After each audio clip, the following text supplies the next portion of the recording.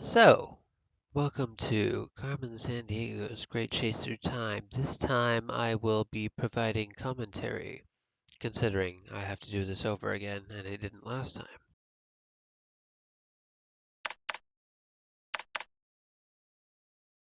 Probably did provide a little bit of commentary last time, but not as much as I plan to today.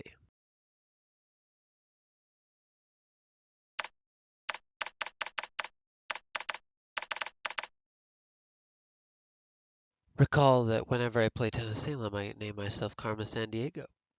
This is probably the reason why.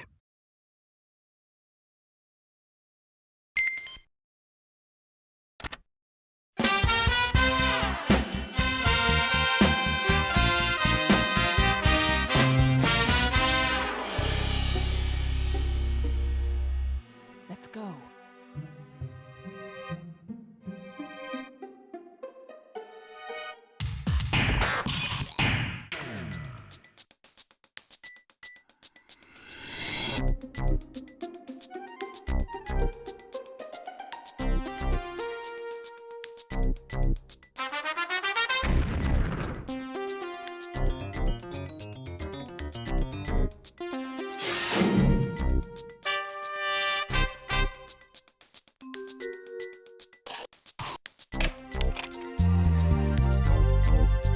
Mine at last. The one and only Acme Chrono Skimmer. Prepare for a wild ride, my friends. This new time travel device will allow us to tunnel back in time and steal history's greatest treasures. I'm going to drop each of you off at a different time and place in history. Your job is to steal an historical object. Each of you will receive a note revealing exactly where to hide until I pick you up. Don't forget, tear up that note so no Acme agents can track you down. Chrono Skimmer activated. History awaits!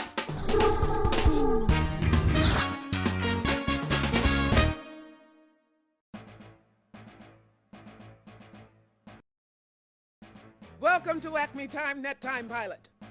We've got a major problem. Carmen Sandiego, the world's most notorious thief, just stole our Chrono Skimmer. What's a Chrono Skimmer? The only time travel device on the planet, that's all. Now Carmen and her cohorts control it, and they're on their way to steal historic treasures from the past. If they succeed, all of world history will get thrown out of whack. Only one person can stop them. You! I'll tell you how. Wherever the Chrono Skimmer goes, it leaves a time tunnel behind. Think of it as a passage between two holes in the fabric of time. It was a problem we never got around to fixing, and it's a good thing we didn't, because now you can follow the thieves' trail through the time tunnels. There's the time portal. So jump in and I'll give you more details while you travel. It's takeoff time, Time Pilot!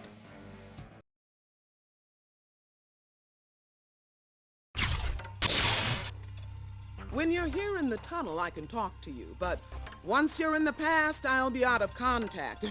In fact, I won't even be born yet. But don't worry. I'll send along an Acme good guide to help you.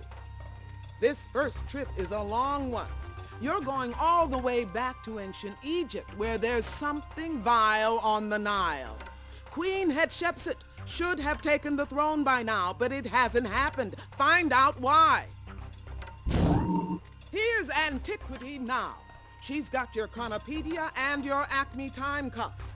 Carmen always leaves a note telling her crooks where to hide, so collect any note scraps you may find. And here's the most important thing. Carmen and her creeps have messed up history, so do the world a favor and set things straight.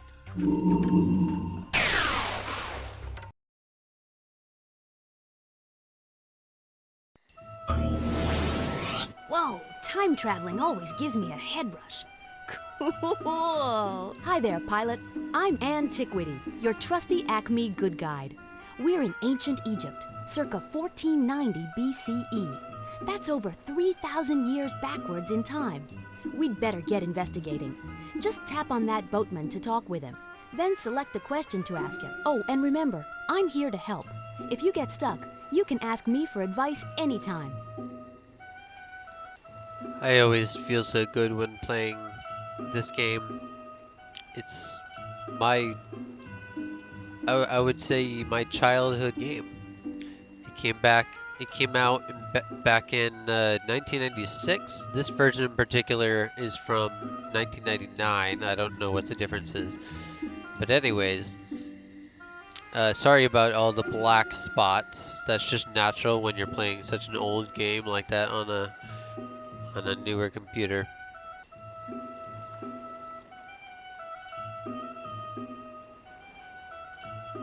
I just remembered if I click the Acme Chronopedia, it should clear away a lot of the black spots, so that'll be a good trick.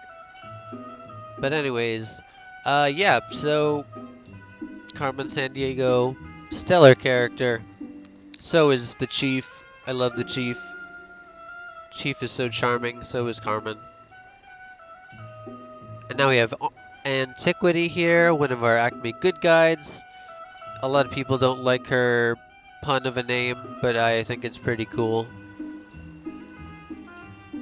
Oh, and as a disclaimer, if I didn't already say it at the beginning of the stream, I have already played this several times, so this will be a bit of a speed run, except I'm gonna make sure to include all of the dialogue for you guys,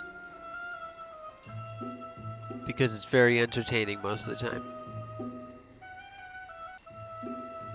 Or should I say, edutaining. The Nile River floods once a year, and our farmers use irrigation canals to bring the life-giving water to their crops. The annual flood is a big event in Egypt. The Nile flood also washes up a fertile black mud, great for farming. This mud was so important to the Egyptians that the color black represented life.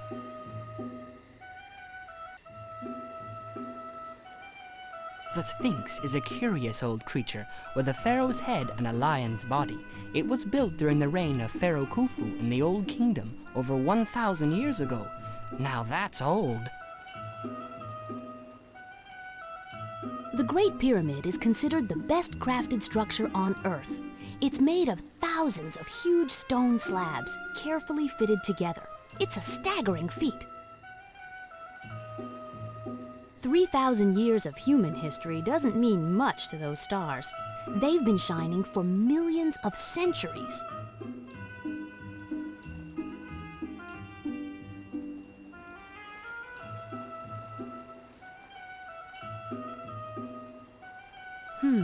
Those look like unlit torches. My trusty boat can outrun a crocodile any day, which is good because the Nile has lots of crocodiles. That small sack carries precious embalming elements that I must bring to the temple of Queen Hatshepsut.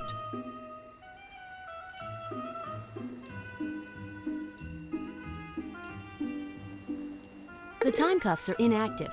We'll need all the pieces of the Carmen note before I can juice them up.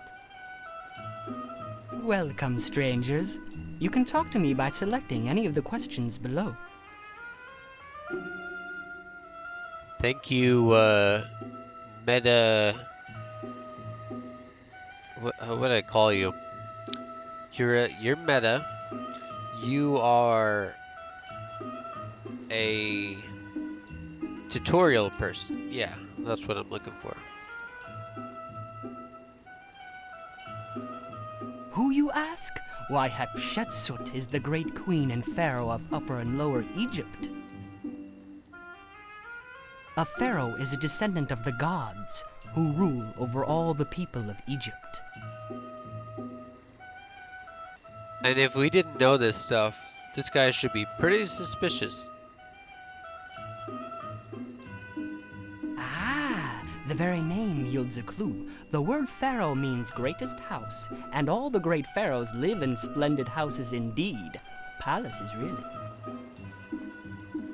It seems that Hatshepsut cannot properly bury her recently departed husband, the revered pharaoh Thutmose II. She needs the Egyptian Book of the Dead to prepare her husband's mummy. But the book has vanished.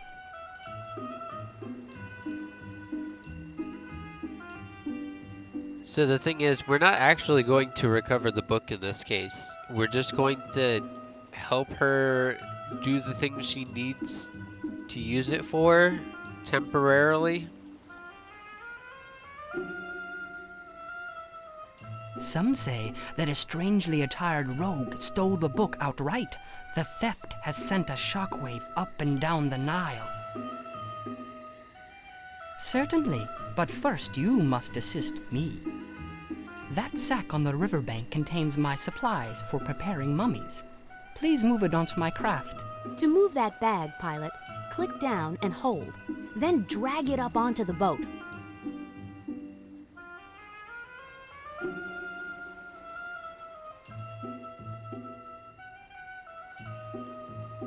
No, I don't need that. The boatman wants us to put it on the boat. Hello? Trying to embalm the local sites? Please put the sack of embalming supplies on my boat instead. Hello? Trying to embalm the local sites? Please put the sack of embalming supplies on my boat instead.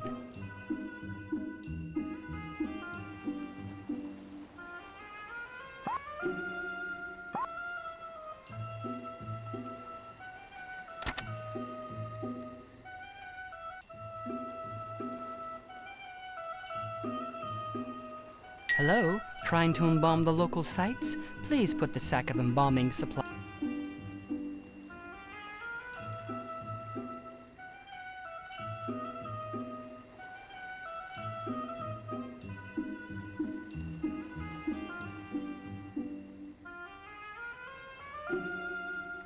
Don't give it to me. Cast that bag on the deck of my boat instead.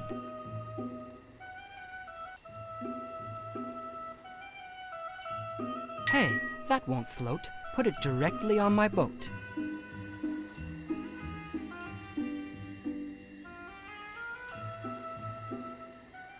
Hey, wait a minute. The boatman asked us to move that bag onto the boat, not keep it for ourselves. Those look like... I thank you for carrying my provisions on board. It will be darkest night by the time we land, so please take one of my spare torches from the boat. You'll need it.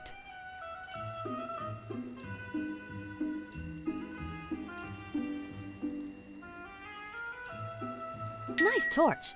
Just drag it towards yourself and we'll take it along. That's yours to keep. You never know when a trusty torch might come in handy.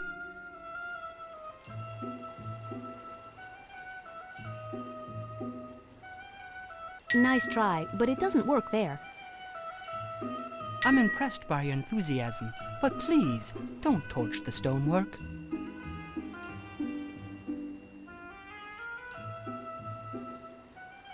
Nice try. That's yours to keep. You never know when a trusty torch might come in handy.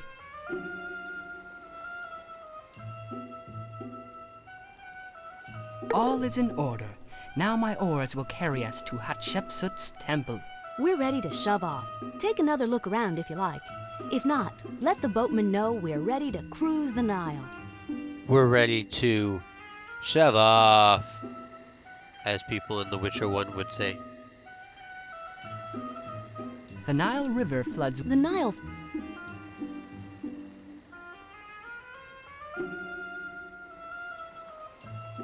Thank you for loading those mummy-making supplies. They will be of great use at the temple. Hello again. Can you believe the troubles besetting poor Queen Hatshepsut? As you wish. Hold on while I push off. What a smooth trip down the Nile. Well, here we are at the temple. The woman over there must be Hatshepsut. Hey, that must be a shred of the secret note Carmen wrote for her thief. Once we find all the pieces of Carmen's note, we'll be able to deduce the thief's hiding spot. The magnificent temples of Egypt are all the rage nowadays.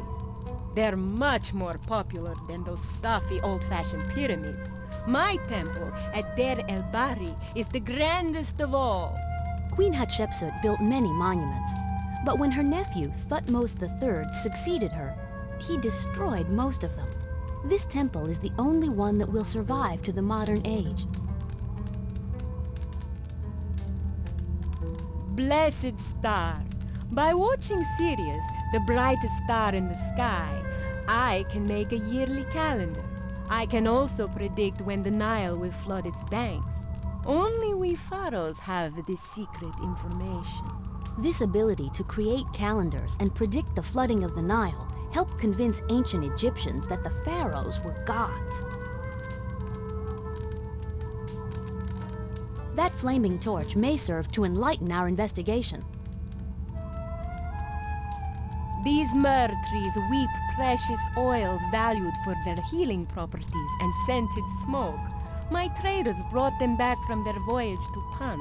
The voyage to Punt, near Somalia, brought back rare woods, precious oils, and detailed information about African plants and animals.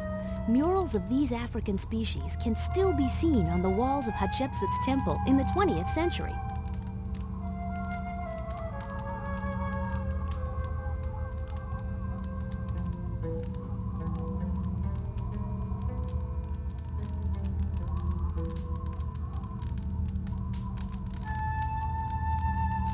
No, you keep that torch. As a great pharaoh, I have everything I need in the world of the living. That torch isn't lighting up my life. It could use a flame.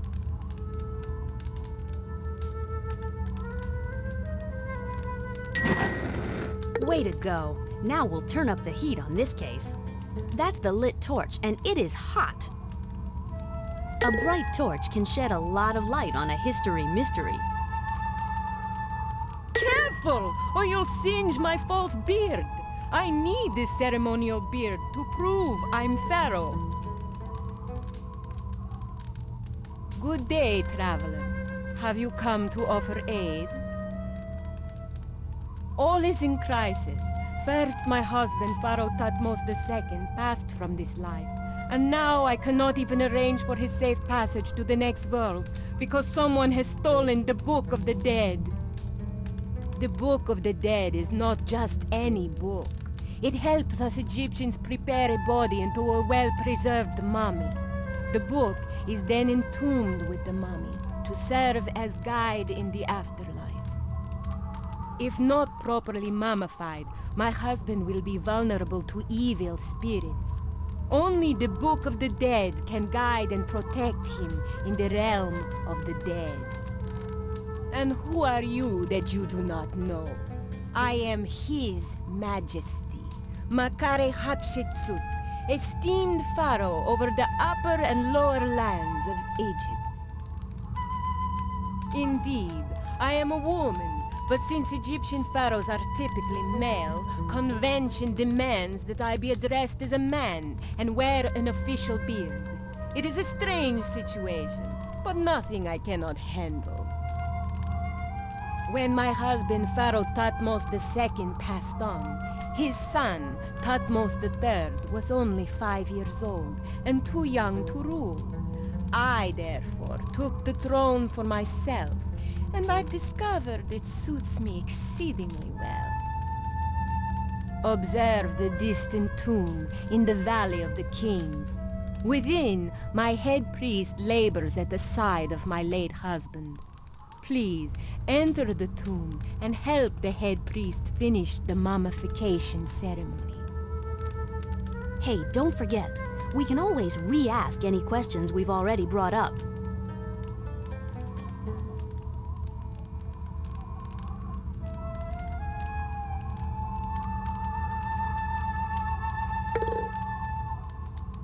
May the gods protect you.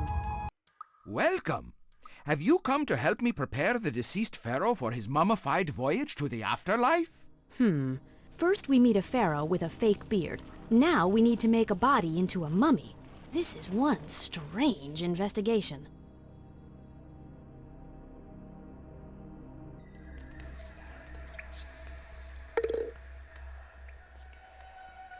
What do you keep in these jars? Those are royal canopic jars, where King Thutmose's liver, lungs, stomach, and intestines are quietly resting. Ugh, sorry I asked. I'll bet Thutmose II looked better when he was ruling 10 million people. We recently removed the pharaoh's internal organs and packed him in salty natron to dry out. He has had better days. Now, please take that torch elsewhere. Thank you, but there's plenty of light in here already. I can see just fine. My ancient Egyptian is rusty. I can't quite translate the hieroglyphs on these jars. We cannot enter the final burial chamber until the mummy is wrapped for its journey. Let us wind up our task. Wow, it's dark as a tomb in here. Oh, yeah, we are in a tomb.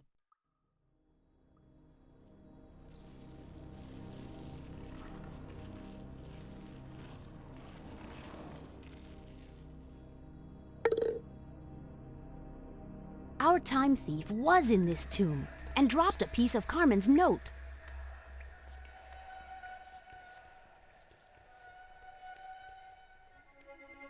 Okay, so we need to pay attention to this.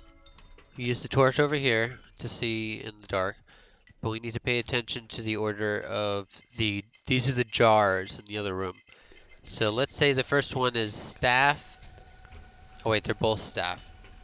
Let's say the first one is snake, feather, mask. So that's what we're gonna have to do in order.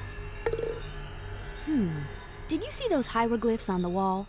I wonder what they mean. Enough exploring! Are you ready to begin the mummy preparing ceremonies? We've seen the sights. Okay, pilot, let's start the ceremony. Greetings, strangers. It's just you and me, and of course the mummy. Perhaps you'd like to help. We've been hard at work here, transforming dear Thutmose into a proper mummy for his trip to the afterlife. But all my assistants have run off looking for the thief who stole our Book of the Dead. I can't finish this mummy all by myself. Well, actually, I'm at a loss. As head priest, I rarely have to do the dirty work myself. I'm really more of a mummy manager. So, with my helpers gone, I don't know what to do next. Somewhere in this tomb lies a second set of mummy-making instructions.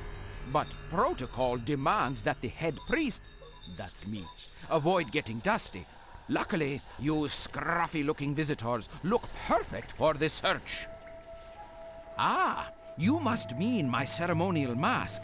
This mask represents Anubis, a fearsome god with the head of a desert jackal. Hardly. Anubis is the god of the dead, who weighs your heart before you enter the underworld. Not precisely. He weighs your heart against the feather of truth to judge your worthiness. After death, the worthy go on to the afterlife, while the evil are gobbled up by the ever-famished monster, Amit. Not exactly. The instructions will help us finish making the mummy, but we'll still need the Book of the Dead afterwards. For now, let's just stick to the mummy making.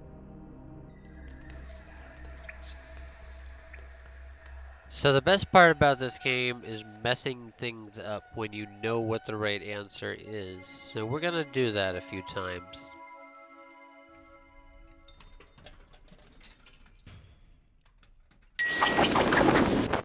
No. If you drape the cloth over first, how will we give the skin its final beauty treatment? What a mess! We'll have to begin again. Let me restore the mummy to its original condition.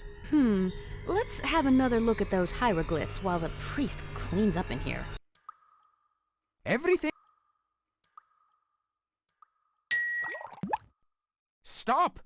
Honey may be sweet in the afterworld, but in the real world it will attract bugs. What a... Everything... Stop! The mask is premature! How will we wrap the body for its lengthy vacation if the mask is already fixed in place? What? Correct. The oil keeps the skin soft. Cool. The hieroglyphs on that jar really do mean oil. Ah, yes, that's right. This resin-soaked cloth protects the body from air and helps it hold the proper shape. Even in death, a pharaoh must keep up appearances. Excellent. More genuine hieroglyphs decoded.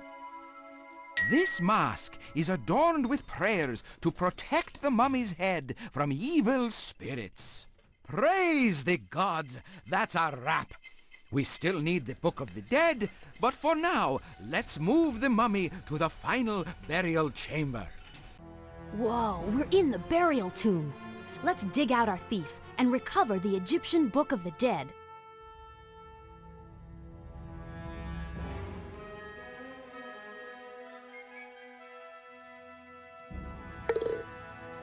So I think maybe we might actually recover the book from the thief and then return it, but it doesn't look like that's actually what happens each time. But whatever. All right. That's the final piece of Carmen's note. Let's read it, then use the Chronopedia to figure out her hidden meaning. Once we do, we'll know the spot where our thief is hiding.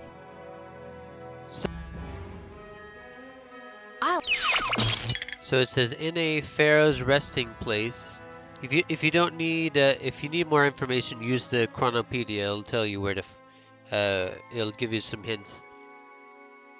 So these show all the pharaohs. I'm guessing. I don't know too much about ancient Egypt.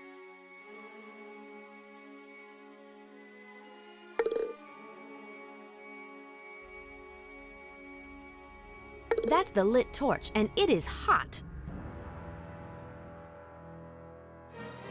This little skiff took the ultimate plunge. It transported the dead to the Egyptian afterlife. The Egyptians prepared for everything. Food and drink were placed in the tombs of the dead for their long journey to the afterlife. These statues are called ushabtis. They were servants who accompanied the royal dead. That's called a sarcophagus. It protected the dead from grave robbers, wild beasts, and evil spirits. This hungry-looking fellow is Anubis, god of death. His jackal head represents the real jackals that roamed Egyptian graveyards. Don't toss him a bone. That's Isis, the mother goddess, who brought the mummified Osiris back to life. This gentleman is Amun-Re, the sun god. Legend has it that every 12 hours, he and the sun rode across the sky in a boat. This slender, ibis-headed individual is Thoth, the Egyptian god of wisdom, a real philosophical sort. That serious-looking dude is Osiris, the god of the underworld, not the best guy to take a loan from. So if you look at the Chronopedia, it'll tell you that the king of the gods is also the sun god. So it's that guy in the middle there. But let's have a little more fun first.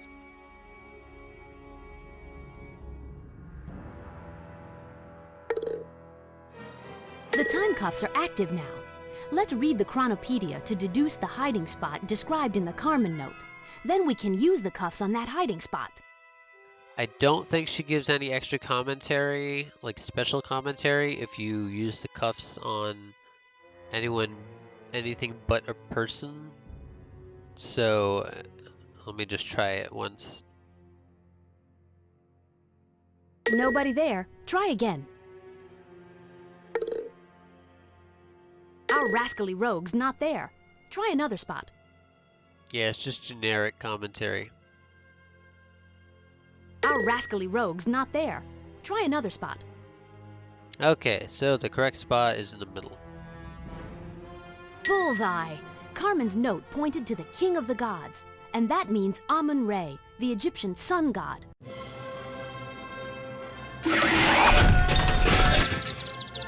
This case is sealed shut. Sir Vile is under wraps, and the Book of the Dead is back on track.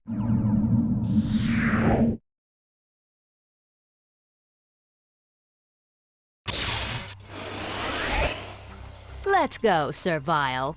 We've got a nice, damp Acme cell where you can kick back and rust. You have put the lid on my dark deeds for now, Acme agents. But you shall never seal my armored coat! Congratulations! You snagged that sneaky Sir Vile, bagged the Book of the Dead, and even managed to mummify a pharaoh. I salute you! Thanks to you, the ancient ruler will have laughter in the afterlife and Egyptian history is restored. Great job! There's another case ahead if you want to take it. Ready to get right back to work?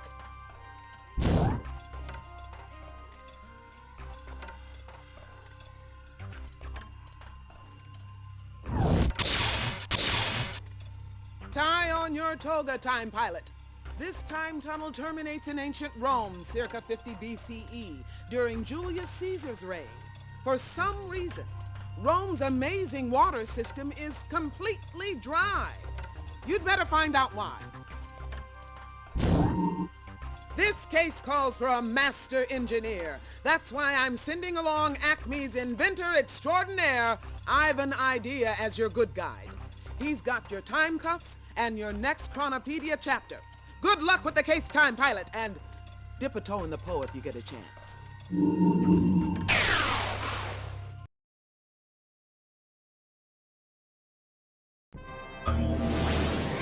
Hey there, pilot. I'm your good guide, Ivan Idea. Can you believe we're really here in ancient Rome? Julius Caesar is right over there. I wonder why he looks so wiped out. Hail, strangers! Lend me your ears. Some wretched renegade has stolen the Forum and vandalized our great city's plumbing in the bargain. Well, we'd better have a word with Caesar and see what's up.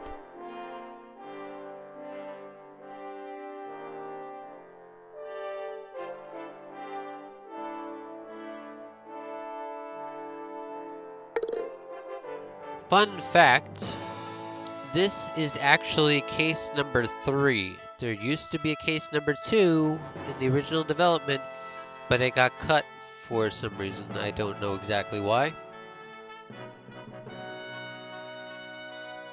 Too much! Take a look at that Carmen note. I assume that maybe case 2 involved the one vile villain that we see in the second act that was not present in the first act.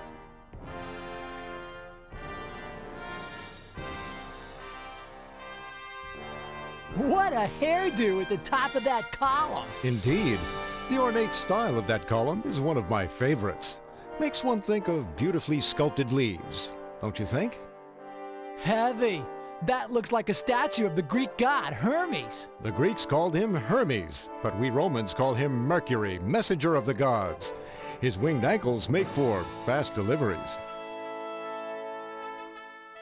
That's a mosaic, an intricate picture put together like a jigsaw puzzle using ceramic tiles or cut stones.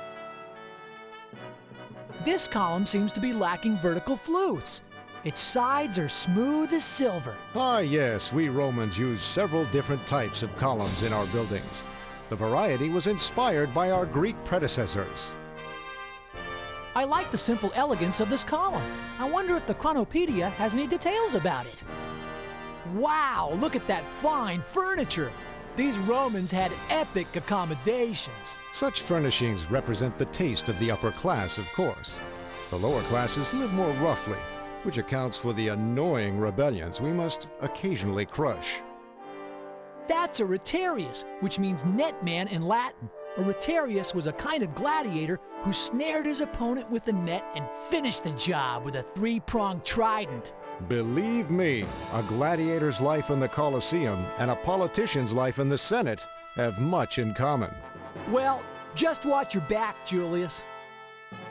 Check the marble horns on this baby. Beautiful.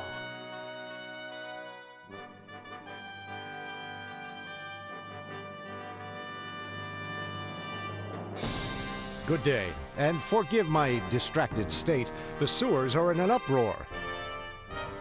I am Julius Caesar, powerful leader, and soon to be Emperor of Rome. Military brilliance, my friend. I am a clever and fearless general, and I have commanded the best trained legions in all the Roman Empire. I made my reputation as a general, but lately I've been focusing on politics. I brought order to the rowdy Roman streets, and I plan to introduce the 365-day calendar any month now. Yes, and a most felonious one. Some wretch stole the whole city block that houses the Roman Forum.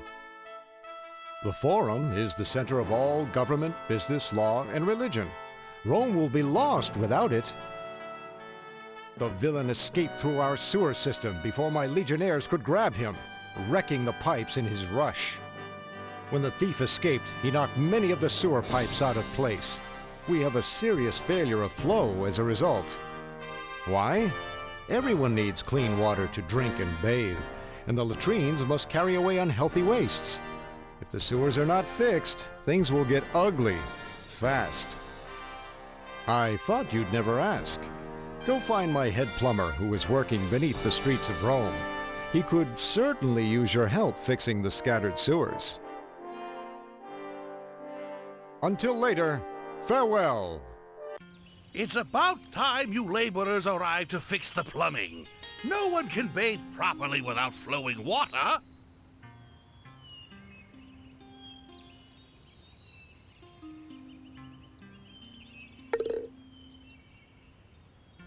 That graceful fountain is where we get all our drinking water. I find it a lovely sculpture when it is working.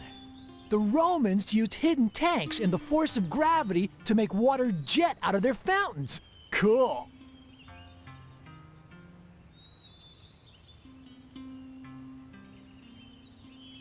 That looks like a little Roman temple. That pleasant little temple is built in the old Greek style. I often have lunch there after my bath.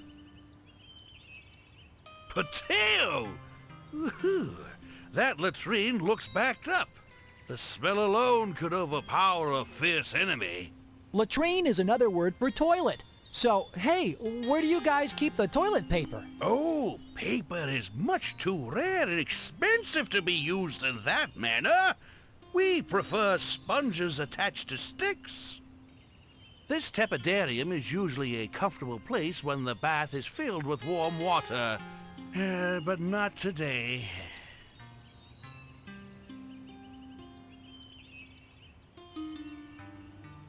Hey there! Stopped by for some bath gossip?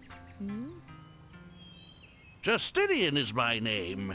Just your regular, dashing and handsome Roman, enjoying my community bath.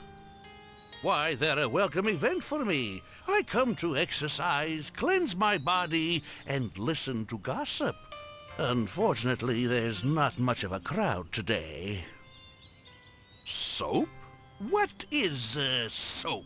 No, I rub olive oil over my body, scrape it off with a strigil, and rinse with fresh water. Clean as a whistle. Here's the latest gossip. Caesar is getting so powerful and popular that he might declare himself emperor. The Senate is getting so nervous that they may take drastic action.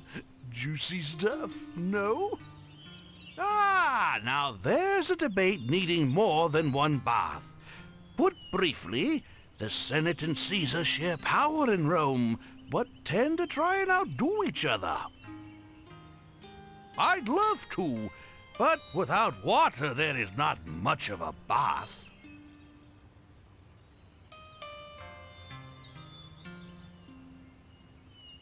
Hail, friends. I could really use a hand. Hordes of angry Romans may come flooding down here at any moment. We have a job to do, pilot, and remember, talk to me if you need help.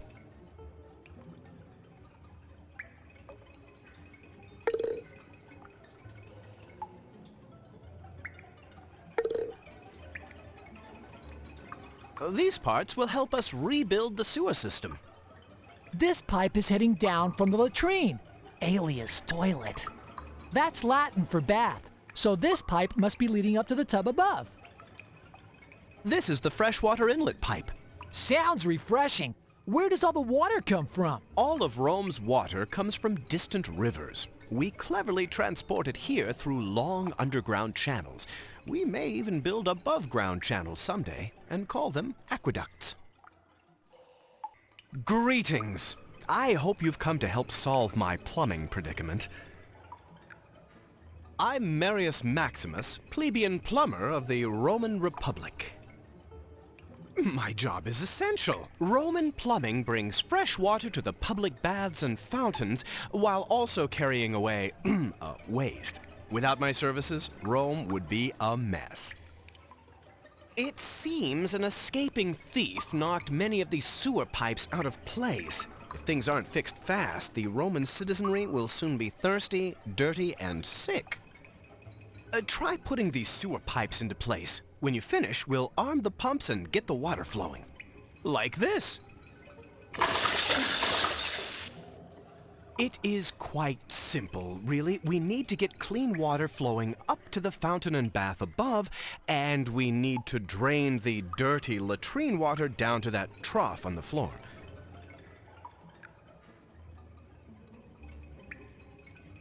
Okay, here comes the fun part. We're going to drain the latrine into both the fountain and the bath. In that case, the guy upstairs will complain that everything is amiss. Everything's mixed up.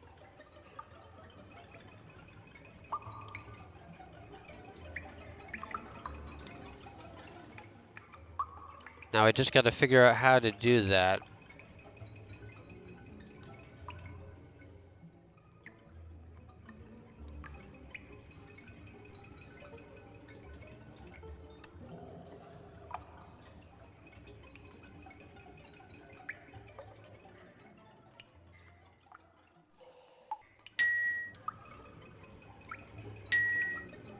A Carmen note! Our thief must have pipelined right through here.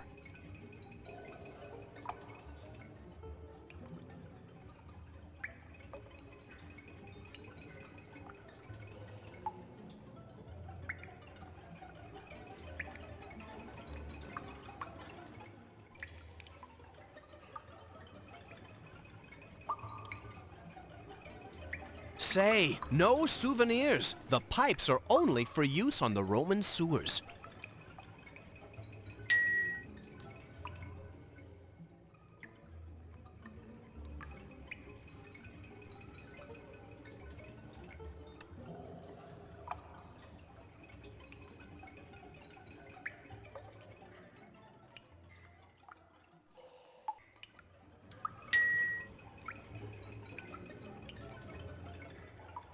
Right, you've plugged up all the gaps. Time to use the pumps.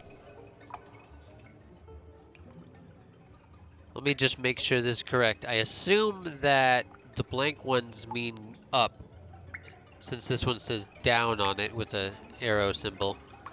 So that means that the latrine will go to the fountain, and the bath will loop back up to itself, I guess?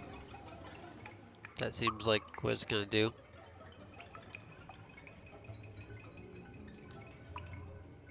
Let's apply some muscle. Will you help me pump?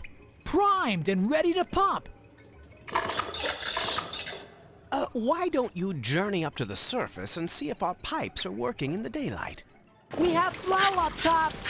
We'd best examine the facilities here more closely. Hail, fellow plumbers. How goes the flow? Sorry, but the sewer still seems out of whack. Ah, well, try rearranging the pipes. That may help.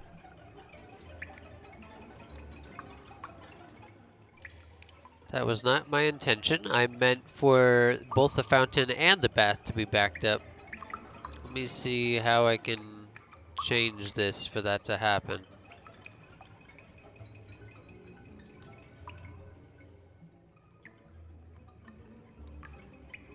Say, no souvenirs. The pipes.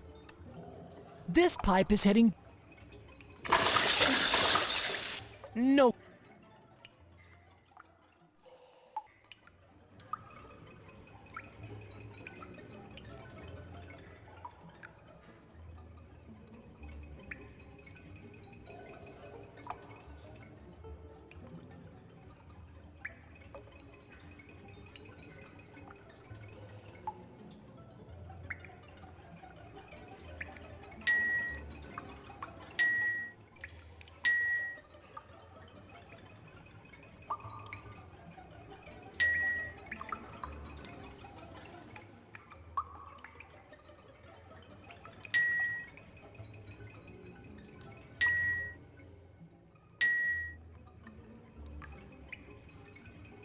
So this way, the bath is going to go into the fountain, and the latrine is going to go into the bath. Oh, the other way around is how it's going to flow. So the latrine into the bath, and then the bath into the fountain. Let's see if that works the way I want it to. Please go above ground and see if the pipes are now working. What happened down there? This bathwater is vile and smells like a country barnyard. Ooh-wee! We have flow up top. We'd best examine the facilities here more closely. Evil luck! There is foul water flowing into our fountain. We can't drink water that smells so poisonous. The Romans thought that the smell of sewage made you sick because they didn't know about the real culprit, tiny bacteria. Ugh! The water in here smells like a stagnant pond. I believe I was cleaner before I began my bath. How does it look up top? Well, I see. Okay, let's fix it for real this time.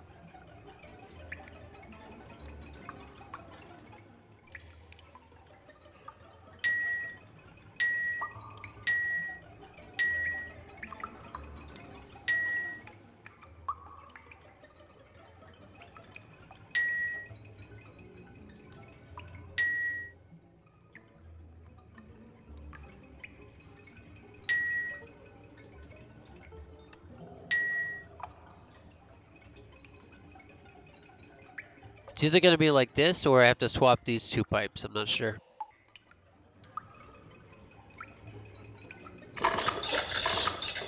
Please go above ground and see if the pipes are now working. Congratulations! The plumbing works fine now, and I was in sore need of a bath. Oh, and I found this floating in my clean bath water. Have a look. super job! You found the last Carmen note. We can decipher the riddle with a little help from the Chronopedia.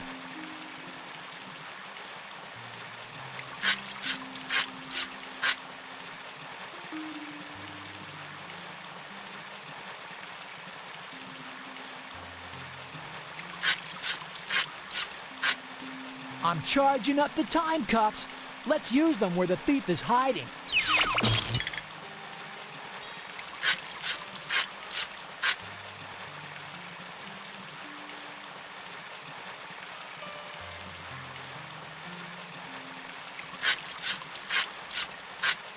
So the clue is use some marble quite ionic, and according to the Chronopedia, a marble references the columns, and ionic references a specific style of column. So that's where we'll find the thief. Hold on there! I'm cleaning up, but not through thievery. Well done, my fine pipe fitters. Hail Caesar! I mean, tell Caesar that the sewer has been salvaged. I'd be plumb silly to hide a thief. Use those bracelets elsewhere.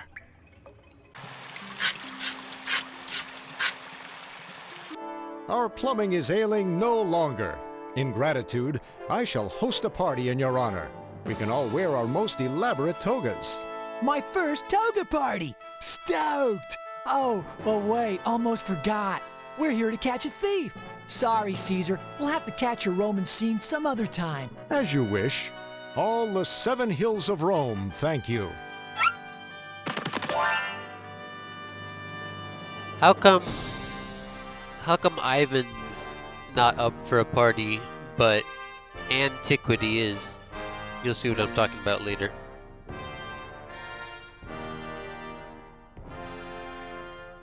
No thief behind that gladiator. No thief hiding behind Hermes. Bummer. Super deducing, pilot. That column with the marble horns is 100% ionic. Talk about ironic. We've cracked the case and captured the diabolical Dr. Belljar.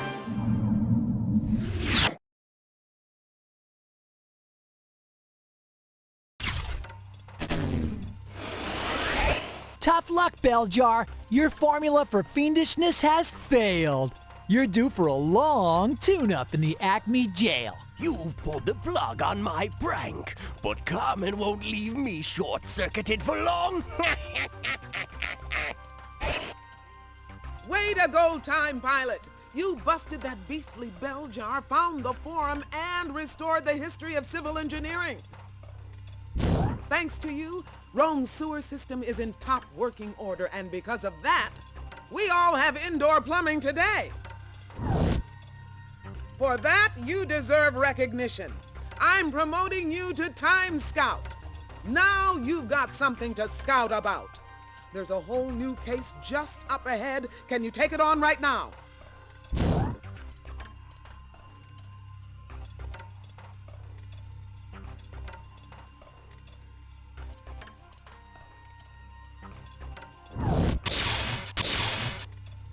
Your next stop in time is the 11th century. You'll land in Vinland. You know it as North America, but no one will call it that for another 500 years. Leif Erikson and his band of Vikings should have departed for Greenland by now, but they're going nowhere fast. Find out what's holding them up. I'm sending Rock Solid to be your good guide. Rock's an expert explorer, and in the wilderness of Vinland, that's just what you'll need. He's got your time cuffs and another Chronopedia chapter. Good luck scouting, Time Scout!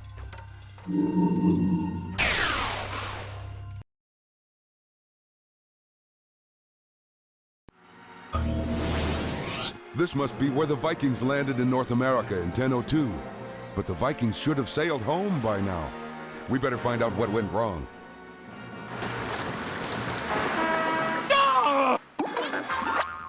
My ship! A scoundrel's run off with my poor ship! It's almost reached the horizon!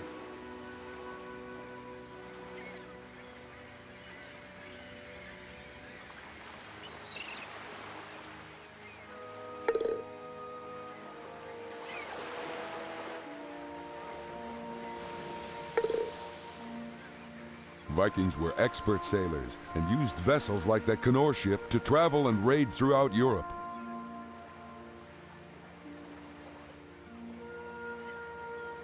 The Atlantic Ocean is wide and treacherous. Only the sturdiest sailors and boats can traverse it. We Norsemen may be skilled sailors, but we prefer to stay within sight of land. While crossing the wide ocean, we spent several anxious days with nothing in sight but water.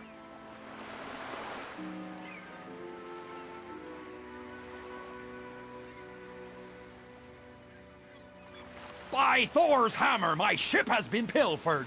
I must summon my crew for a thing! Leif Erikson's the name. I'm an explorer like my father, Eric the Red. I've led my loyal crew here to Vinland. Leif Erikson was also known as Leif the Lucky, but Luckless might be a better name for him today. It is, landsman, it is. Another Greenlander, Bjarni Haraldsson, passed these shores but never landed. That was an honor he left for me. And now I must return to Greenland.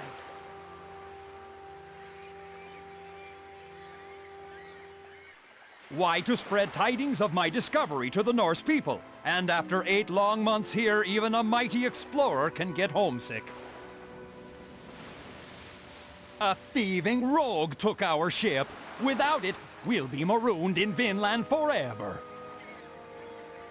Alas, no, but I did catch a whiff of something vile in the air. Haha. Whoa there, Scout. Leif's in trouble. Let's ask him what happened and offer our help before we start exploring. Greeting. I'll keep an eye on the ship while you summon my crew for a thing. A thing is an assembly of Norsemen gathered to make an important group decision. This democratic practice was brought from Iceland to Greenland by my father, Eric the Red. With a fleet of 25 ships, my father, Eric the Red, sailed from Iceland to settle Greenland in 985. Of course, everyone must contribute their opinion before a decision is reached.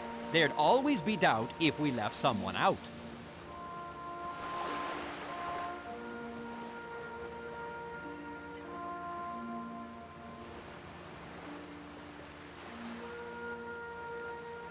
Hurry back!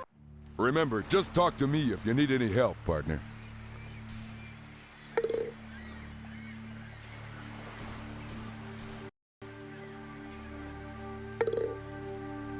Good eye. It's a scrap of Carmen's note to her thief.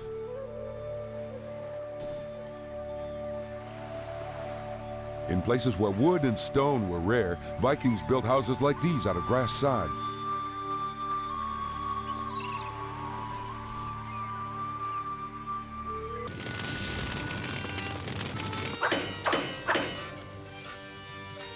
That's an ornamental necklace called Thor's hammer. Thor was one of the Viking gods, like Woden, Loki, and Frey. Some of the days of the week in our modern calendar are named after Norse gods.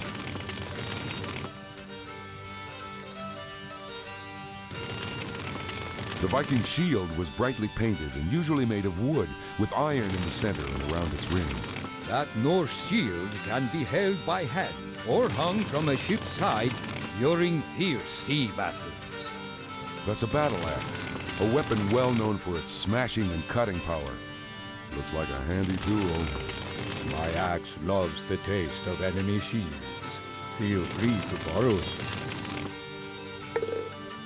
Vikings used long, sharp spears as thrusting weapons. Talk about a tough toothpick. Blacksmithing was very important to the Vikings, whose survival in battle depended on the quality of their weapons and armor. Blacksmiths used trusty tongs like these to hold on to sizzling red-hot metal. I get blisters just thinking about it. A sword was a Viking's most precious weapon. All I need is a spot of silver to finish off this ceremonial blade. Welcome, but stand back. This sword is white hot. I'm Ivor the blacksmith. I make tools, weapons, and armor for the Norse community. Iron mostly. For a blacksmith, iron is as good as gold. I'm heating a blade of iron in my forge, then hammering it into a sword. It will be a beautiful piece, but I need a little silver to finish it off. Why, the sword is a Norseman's most valued weapon. We even give our swords dramatic names like Battlefire or Dragonbite. But I can't name this new sword until I have some silver. I'm afraid I can't leave until I've polished off this sword with some fine silver. A well-crafted sword deserves to gleam like a dragon's eye. Farewell, travelers. Come back and visit my forge again.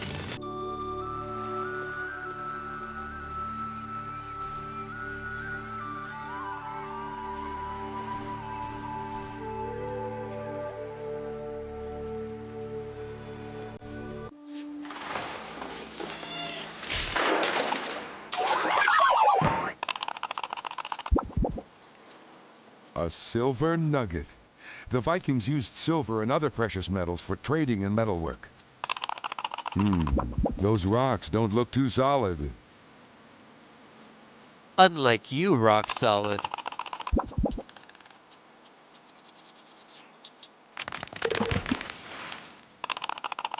Those stones are really stepping out, aren't they? A shard of Carmen's card. Our thief can't be too far. Those stones don't need your silver. It looks tasty, but it's a bit hard on the teeth. Thanks, but good guides can't accept tips. Acme rules, you know. Watch out. The stream may take that silver to sea. Hello there. I'm Turker the Southerner. I grew up in a country south of the Norse homeland. I would ape for a grape and fell out of the tree. I couldn't help myself. The delicious grapes around here do not grow in chilly Greenland. Sorry, that water is cold. It's over my head, and I can't even tread. I believe I'll stay right here and wait for more palatable conditions. Thanks for dropping in.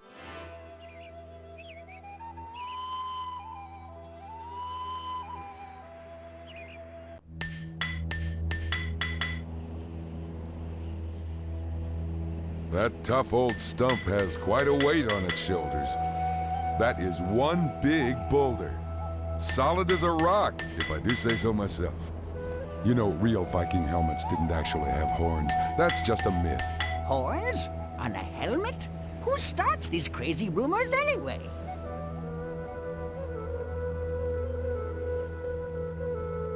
Even on a day like this, the weather in Greenland and Iceland is rarely this warm. No wonder the Vikings like to travel. Ouch! Don't cut me down to size. Careful, those rocks will dull your axe. Nah, let's not smash and chop that up. No thanks. I'm more in the mood for riding than fighting. Well, that doesn't seem to work wonders there. Well... No, thank you. I prefer to carve my runes in rock. Why, hello! Watch out for these tools, because I'm a chiseling fool. If I don't flatten this stone, I can't carve my runes. I'm Olaf the Rune Maker. I record the exploits of my fellow Norsemen and our gods. I'm trying to flatten this rock, so I can carve some Norse runes. All letters in the Norse alphabet are made up of straight lines, so that they are easy to carve into stone. Sorry, not until I flattened this rock and finished my runes.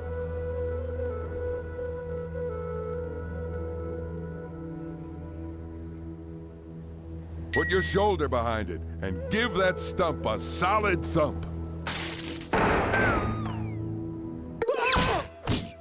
Woohoo! This boulder's broken flat. At last I can carve out my runes.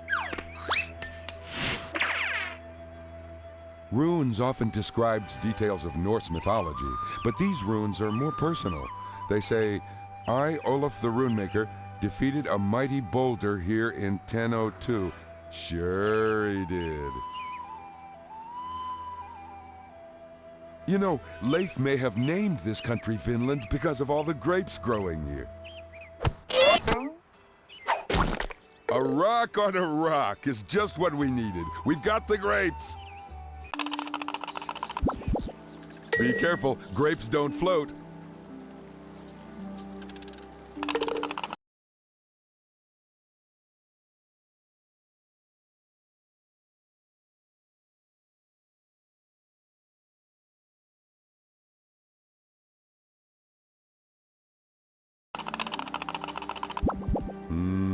Those grapes look good.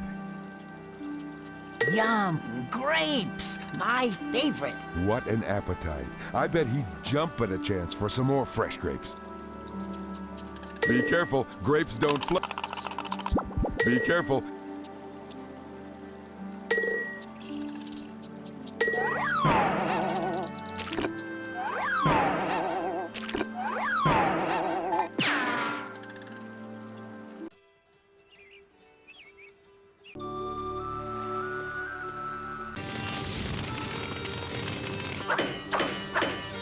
A nugget of pure silver.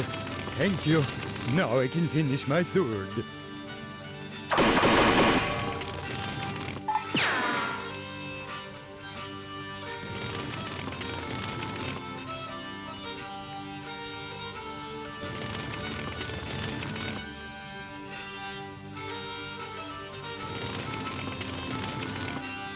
That's the last piece of Carmen's note. Let's decode her tattered text.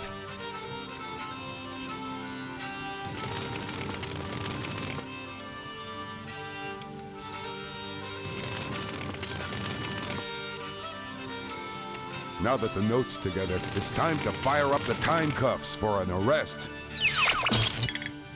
So it says steal the ship, hide on it, and hide near the modern source for starboard. In this case, that would be steerboard, which I'll show you where that is once we get on the ship.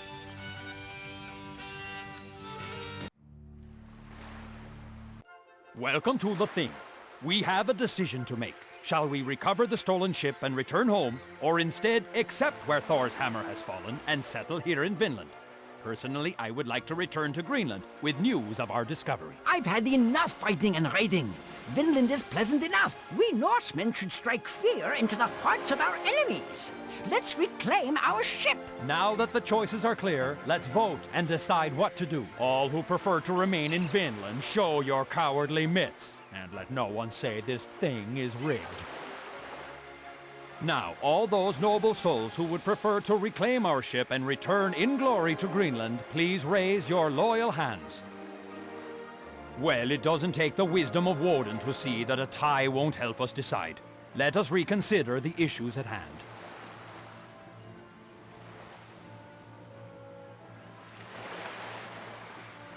As I said, I vote we recover our Norse ship and sail home to Greenland. What are your votes? We should settle this new land for future generations of Norsemen, just as Eric the Red settled Greenland. We've been away from our families for 8 long months. Let's recover our ship and return to Greenland. Let's stay. Remember, there aren't any grapes back in Greenland. Do you think we should say something? What are you doing, landsman? Only worthy Norsemen can vote in a thing. But Leif, we are worthy Norsemen, in spirit. That's quite a claim. You must prove it. All Norsemen of worth know that we have named our days after the gods of Valhalla. Frey is the Norse god of sunshine and rain. What day comes before Frey's day? These answers are quite easy because these Norse days sound very similar to the modern English days.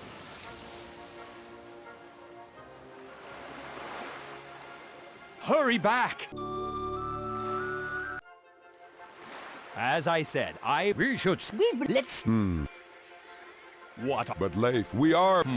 That all Norsemen of worth know that we have named our day. Frey is the Norse god of sunshine and rain. What day comes before Frey's day? We say Thor's Day. That's right. But you might have been lucky, like me. I'm going to pose you one more question. Thor, the Norse god of thunder, wields a mighty hammer.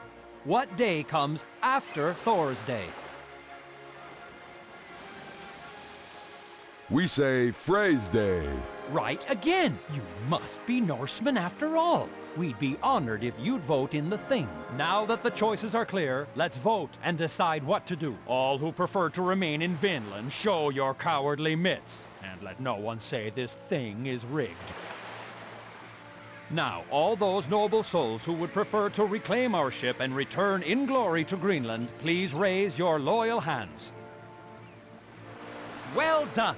The issue is decided. Prepare the landing boat for battle.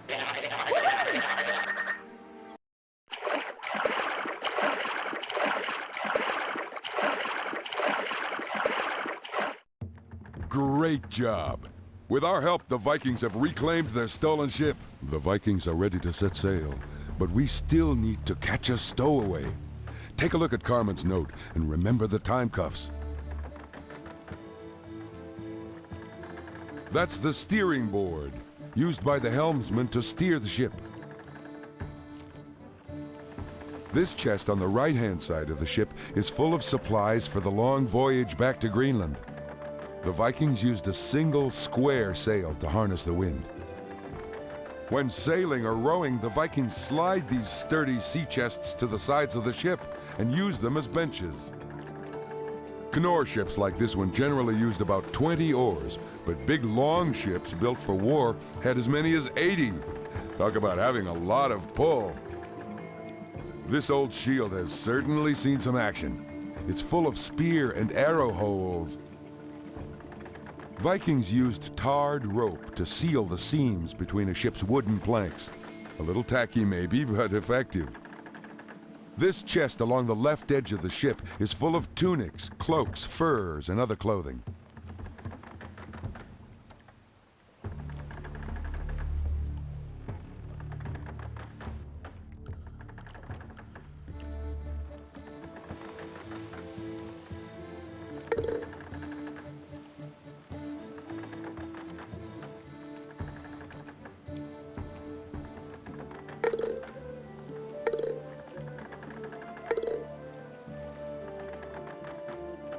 I'd love some, but I'm watching my weight. Of course! Our thieving rascal is hiding behind the steerboard to starboard.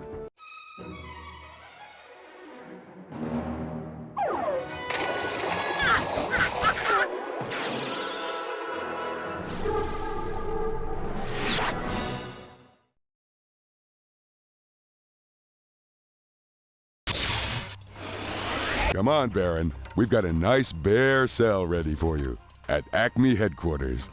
You may have caught me, but you'll never wipe away the Baron's gleaming grin. Looking good, Time Scout. I must say, those Vikings have nothing on you in the toughness department. Oh, thanks, Rock. You restored Viking history, and thanks to you, Leif Erikson will make it back to Europe to spread the word about the New World.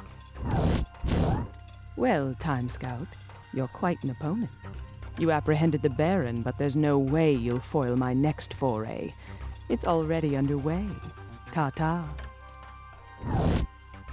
Sounds like the time crime wave is continuing. There's another history mystery to be solved straight ahead. Are you ready to take on the case?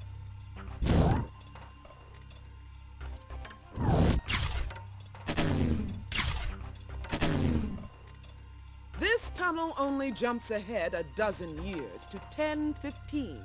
But you're going from the wilderness to high culture, the Kingdom of Japan during the Heian era. Murasaki Shikibu should be writing the world's first novel by now, but her pages are blank. Go seek out the source of her writer's block. I'll be sending along Acme's most artistically gifted good guide, Renaissance. She has your time cuffs, your new Chronopedia chapter, and all the culture you could ask for. Hope you look good in a kimono, Time Scout. Best of luck!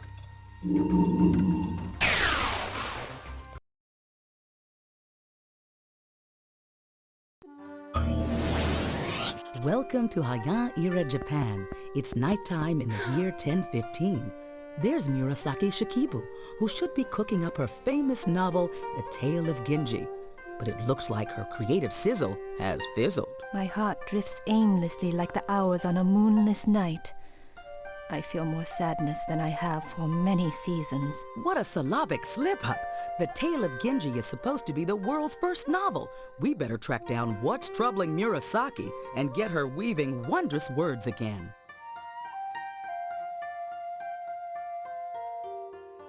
Check this out. We're in Japan, but these scrolls were written in Chinese. Yes, I wrote those. It is difficult to believe, but Japanese women are not allowed to read and write in Chinese. I have to hide those scrolls, or they'll discover my secret talents. No, it's not a funny guitar. That's a koto. I'll bet Murasaki can play some mean riffs on it. This is no ordinary scrap. It's a Carmen note, which puts us a measure closer to an arrest. These poems here seem to be written about the Japanese seasons. Murasaki, can you read a few? What poem is your pleasure? Rain softly fingers our bright summer kimonos wrapped over yellow. Murasaki. My pleasure.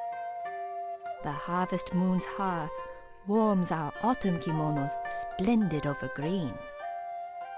Murasaki, My pleasure. Beneath Mount Fuji, our winter kimonos drift over brilliant red. My pleasure. Paddling our frail boats, we drape our spring kimonos gently over blue. As a smooth lake captures the moonlight in its soft ripples, so I happily catch the moon in my mirror. But tonight the moon hides from me, and my mirror cannot find its silver face.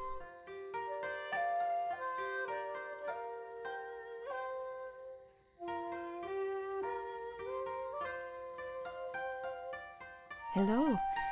I'd say I'm gladdened by your presence, if I was glad. If only I could work on my novel. My spirits flutter aimlessly like the last leaves of autumn. A thief has taken my book's first chapter, and with it a piece of my soul. I can continue my novel no longer. Only the face of the full moon answers my inner questions. Can you bring it here to my room? Perhaps if you study the other rooms close by, you'll find cause for reflection. I was writing a novel. It's called The Tale of Genji. My novel is a long romance about Prince Genji and his many adventures in Japanese court life. I believe it's a very important work. I'm trying a new literary style called a novel. It's not a light tale. I look deeply into the lives of the characters and question why they do what they do. We're close to Empress Shoshi's royal palace. I'm her lady-in-waiting. For a funnier joke, perhaps? A lady-in-waiting waits on the Empress. I bring her clothes in the morning, keep her company, those sorts of things. It's easy work that allows me much time to write. My pleasure. Which...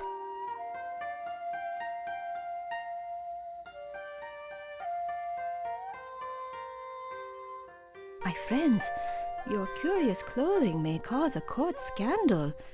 Please feel free to try on one of my beautiful kimonos in the closet before departing. My friends, It takes two to tango. We'll need a jacket and the perfect lining to go with it. Now what should I choose?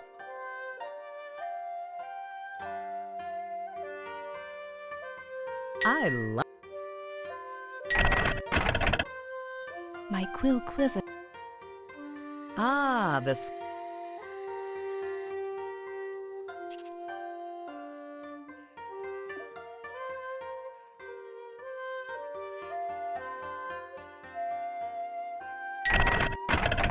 Smart and sassy, and just my size.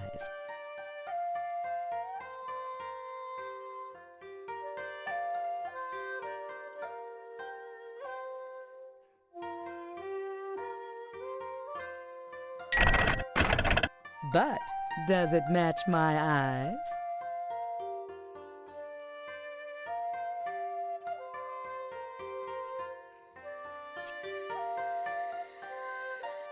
This room makes me feel like hot stuff. Sock it to me. Still.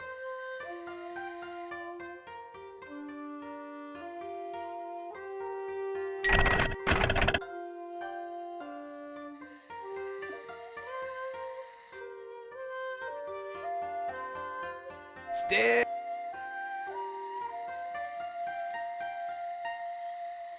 That full moon is casting quite a moonbeam tonight, out of this world.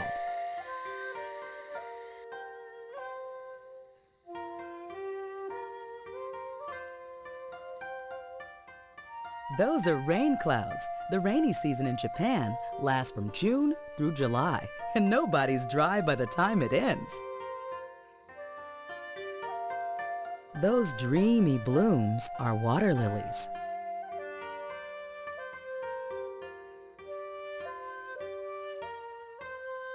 Yes? This proud sword is part of the imperial regalia handed down for centuries from one Japanese emperor to the next. In a sense, I'm holding Japan's shining history right here in my hand. Not without proper preparation. The way of the sword trains the mind while teaching combat skills. Without careful study, you'll poke your eye out. Perhaps because of my red-hot disposition. If you can't stand the heat, try another room. No, things around here have been as dull as a hot summer day. Bravo! Those hot threads set this place on fire! Stay cool! My heart is...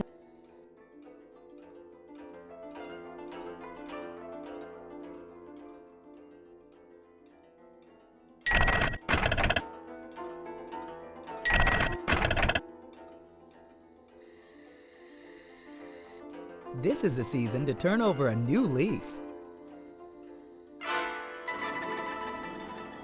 In Japan, the harvest moon meant let's party. That's because the rice and other crops were ready to harvest.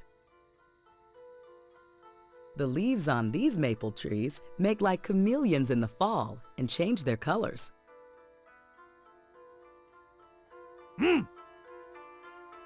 Our folklore tells about the magic rabbit who lives in the moon. The man in the moon put him there for being the kindest of the animals. Some folktales say that he bakes rice cakes for us to eat. Others say he grinds the jade elixir, a source of eternal life. He's certainly industrious. Of course not. I'm a professional. I'd be in big trouble if I let a mere thief slip by. What an eyeful! Your kimono colors seem most suitable for my room. So long, don't fall out of touch.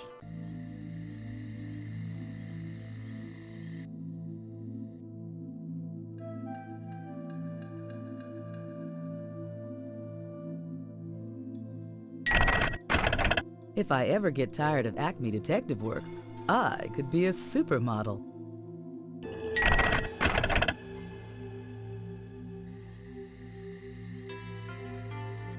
This place is making me blue. Since I'm not sad, I must be shivering.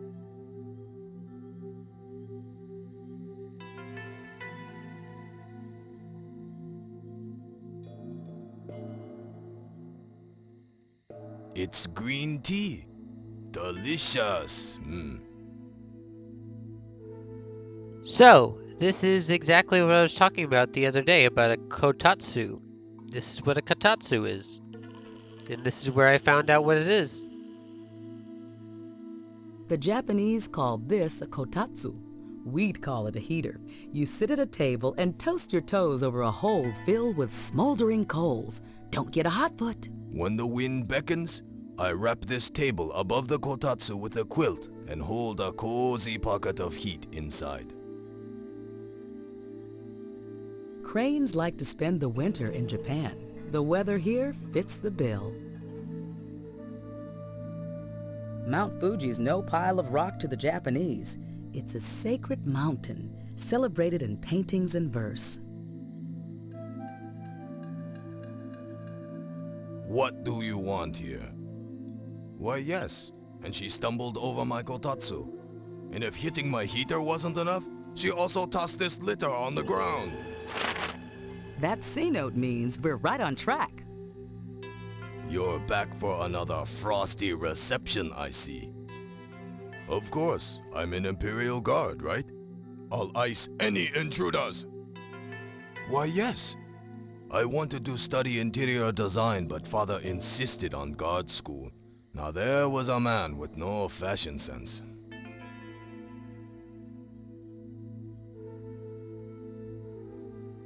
Nice outfit you have there. A stylish match for my cool room. Stay warm. My heart is a...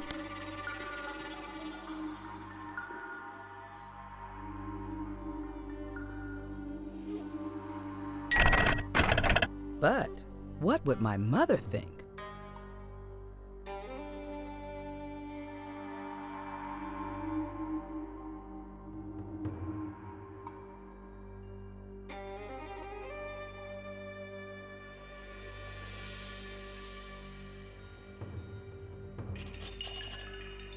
My pleasure. Paddling off.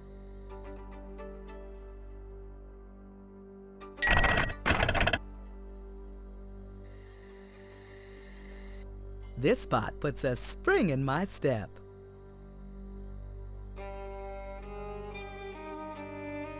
Cherry blossom time is the big spring event in Japan.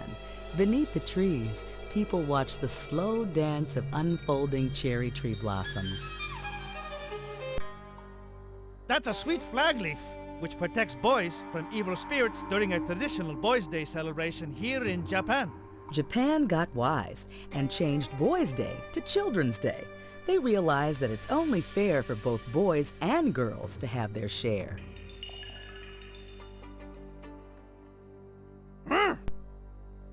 Japanese poetry often uses images of nature to express thoughts and feelings. Murasaki uses such images in both her poetry and her prose. Japanese poetry has traditionally made great use of metaphor, phrases that have double meanings, some of them definitely funny.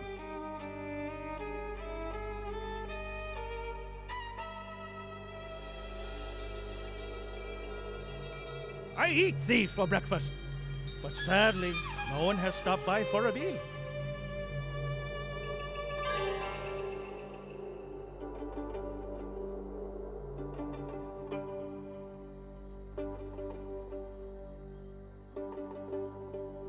Beautiful! Your fine kimono flourishes here like the first buzz of spring.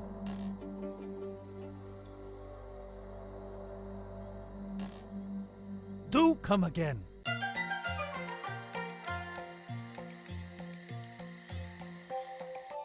The moonlight's returned, and with it, my joy. I can write again. Just part of our job description. Ooh, what a little moonlight can do. This little moonbeam seems to have cast new light on the case.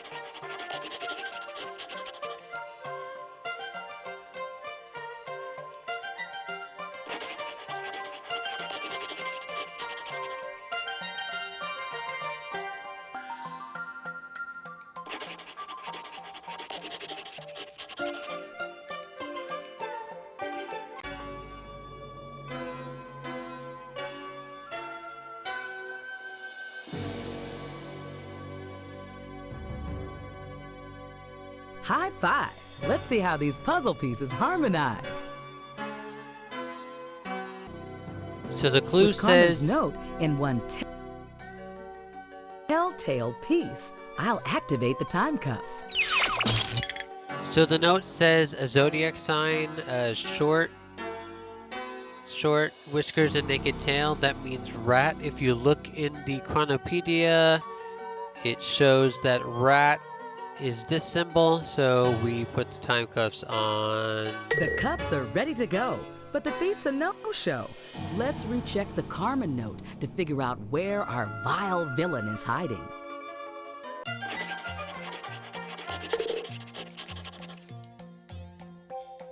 The time cuffs are juiced. Let's give our thief a wake-up call.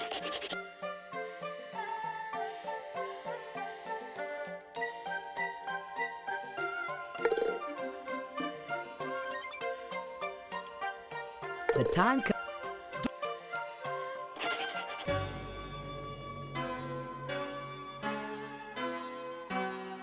You're using your smarts now. The Carmen note tells us you made the right choice.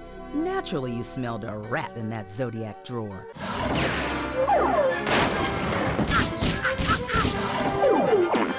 Mediva's the last evil diva who ever darkened these doorways.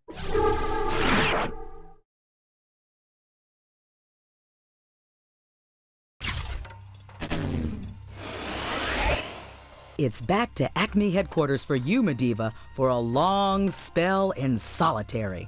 Don't think you'll keep me under wraps for long, agents. I've still got a few tricks up my sleeve. Huh. Terrific tracking time, Scout. The world's first novel is well on its way to publication. Thanks to you, Mediva's in a cell, and Murasaki is moonlighting her way into history.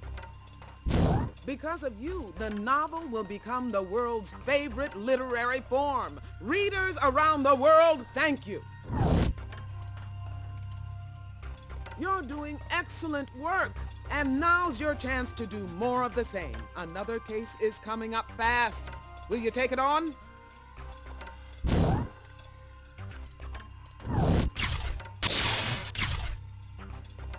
We're whizzing down the years to feudal England in the 9th century. By now, William the Conqueror should be done conquering and on his way to kinghood. But William's worried, and something's amiss. See what you can find out. Politics will be coming along as your good guide. If anyone can figure out the problems of an ancient political system, she's the one. Good luck, Time Scout. And don't swim in any moats. Know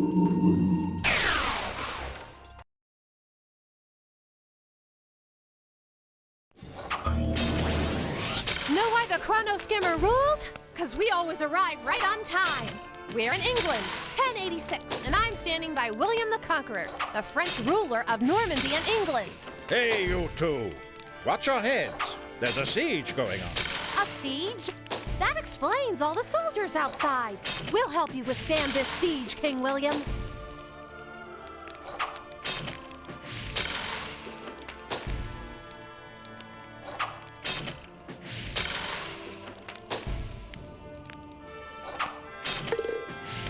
My archers shoot arrows through the crenels, those gaps in the parapet wall. They try to prick their Saxon targets without getting nicked in return. That pot is full of boiling water, which we pour down on enemies trying to climb the walls. It leaves them boiling mad. Behold! Hey! Quit it! Oh, that was my best siege uniform!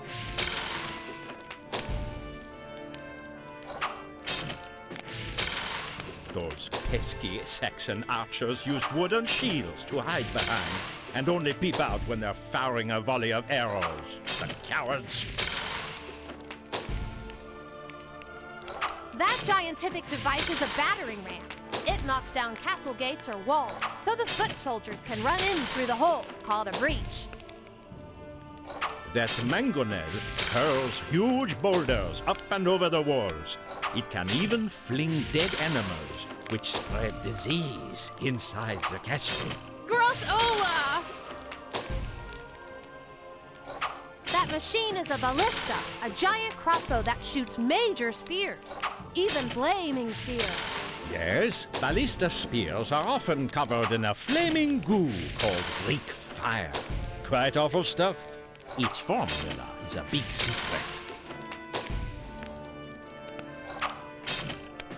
Hail, friends! At least I hope you are friends. Those Saxons always seem to be knocking at my gates.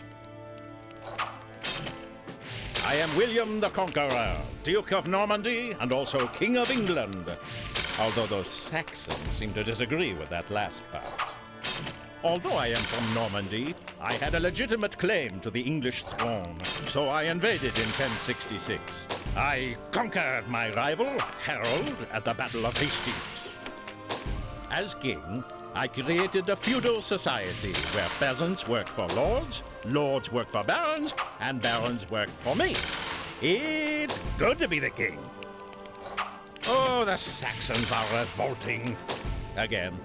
Someone stole my doomsday book, and the Saxons, taking it as a sign of weakness, have decided to try and overthrow my castle with a siege. The Doomsday Book is a record of all the people and property in England, from the lowliest serf to the highest noble. It really helps me keep tabs on everyone. Perhaps they need a bath? But seriously, the Saxons are not happy having a foreign king like me. I burned much of the North Country to the ground once. But will they let bygones be bygones? No! You know, historical figures aren't always angels, but our Acme job is to put history back on track. If William doesn't remain king, all of English history might change. This stone castle I recently built is strong enough to withstand any Saxon attack. But with this siege going on outside, I'm having trouble bringing in fresh supplies. Ah, a noble offer. I happen to have a secret passage out of this castle.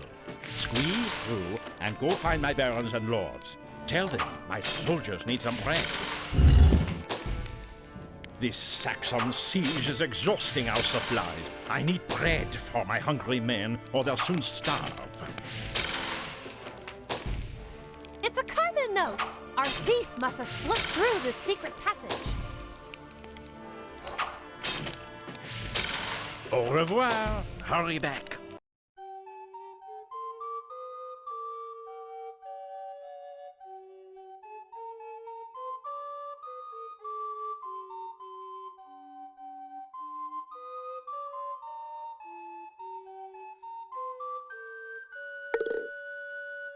That's Lacey, my hunting dog. Just part of the pack I take on my afternoon hunts. I do the catching, she does the fetching. In 11th century England, castles had to be built fast, so they were usually made of wood instead of heavy stone. A wood castle could be finished in just 3 weeks. That looks like an early version of the medieval coat of arms, where colorful family emblems were painted on war shields.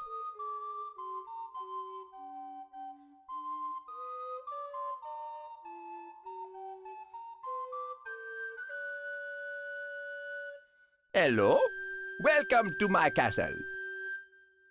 Certainly, I am Baron Dupont, a peer without peer. I am also the ruler of this castle. Through talent and wisdom, of course. Oh, and it helped that I supported William the Conqueror when he invaded England. William gave most of the baronships to other French Normans like myself. Oh, it can be quite tiresome. These Saxons don't like having a foreign baron ruling them. To prevent them from rebelling, I must keep them very busy. I make sure they're always doing their specific jobs. Knowing their last names helps a lot. Help you? But I am a nobleman. It is very uncommon for me to help commoners. For the king? Why didn't you say so? In that case, helping you would be my crowning glory. What can I do to help? I know little of petty activities like making bread. Here's a list of my subjects. Perhaps one of them can help you. Good day, your baronship. How can I help? Can you make bread for the king's noble troops? Don't know how to make bread, but I could build a wooden bread box. That will be all. You may go.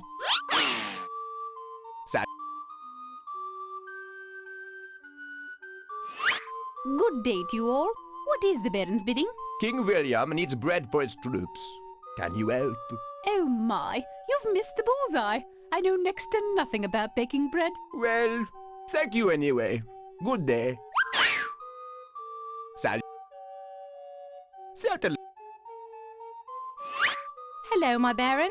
May I be of service? King William needs bread for his troops. Can you help? Sorry, I'm better at crocheting than cooking. Blankets are my specialty. Well, thank you anyway. Good day. Salutation. How'd you do, Mr. B? What do you need? King William needs bread for his troops. Can you help? Sorry I am, but you can't eat my goods unless you like lots of iron in your diet. That will be all. You may go. Certainly. Greetings. What can I do for you, Baron? Can you make bread for the king's noble troops? Bread? Me? Sorry. I can make a brick oven, perhaps, but not bread. Well, thank you anyway. Good day.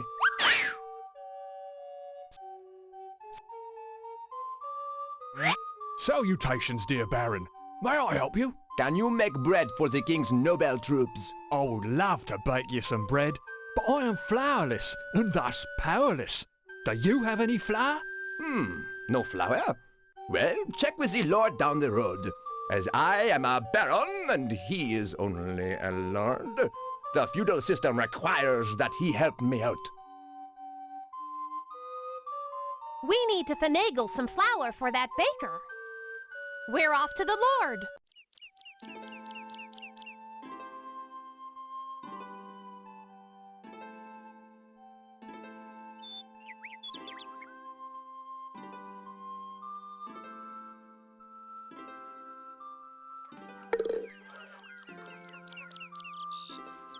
That peasant is being punished for stealing a chicken. He must spend 1 full day locked in the stockades while people toss rotten vegetables at him. Bummer. Must be humiliating, especially if they use broccoli. Yuck. Neat windmill. What's it for? Oh, my peasants use it to raise water, grind grains, the usual farmy things. Each of those farmhouses belongs to a peasant. I give each peasant some of my land to farm, and he gives me back a share of what he grows. It's a feudal attempt at society.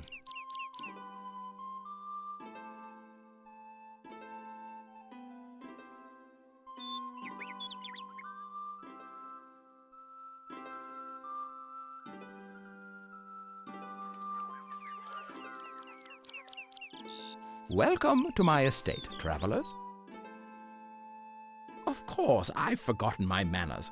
I am Lord Maynard. I report to Baron Dupont. Exactly. The Baron owns this estate and several others, but I live here and run it for him. He gives orders to me, and I pass the orders on to my peasants. It's the feudal way, you know. Oh, the usual things.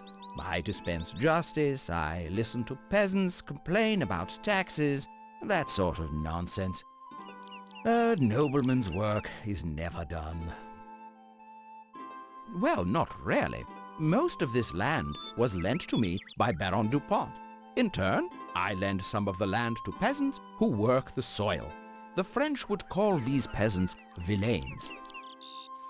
Well, it works like this.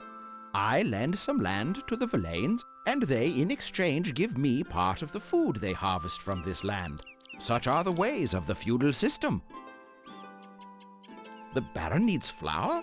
Well, I'm happy to help, of course. In fact, it is my feudal duty. Well, I do not have any flour on me at the moment, but one of my peasants may be able to help. Just point one out.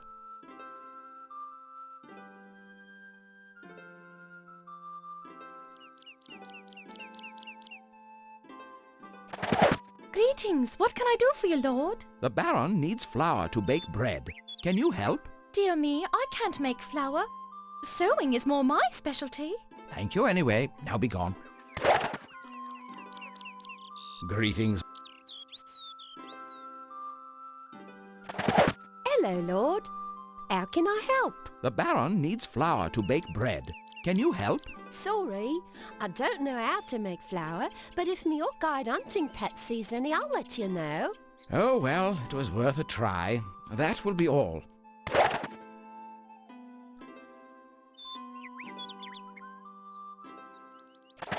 Hello there. What could I do for your lordship? The Baron needs flour to bake bread. Can you help? Sorry to say, but you're fishing in the wrong pond here. I can't make flour. Thank you anyway. Now be gone. Greeting. Butter. How do you do, my lord? May I help you? We need to bake bread for the Baron. Can you get us some flour? Sorry, sir, I can't make flour, but I could build you a wagon to carry it in. Very well then, you're dismissed.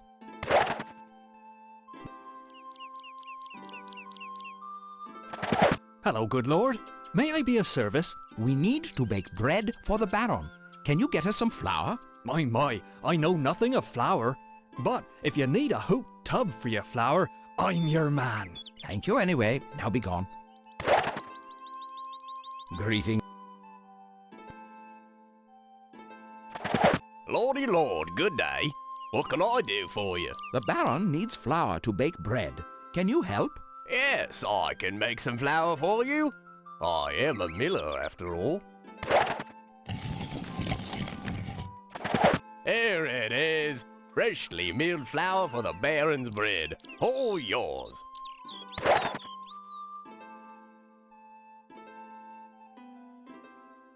Fantabulous! We can get quite a rise out of this flour the miller made. No, that flour goes against my grain. Give it to the Baron's man. This flour the miller made looks perfect for bread.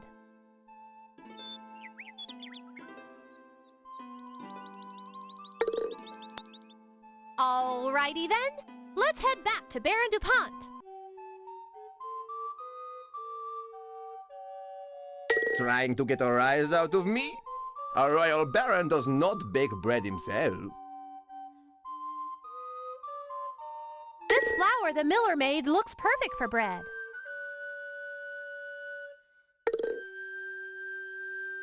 All right, let's sneak past the siege and back into William's castle. You've returned, but where is the bread? My soldiers' stomachs are grumbling. Raw flour isn't exactly edible, you know. I need someone to cook it into bread.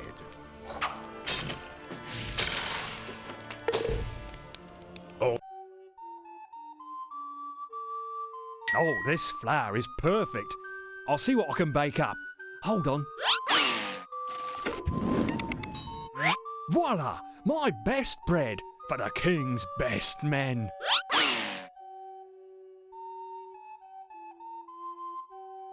That bread looks scrumptious. We better take it to the king before I eat it. No thanks. I'm already well bred. The baker's bread smells good. Perfect for the king's troops. Hey, hold off on the subjects. We must deliver the bread over to the king.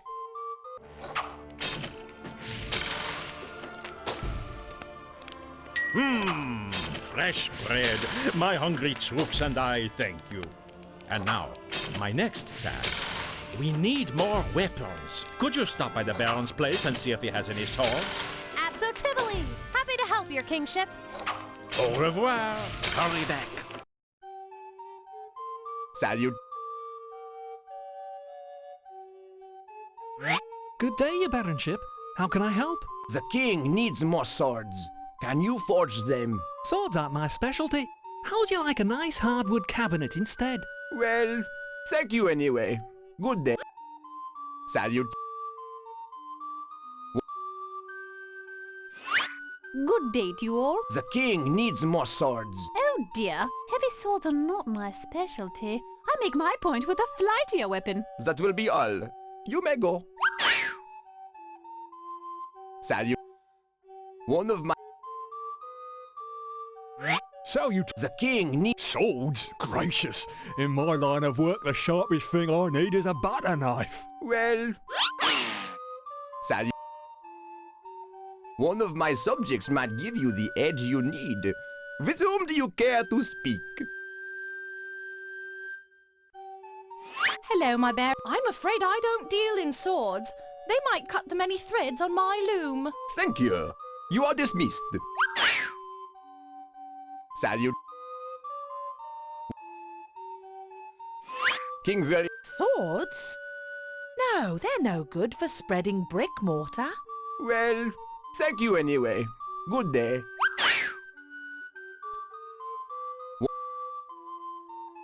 How'd you do, me? King William is calling for more swords. Oh, I'd dearly love to forge some swords, but the water barrel I use to cool my red-hot metals has sprung a leak. If you can find me a new barrel, I can forge ahead. You need a barrel? I believe the lord next door can roll one out for you. Greetings once again. Ah, no, you've got me over a barrel on that one. Let's check with one of my peasants. Greetings. The Baron wants a barrel. Can you help? My, I'm not much for barrels. But if I did have one, I'd make sure it fit you perfectly. Very well then, you're dismissed. Greetings. Hello. We must get... I don't know the first thing about barrels. Sorry I can't hunt one up for you. Oh, well. Greetings. Ah, no, you've...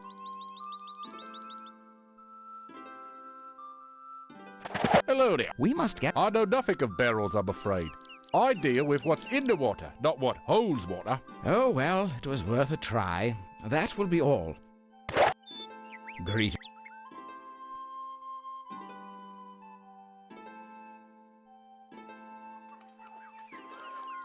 How do you do, man? The barrel. Oh, barrels aren't me business, I'm afraid. I'm more of a horse and buggy lass myself. Oh, well, it was worth a try. That will be all. Ah, Lordy lord. The Baron. Sorry, I can't make barrels, but I could grind them into powder for you. Thank you anyway. Now be gone. Greeting. Ah. Hello, good lord. May I be of service? We must get... A barrel? I'm happy to make you a barrel. Back in a flash. Ta-da! The finest barrel a baron could ask for. It won't leak a drop. No, thank you. I don't need a barrel. That Super Cooper gave us this barrel. The Cooper's barrel won't leak a drop of water. That barrel's on a roll.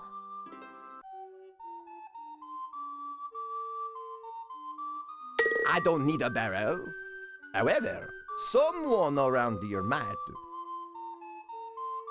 Ah, now that's a fine watertight barrel. I'll fill it with water and make some swords in no time. There you go. The finest swords in England.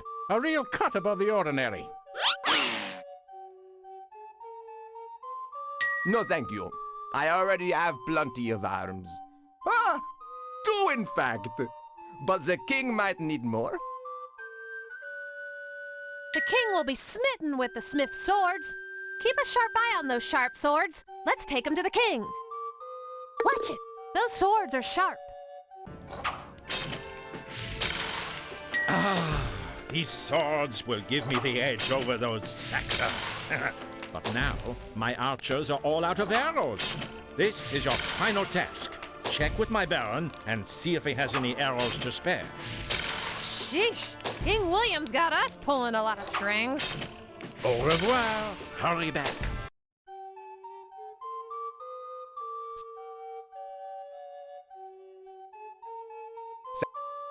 One of my servants can surely help.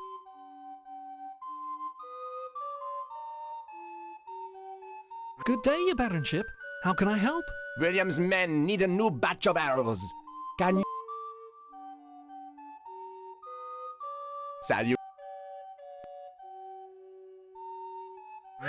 So, William's men... I'm sorry, I can't make arrows. I'm too busy loafing. Well, thank you anyway. Good day. Salute. One of my... Hello, my baron. King William need... I can't shoot arrows, but I can weave a nice throw rug. That will be all. You may go. Salute. One of my... How'd you do? William's men... Well, you'll excuse me, but I don't make arrows. The only thing flying through my shop is sparks.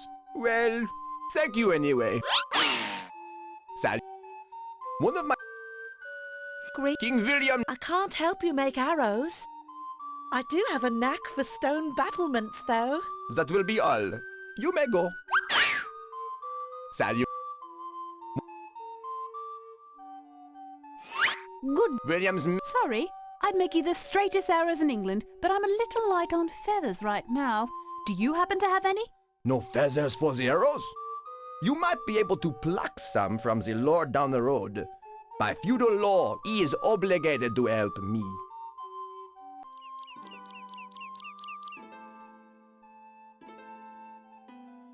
I'm a lord, not a lark.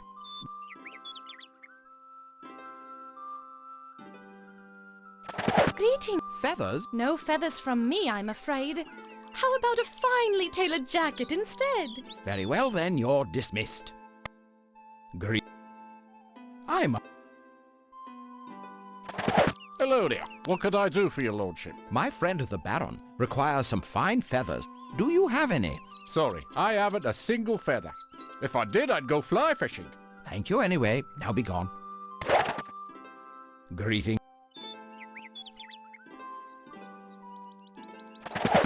My friend the Baron requires some fine feathers. I don't go in for feathers.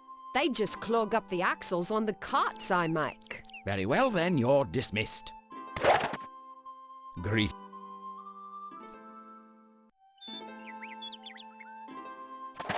Lordy lord. My friend the Baron. I don't carry feathers. I tend to keep me nose to the grindstone. Very well then, you're dismissed.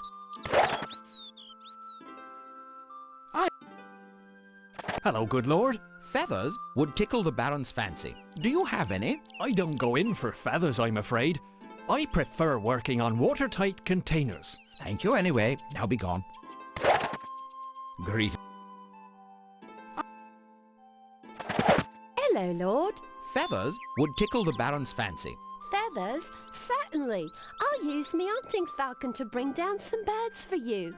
Won't be but a moment. I'm back, and I bagged quite a few birds. I hope the feathers help. Silverific! You scored a shred of the Carmen note. These feathers were plucked from the wild birds that the hunter caught. The falconer needed a lot of pluck to get these bird feathers. No, thank you. I have enough feathers in my cap.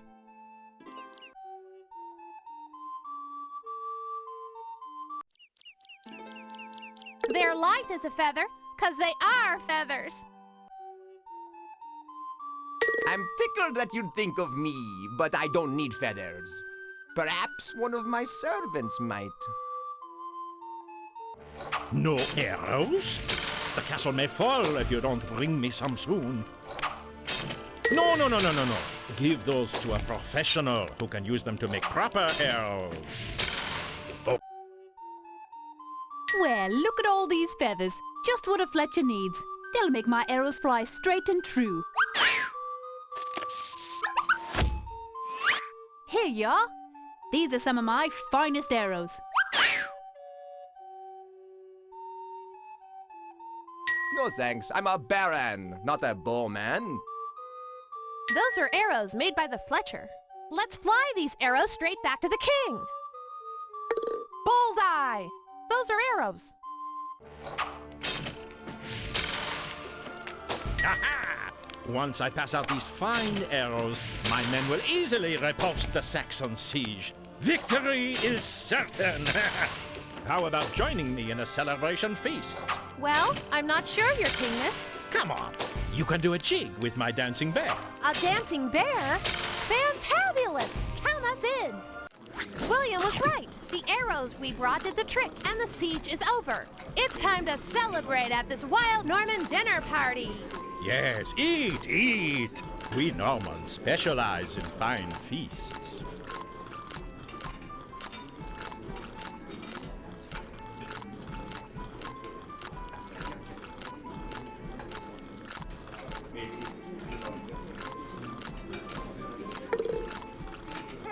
Dogs often roam the banquet hall sniffing out table scraps. Their thick fur can make for a handy napkin, you know. Only my most honored or powerful guests are permitted to sit with me here at the head table. I like to give them a heady dining experience. That loyal fellow is my royal taster. He tries a bit of all my food before I eat to make sure nothing is poisoned. Tasters are easy to find, but hard to keep.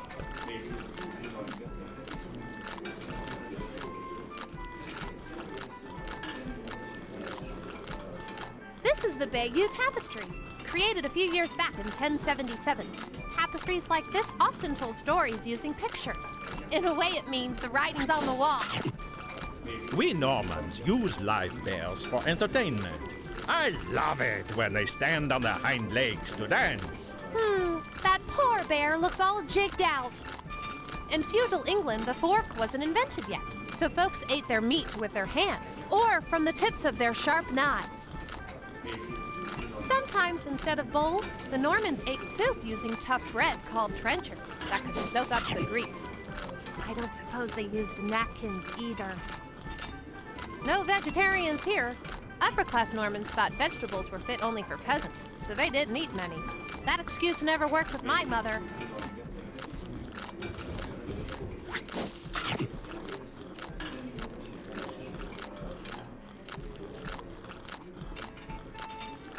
Oh, that siege has wearied my bones.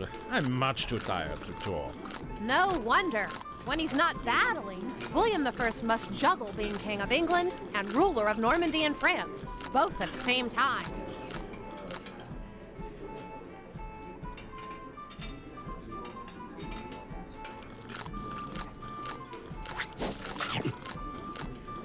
Superific! The final note of a Carmen note.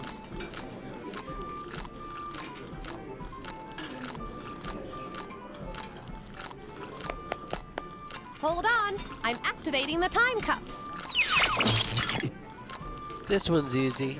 It literally says look out for a banner. There's only one banner here, so...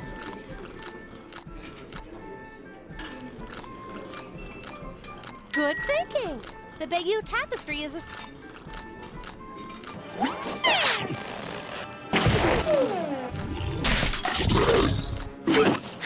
We've slapped the cuffs on that wily warmonger, General Mayhem.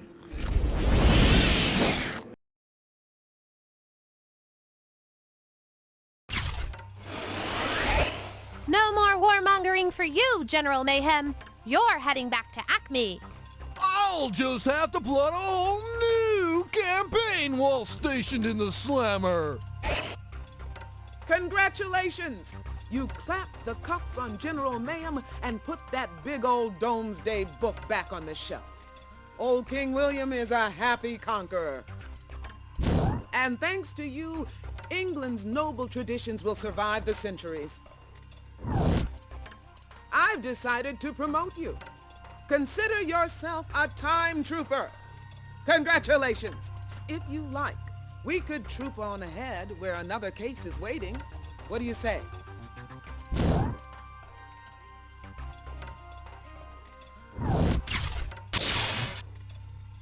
You're tunneling to the 13th century, where China's Yuan Dynasty is powering up. But an historical link between East and West is missing. Better explore the problem, Time Trooper. You'll be in the large, capable hands of good guide Rock Solid, explorer par excellence. As usual, he's got your cuffs and more background information for you to check out. Remember, China is huge, so wear your walking shoes.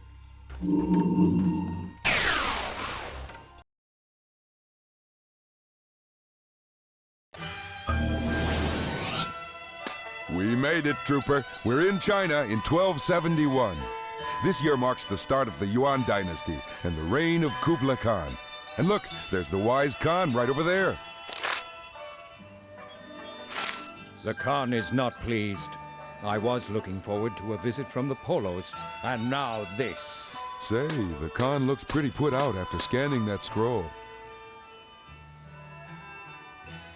The Chinese got a lot of bang for their buck. They used firecrackers for ceremonies, warfare, and even to scare demons.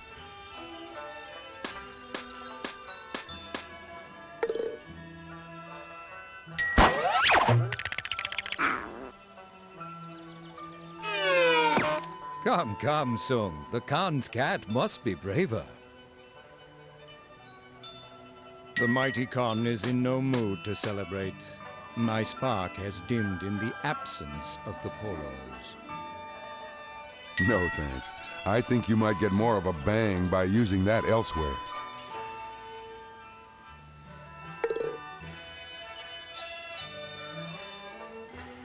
In ancient China, money did grow on trees.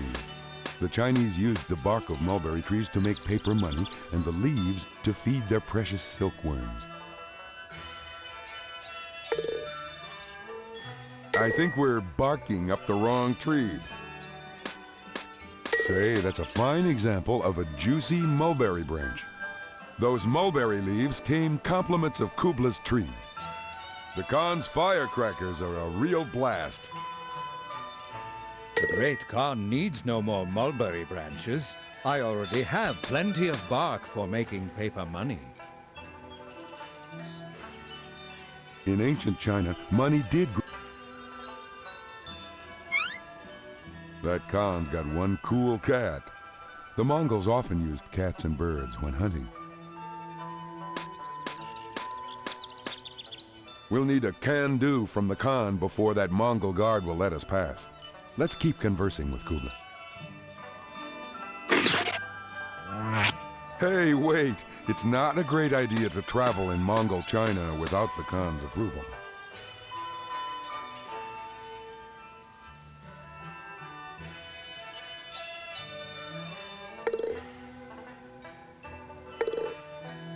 The Polos have fallen victim to a thief on the Silk Road. Even worse, without the oils they hope to bring, the Polos have headed back for Europe.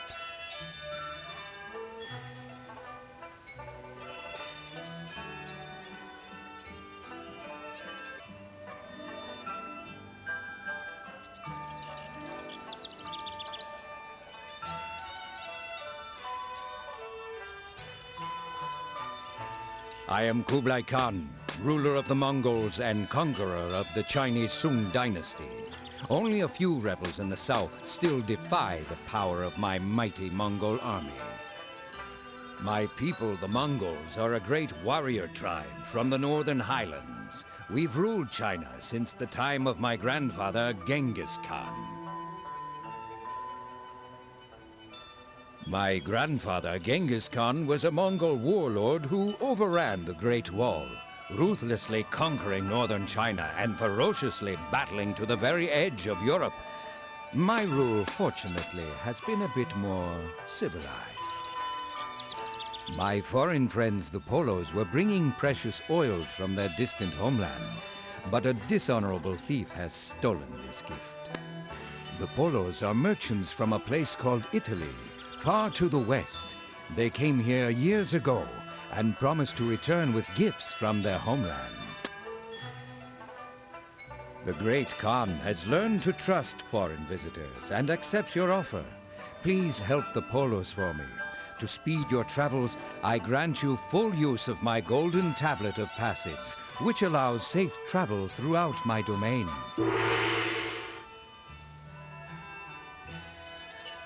Surely you know of the Silk Road. It is the ancient path all merchants take to journey east and west. What is not? Porcelain, silk, even the paper money my people make here in Kanbalik. Indeed we do. Our convenient paper money is made from the bark of mulberry trees, like the one that shades me now. Indeed, firecrackers are most useful in celebrations and to frighten away evil demons. Behold!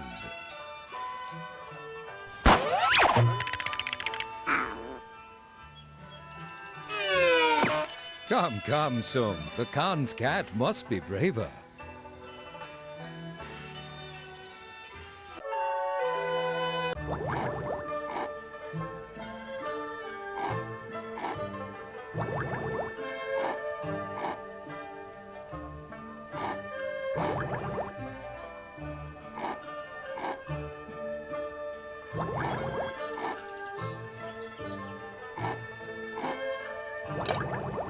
My weaving wheel is sadly idle for lack of silk thread.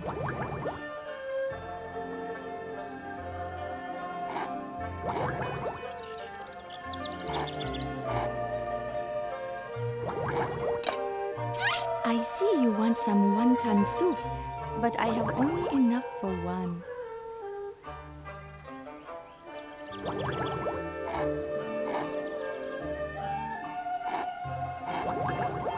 Hey, that's a piece of Carmen's note. The thief was here.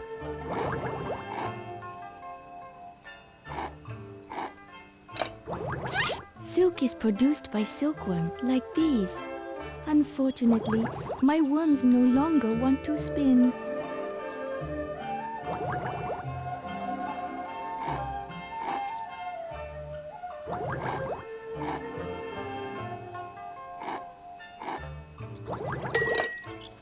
Stop! Smuggling silkworms out of China is punishable by death, and scaring them also is not permitted.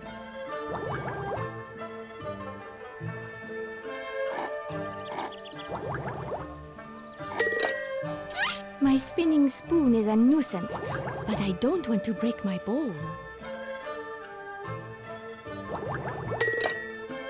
No, thank you. My soup is spicy enough as it is.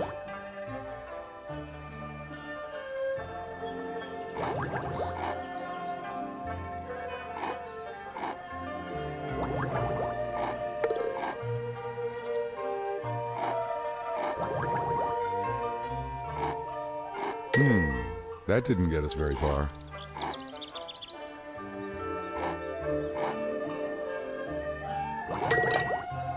The leaves on that branch look quite fresh.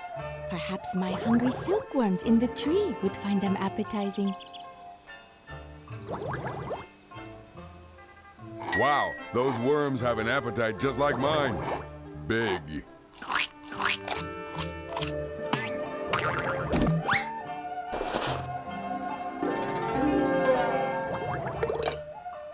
Thank you for your kindness.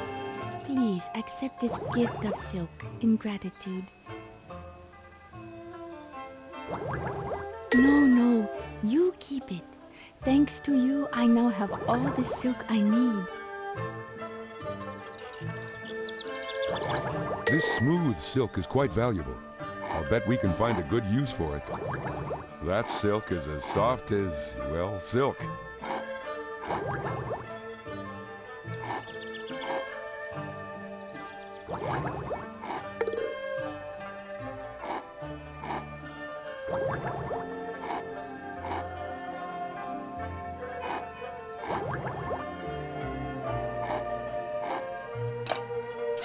Farewell. Pleasant journey.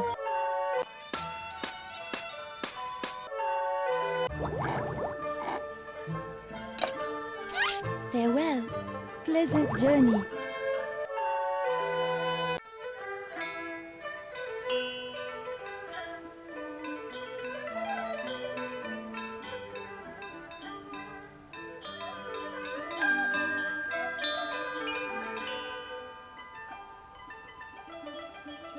That's the sturdiest wagon I own. I need it to travel the long, hard miles of the Silk Road. This pottery is wonderfully delicate and as thin as paper. You won't find work this fine anywhere else in the world, for the secret of making porcelain is known only to us, the Chinese.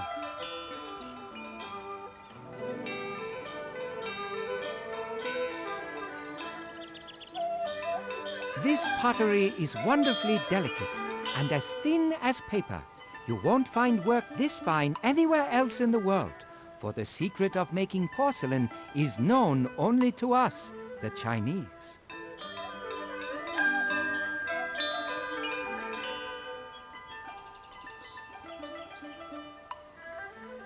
Heya, heya, barter and trade with me. I've got wagon loads of fabulous goods.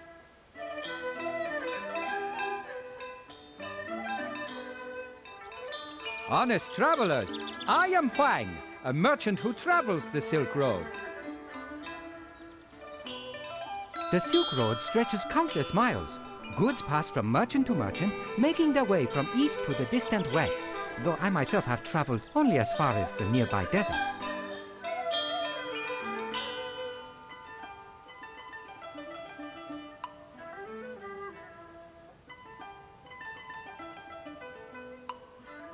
I could be convinced to part with certain items if you have something of value to trade.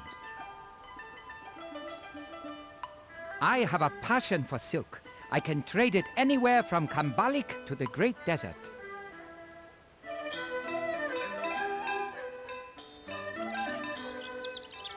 No, thank you. I would prefer something less explosive to sell. That bowl could hold other kinds of crackers, but not firecrackers.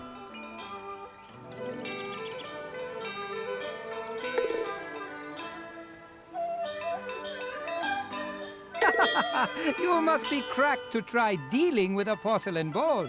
Try trading with me instead. What fine silk! In return, I shall give you this porcelain bowl.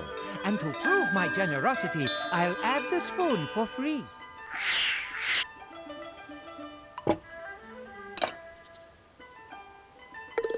There's a Carmen note. Looks like our thief has hit the Silk Road. deal's a deal. You'll have to find someone else who will take that old bowl. What? A deal's a deal. You know, that's a really nice bowl. It reminds me of some other bowls I've seen. This porcelain bowl has a regular porcelain spoon. Safe travels, my friends.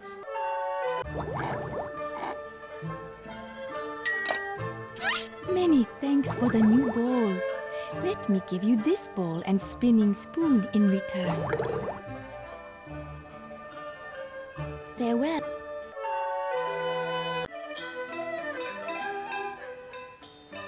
That's an attractive choice, but I'm not sure it will point us in the right direction. I don't need a compass, thank you. I only go where the money flows.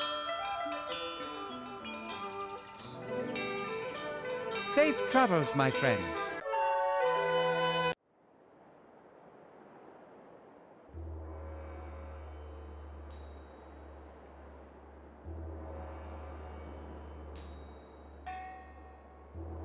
Hoo-wah! We've found the final fragment of the Carmen note. It'll help us find our fiendish Fink.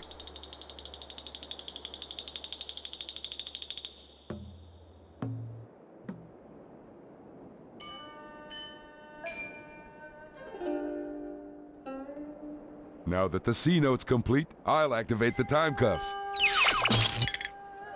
So the hint is source of woodless stones, black of the layer of the black stone. That's a coal mine.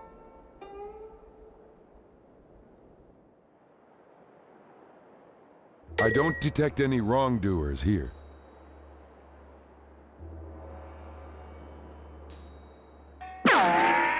Marco! Marco Polo!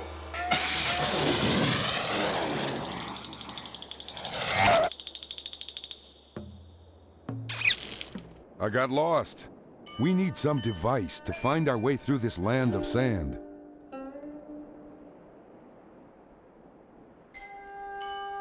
This porcelain bowl has a spinning metal spoon.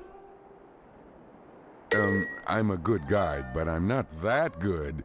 That won't help us avoid getting lost. Hey, I'm on your side, remember? That's using your head. This compass will point us in the right direction.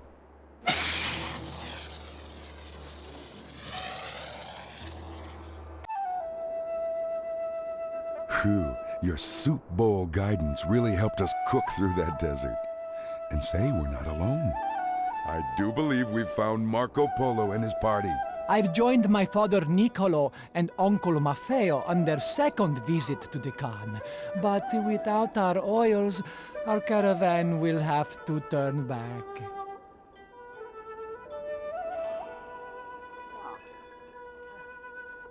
I've joined my father Niccolo and uncle...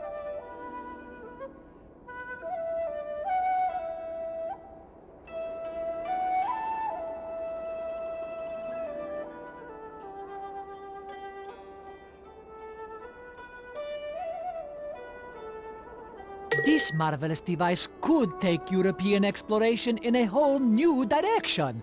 I must get one for myself.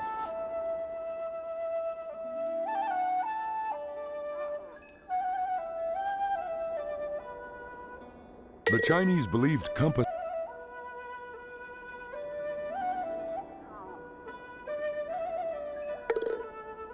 What's this? I wouldn't know what to do with it.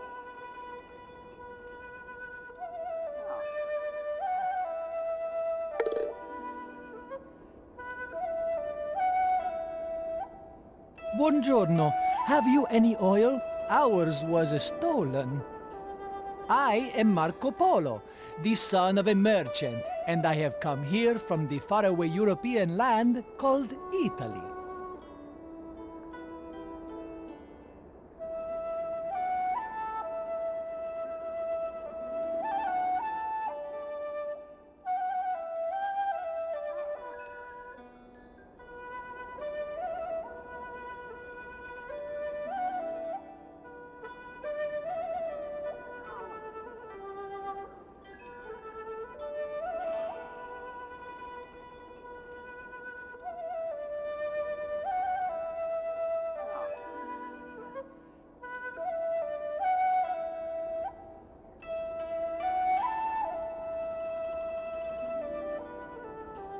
Italy is quite far away in distance, and the whole world away in customs.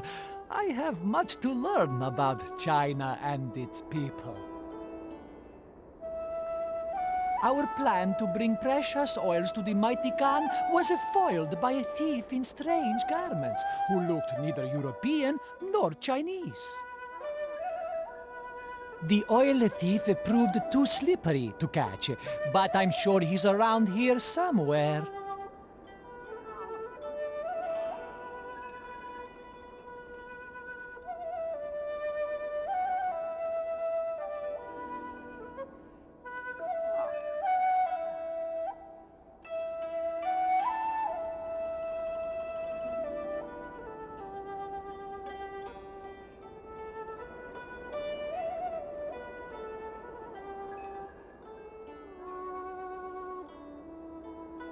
I'm not even 20, and already traveling is in my blood. The past 3 years' journey east with my father and uncle has been magnifico. A life of adventure awaits. If only I can meet the Khan.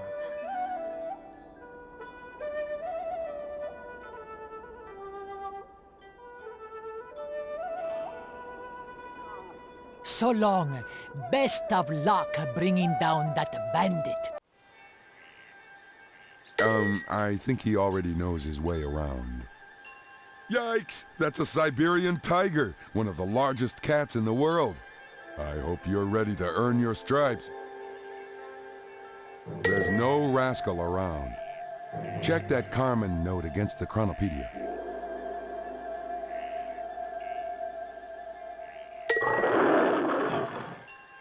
That tyrannical tiger's blocking our view into the cave. I can't see inside.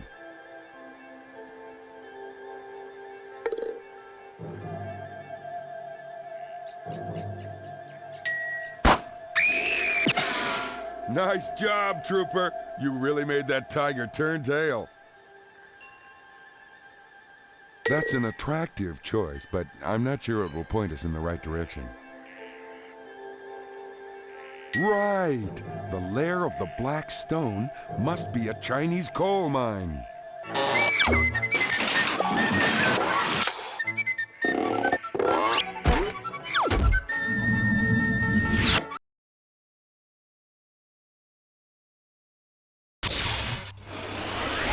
Let's go, Jekyll and Hyde. My dear Acme friends, I know you're only doing your jobs. But you won't keep me locked up for long, losers! Excellent work! You rescued the Polo family, jailed Jacqueline Hyde, and did some pretty sharp bartering, too. Thanks to you, trade between Europe and Asia will blossom, changing the course of both cultures with a bang. Congratulations, Time Trooper! So, you've snagged another of my sidekicks. I'll admit it, you're a talented time trooper. But you'll never stop my next scheme. Looks like Carmen's causing more crime just ahead in time. Can you take this case?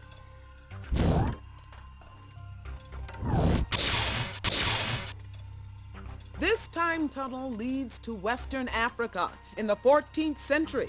It's the height of the Mali Empire, and a pivotal pilgrimage should have hit the road by now. The problem is, no one's going anywhere. See what you can find out.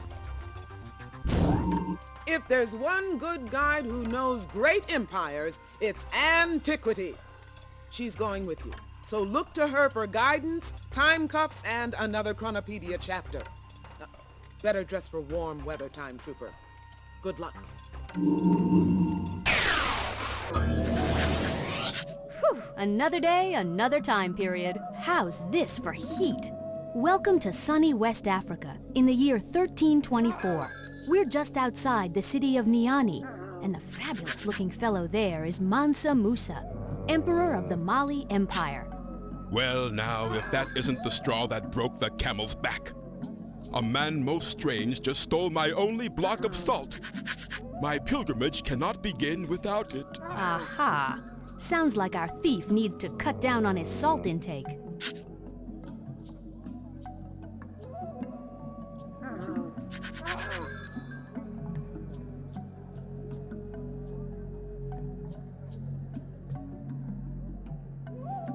That griot is an oral storyteller who memorizes all the important events of the Mali Empire. He's a walking, talking history book. My griot excels in the telling of stories about amazing African empires, like mine. Griot, tell us a story. One tale of the great Mansa's pilgrimage coming up. It was in 1324 that Musa left the Niger shore for Mecca, that most holy Muslim city. This pilgrimage. Go on, griot. Sing again. Ah, yeah. 100 sturdy camels bearing 300 pounds of pure gold each. They'll cross the desert. Sing a... It was in 1324 that Musa...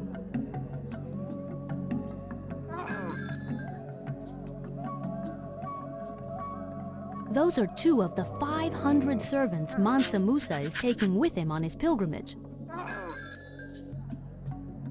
That camel is leading Musa's huge caravan. Camels have been used to travel the dry deserts for over 5,000 years. Talk about a dependable engine. 100 camels carrying 300 pounds of gold each. That's not exactly traveling light. 100 This huge caravan stretches almost to Niani from here. That city in the distance is Niani, capital of the Mali Empire. It's on the shores of the Niger River.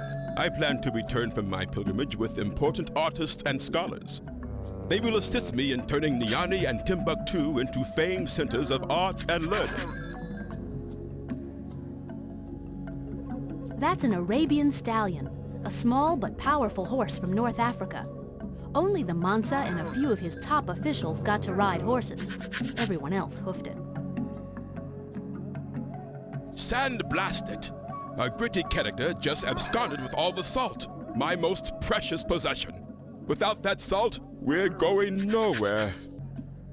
I am Mansa Musa, ruler of the great Mali Empire here in Western Africa. Surely you've heard of me. Mansa means emperor or ruler, and my own name is Musa. So I am called Mansa Musa, ruler of one of the largest empires in the world. Someone has stolen my caravan's only block of salt. If my followers hear of this, they'll surely disband. And do you have any idea how long it takes to get 60,000 people packed up and ready to go? Salt is essential for the body. It helps us survive long trips through the desert by replacing the salty sweat lost to the hot sun. Water alone is not enough. We must have salt too. Why, yes. How gracious of you to offer. Take my gold staff and trade it for the largest block of salt you can find. The success of my pilgrimage depends on you. Why, we are in Western Africa, of course, and we are standing by the outskirts of Niani, capital of my Mali Empire. Fate has been most kind. The Mali Empire is one of the largest and richest empires anywhere. In other parts of the world right now, there is much bloodshed and poverty. But here in Mali, we have peace, high culture, and great wealth. We can't complain. That line is my caravan. All the people, camels, and supplies that will join me on my holy pilgrimage. If you want details, just ask my official griot. He made all the arrangements. Good day, and what a fine day it is in the Bright Country. The Bright Country was a common nickname for the Mali Empire. Think about it. The African sun, the plentiful gold, and the friendly reputation of the Mali people. Makes sense, no? The Niger River was like a major highway in ancient Mali. It allowed people to transport all sorts of trading goods by boat. See those canoes? They're loaded with gold from the secret mines of Wangara. The mines are so secret, not even Mansa Musa knows where his gold comes from.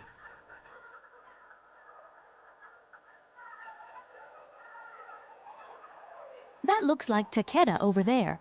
It's where much of the copper in Mali came from.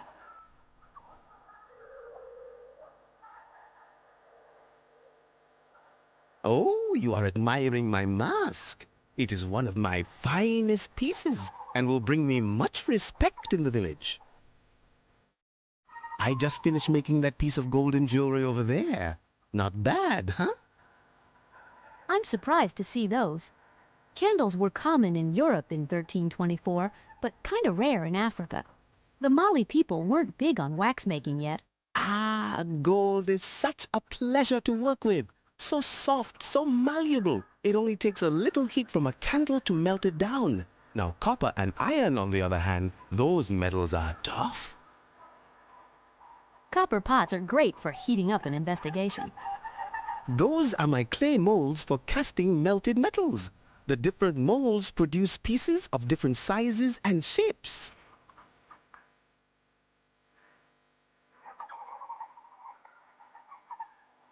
Greetings, travelers! Have you come to peruse my crafts? Well, let's see. Got my metal pot, my metal working tools, and I am surrounded by metal. I am in fact a metal worker. I specialize in handcrafted gold items. Why? Why, it's glittery. It's malleable, it's valuable, it produces awe-inspiring, jaw-dropping jewelry. Iron and copper are important, but with gold I can really work some magic. Well, let's just say I have a magical touch, but it really comes from years of dedication and hard work. Nothing up my golden sleeve, see? In ancient West Africa, people believed that smiths had magical powers because they could shape earth and fire into a new substance, metal. Well, I melt soft metals like gold in that copper pot. It only needs a bit of candle flame. Then I pour the liquid into these clay molds here and do the rest of the shaping and crafting by hand. What? No, no! Gold never goes bad. What do you think it is? A banana? Gold can be melted and reshaped endlessly. You might even own some gold once worn by an ancient pharaoh. Yeah, and we might have even got it straight from Queen Hatshepsut, huh, Trooper?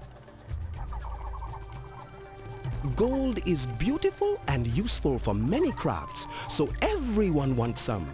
But gold is also quite hard to find. Put these together and you have yourself a truly precious metal. Definitely not. See, if everyone had all the gold they wanted, then people wouldn't value my golden jewelry as much. Lucky for me, gold is quite rare. A lot of Mali's gold comes from the secret mines of Wangara. The miners keep the location of the mines a secret, so only they know where to find it.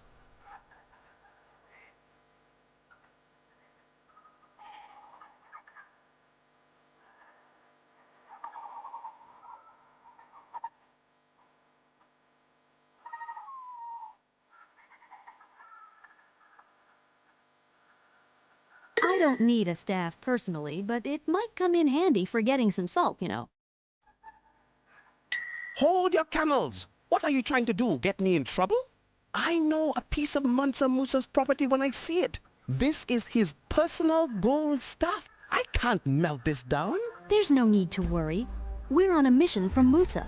He gave us the staff so that we could obtain some salt for his journey. Well, that is an interesting claim, but I'll need proof that Mansa Musa actually gave you his staff and that you didn't borrow it.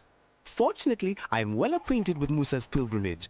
Answer my questions about it and I'll melt the staff for you. Sure, ask away. Okay, here we go. What is the Arabic word for a holy pilgrimage? Well done! Hajj is the Arabic word for a holy pilgrimage. All good Muslims are expected to make this important journey at least once in their lifetime. Permit me to ask another question. What is the final destination of Mansa Musa's pilgrimage?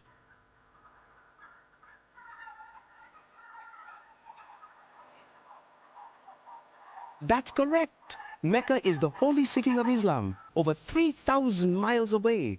all good Muslims are expected to go there at least once in their lifetime. Permit me to ask another question. During Musa's pilgrimage, how many pounds of gold will each camel carry?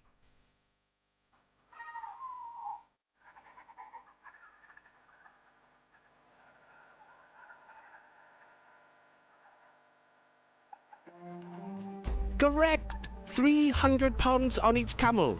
It's a real treasure trove. And the Mansa will need all that gold to finance a long and extravagant journey to Mecca. According to the history books, Mansa Musa gave away so much gold while traveling that its value dropped in Cairo.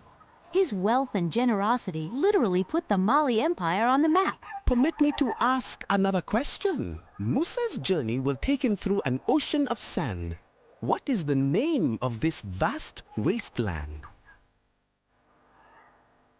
That's correct. The mighty Sahara takes up much of the North African continent. It is not an easy task to cross it, but Mansa Musa is a devout and determined Muslim. Nothing will stop him. My doubts are dispelled, strangers. I am well and truly convinced that you come as messengers of Mansa Musa.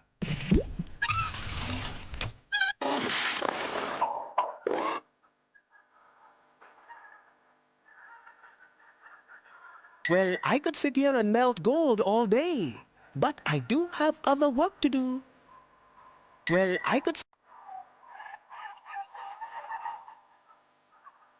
Let's see if the bundle comes in handy.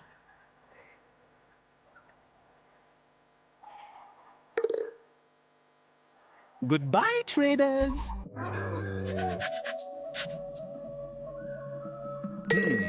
That gold looks familiar.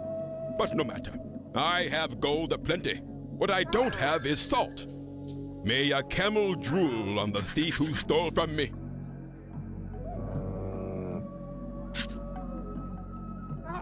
That didn't work there.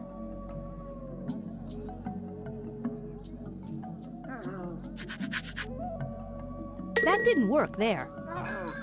See the 20-foot-high walls behind me? They're the outer walls of the fabled city of Timbuktu, where the camel meets the canoe. Ah, yes. Very clever. Timbuktu is a splendid trading spot, centrally located between the camels of the desert and the canoes of the jungle rivers. It is my favorite city in all of Mali. A Carmen note. I thought something was afoot with this camel. I bet you didn't know that the Mandinka people of the Mali Empire were the first to cultivate onions as a crop. We have them to thank for onion rings, Trooper. Timbuktu is a very important trading center. Its 20-foot walls help keep the town safe. Not from war, but from stampeding elephants. No one wants to trade in squashed goods. The scale is an essential part of every transaction. I weigh gold on one side and salt on the other for an even trade. That way, no one skimps on the merchandise. See? Salt was so hard to find in ancient Western Africa, it was actually worth its weight in gold. Think about that next time you scrape it off a pretzel.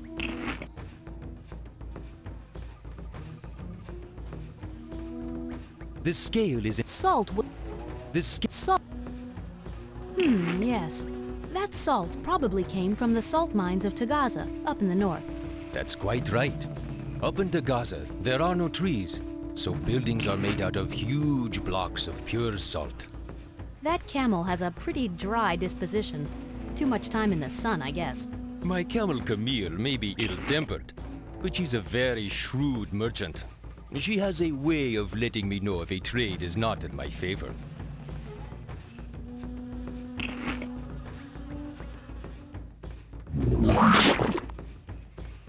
Oh, a most egregious misunderstanding. I require something in exchange for my block of fine salt. Let's see if the bundle comes in handy. Ooh, yes. There are some nice bits of gold there. Throw them on the scale to see what kind of a bargain we can strike here. Welcome, my fine friends. I am a humble Muslim and an honest salt trader. At your service.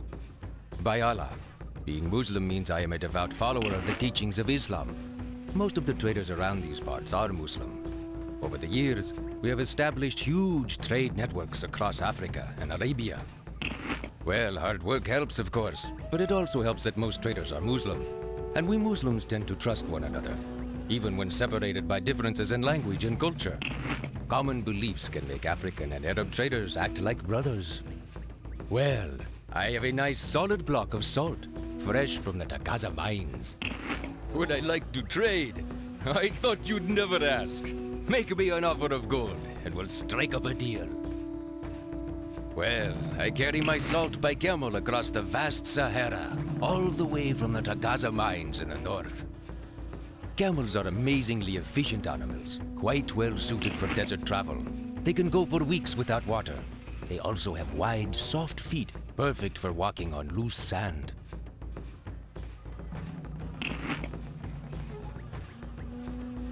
Sorry, Trooper, those babies aren't active yet. Let's get cracking on that C note.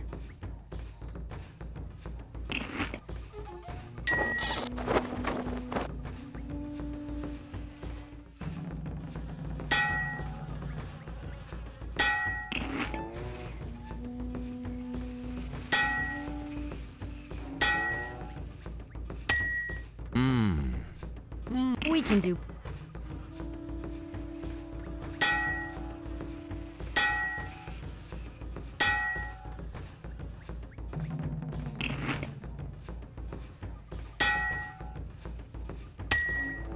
I think.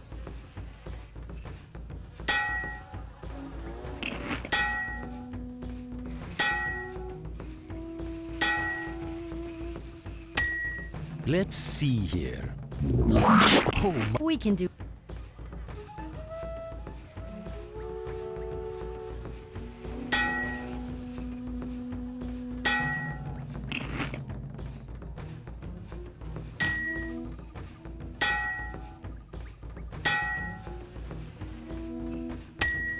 Oh my!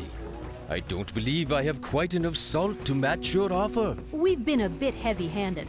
Let's try off.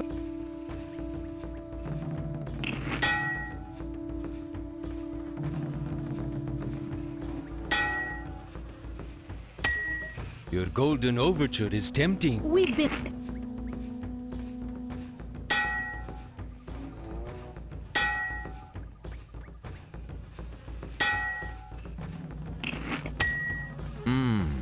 An intrigue. We can do.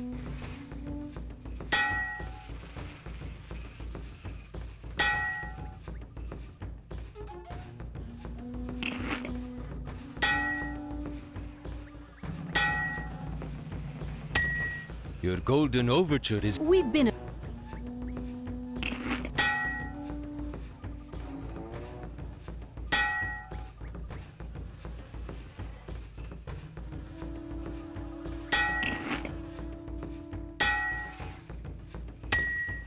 Now that looks like a fair trade. It's a deal even a camel can love. We have ourselves a trade, my friends. You drive a hard bargain, my friends, but your offer was fair. Please take the salt, and may it save you from thirst on a hot desert day. We got the salt! Let's hightail back to Mansa Musa, so he can get his show on the road. That camel has a pretty... My camel... Put the salt on the scale whenever you're ready to try a trade. We've already balanced the scales of justice. Let's get the salt back to Musa, sometime this century. That salt block looks like just the item Mansa Musa is looking for. Quite an impressive block of salt. Don't worry about the leftovers, Trooper. We don't need them. This gold is of the highest quality. Put some on the scale and we'll see what we can do. I'm sure we can work out a satisfactory agreement. The gold pieces are definitely our best bet for trading, Trooper. I don't think the salt trader will be interested in anything else we have here.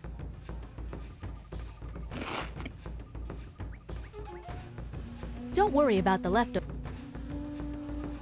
Don't worry about... Salam.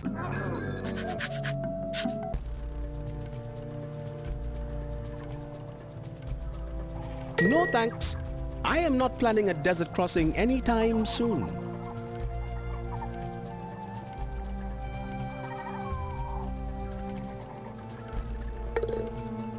What an eagle eye! Good.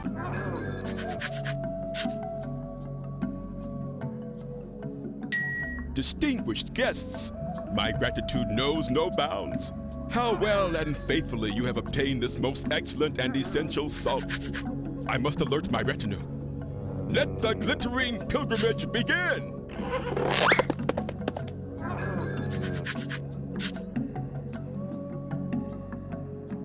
Holy pilgrimage!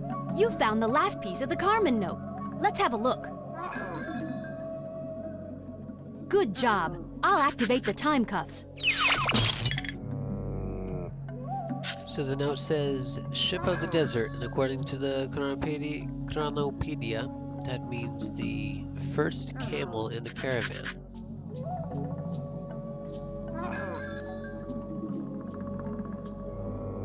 Gee, I don't think there's a thief in my pocket. Try using those where you think the thief is hiding. There's no thief by the servants. No, no, no. We citizens of the Mali Empire are a peaceful lot, not prone to thievery.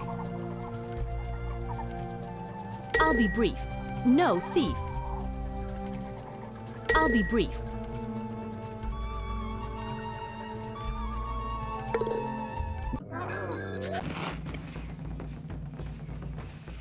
No luck. I guess the thief doesn't like getting spit on. That's the honorable salt trader. I don't think he's the thief. Salam. Wow! The Chronopedia helped point us right at that camel, the leading ship of the desert. We've busted Bug Zapper. He's the electrifying thief everyone's been buzzing about.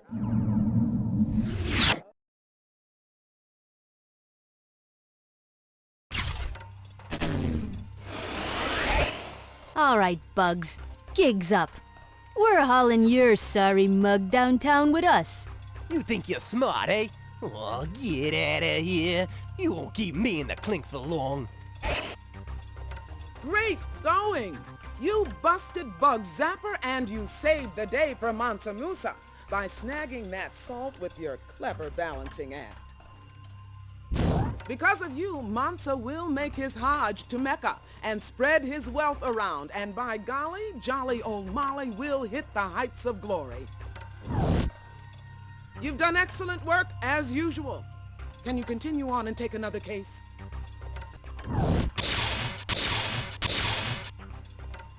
You're moving on to Germany in the 1400s, birthplace of mechanical printing. The first edition of a very important book should be on the shelves by now, but it's nowhere to be found. Time for a title search, Time Trooper. This time, that genial genius, Ivan Idea, is going along as your good guide. Good luck, and don't forget to read the fine print.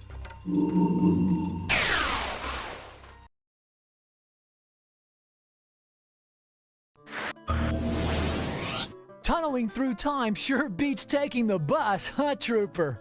Welcome to Minsk, Germany, 1454. Looks like we're in a printing shop and, hey, that's Johann Gutenberg. We must be in the world's first printing shop. My masterwork has been stolen, gone before the ink was dry. And this mess, ink and printing type everywhere. I'll be the laughingstock of Minsk. Johann, my man, your troubles are over. We're on the case. You found a piece of the C note. Pretty soon it'll be Carmen herself who's hanging out to dry. Sorry, vellum does not come cheap. I mean cheap. Don't take it.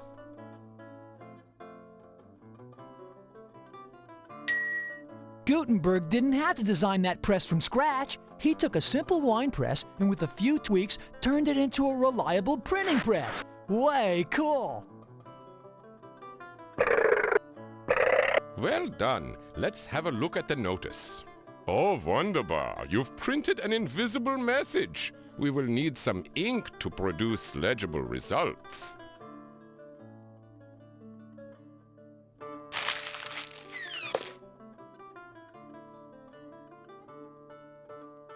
Those are wooden printing blocks. They're carved to make an impression when inked and pressed on paper. Those simple blocks make images of playing cards. I made quite a business of them for a time, but now mine passion is for the complex business of printing text.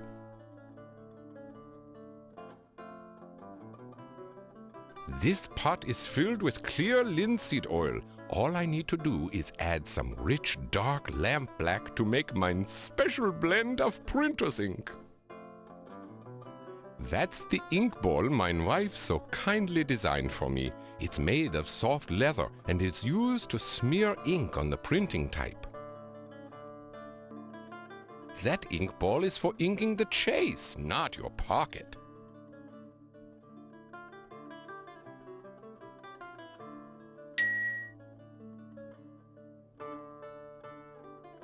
Ach nein!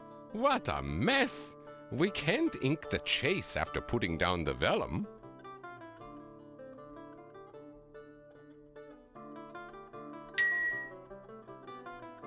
The clear linseed oil didn't do much. What a mess! Oh yeah, this ink is spilled on everything, including me. Well done. Let's have a look at the notice. Oh, wunderbar.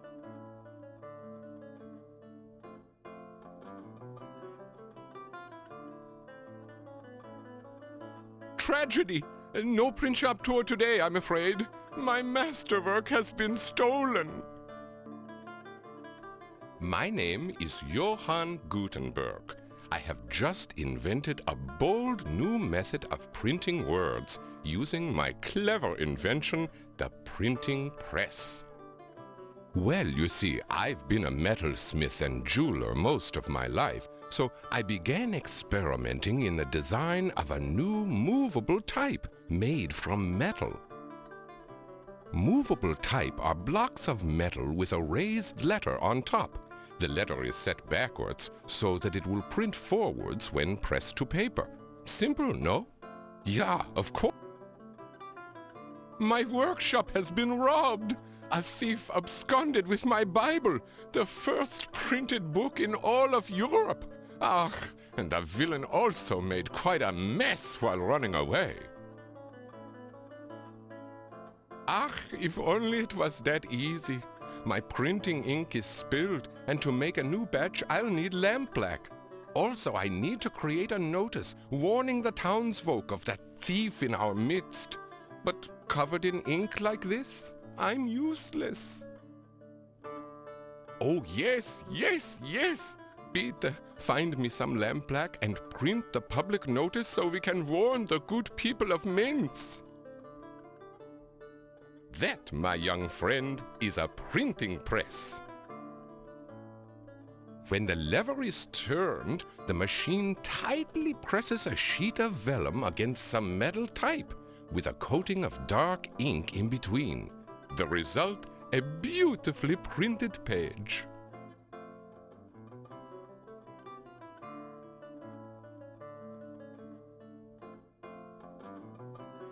Ah, the pressing part takes only a moment, but laying out all the metal type to make words and sentences is a slow process indeed.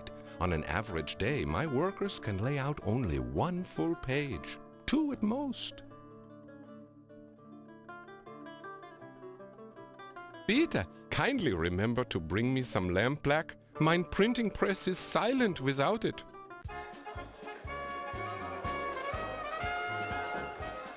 Yes, filthy, yes, yes. This oil lamp is caked with soot. No good for light. All yours if you want it.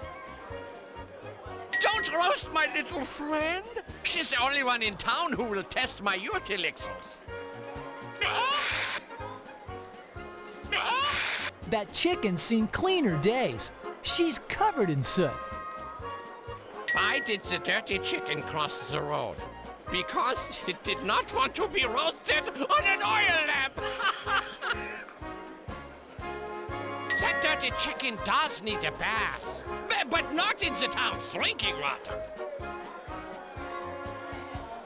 Hey, not recommended. You want the town fountain all covered in oily soot, Heating up metals does nothing for me. Oh, don't burn up my recipe. I still need to perfect the formula. Heating up...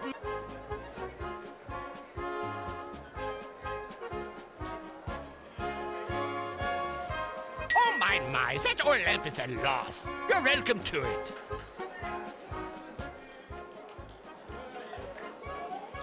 That oil lamp has some seriously black soot on it.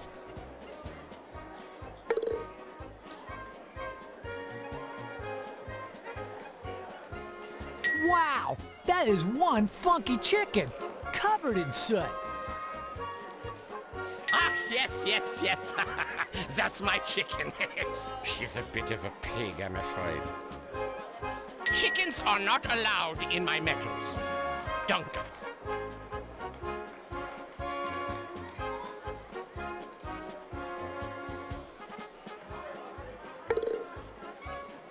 Good eye, Trooper. You snagged a piece of the C note.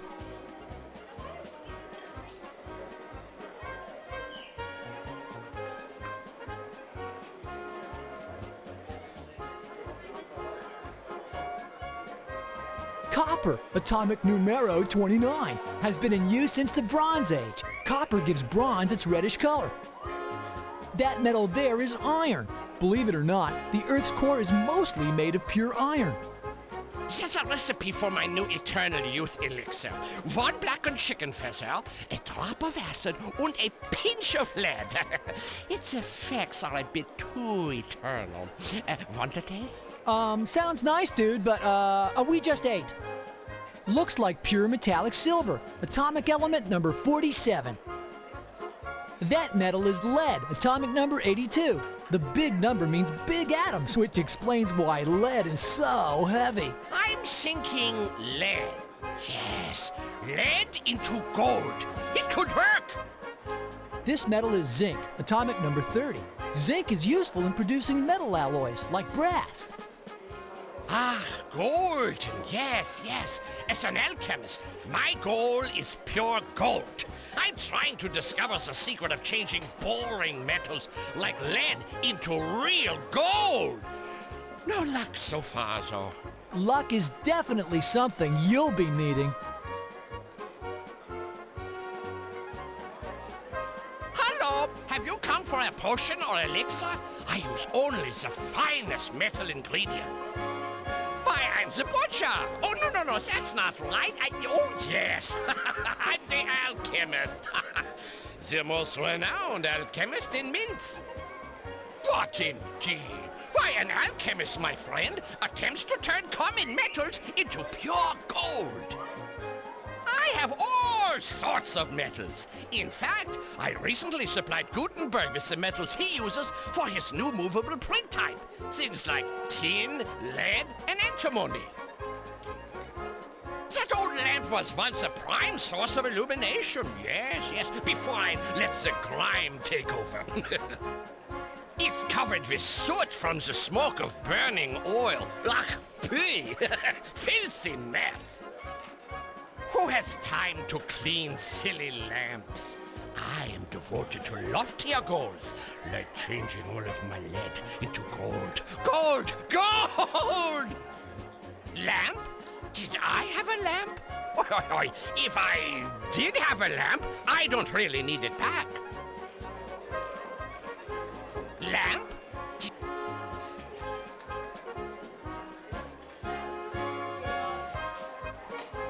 That old fountain is a relic from the Roman age. Lucky for us, the plumbing doesn't need fixing.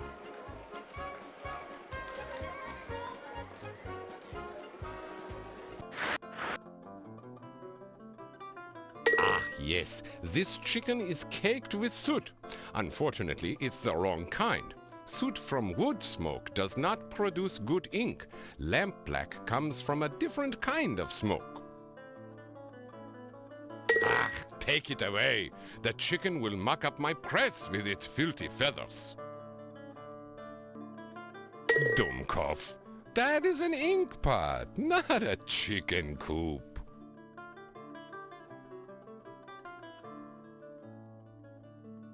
Very good. It is time to compose a noteworthy warning notice.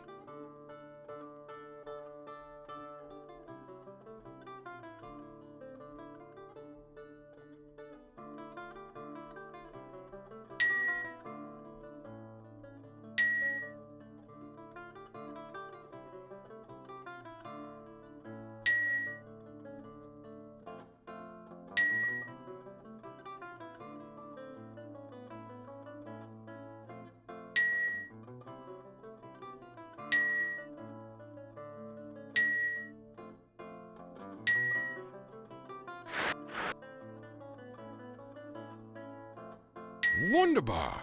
The soot on this lamp comes from partially burnt oil. It's lamp black, just what I need to make a new batch of ink.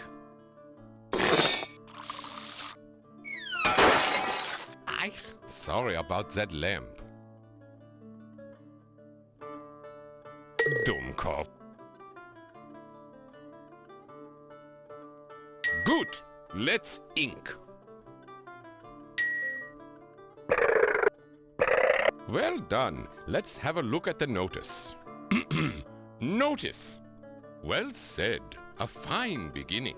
Thief on the goose? No, no. The thief has escaped, not gone to dinner. This notice is not safe for public viewing, I'm afraid.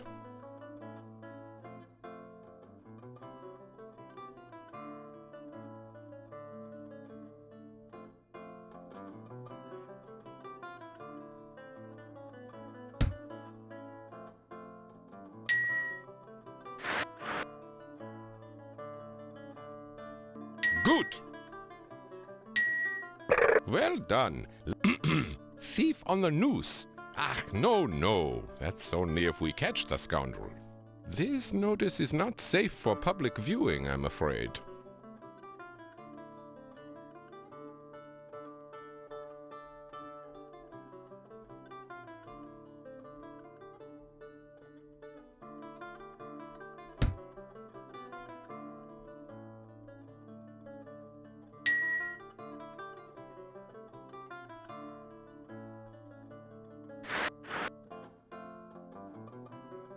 Good. Well done. Thief on the wuss? No, that sentence sounds pretty weak. Nein, we'll have to rearrange the printing type.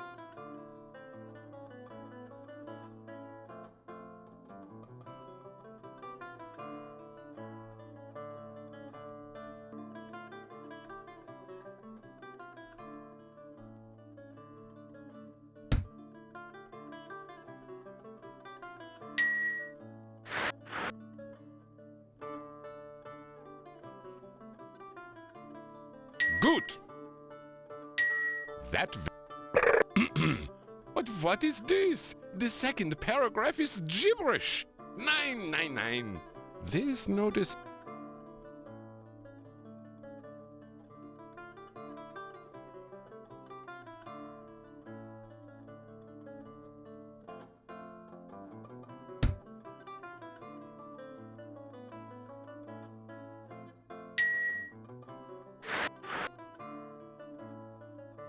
Good.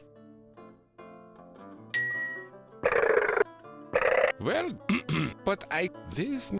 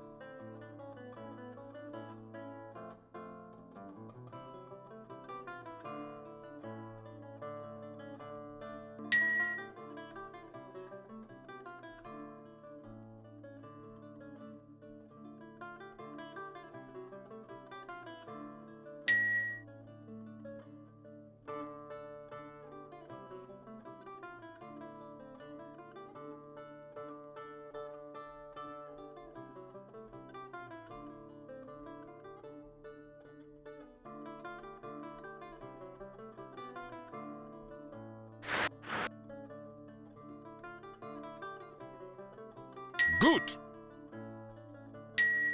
Well done. Thief on the loose. Very nice. I have goosebumps. Bible stolen. Oh, this is so wonderbar. I am approaching tearfulness. This notice is quite perfect. Just give me a moment to print up a tall stack.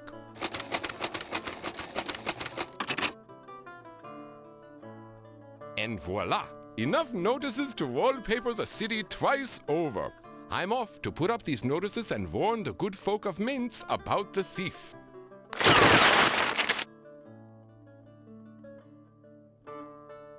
Oh yeah! You got the third piece of the C note. Let's decode this baby.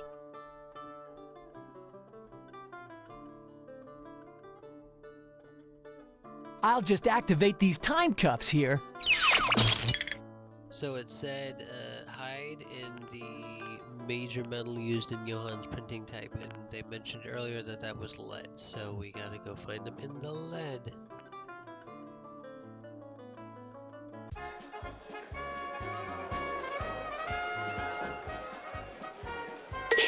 I'm only trying to make gold, not steal it. No dice. There's no thief at the Alchemist. The cuffs are operational. Let's find...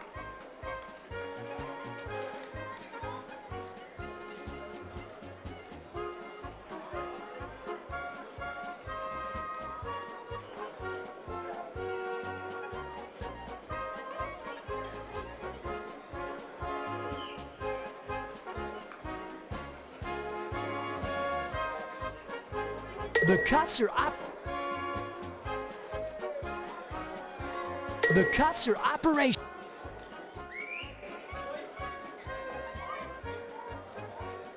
The cuffs are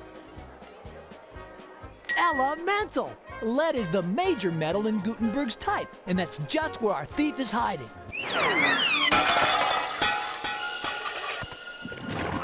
Woohoo! We busted chain reaction.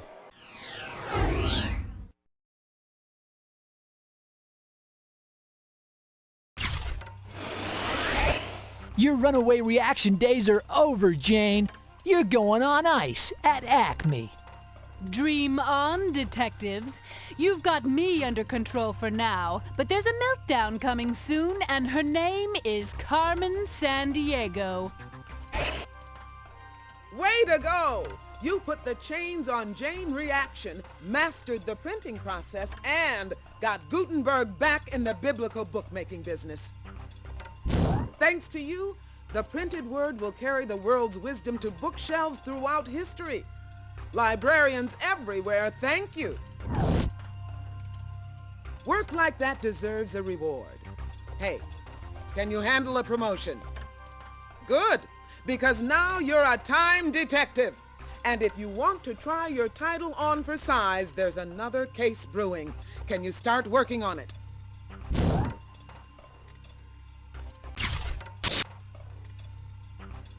Time detective, I've got a major bummer bulletin. Carmen Sandiego has just chrono-skimmed into Acme jail and then back out again with her heinous horde in tow. That's right. She used our technology to pull a jailbreak. How embarrassing. Now, we've reinforced the prison with trans-temporal laser bars, so another jailbreak can't happen. But of course, now those crooks are back out there pilfering paraphernalia from the past. They must be recaptured. It's a good thing you're out there on the job. Right now, you're fast-forwarding to 1460, where something strange has happened in the Inca Empire's accounting. You'll have to straighten out this knotty problem. When you're visiting the center of a great empire, antiquity is the good guide you want on your side. Good luck up in the Andes, detective, and don't get lightheaded in that mountain air.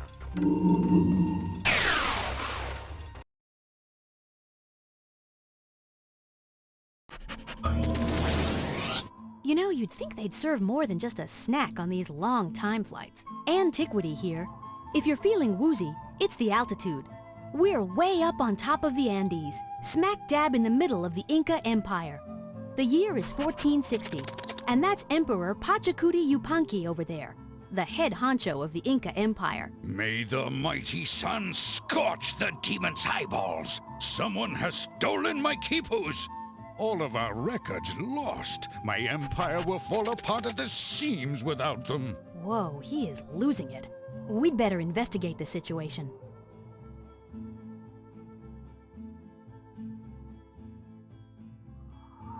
Whoa, hey, that's a Carmen note! The thief was here!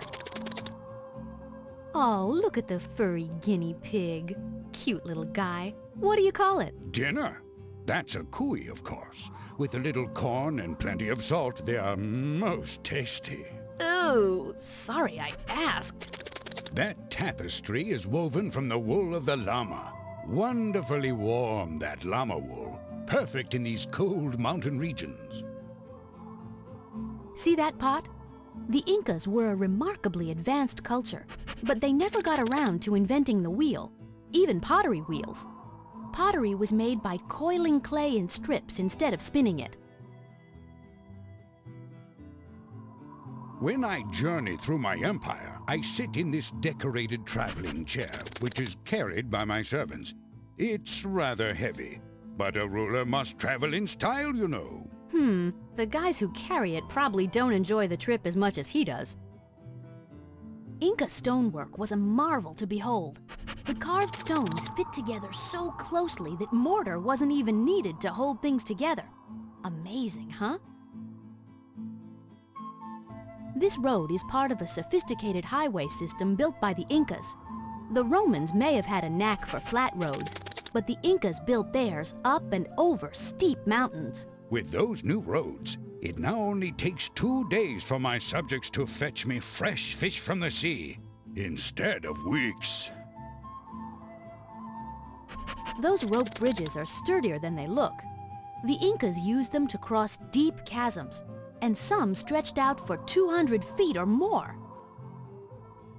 Those llamas are an essential part of the Inca transportation system. My administration is in a shambles. The outer regions are already grumbling.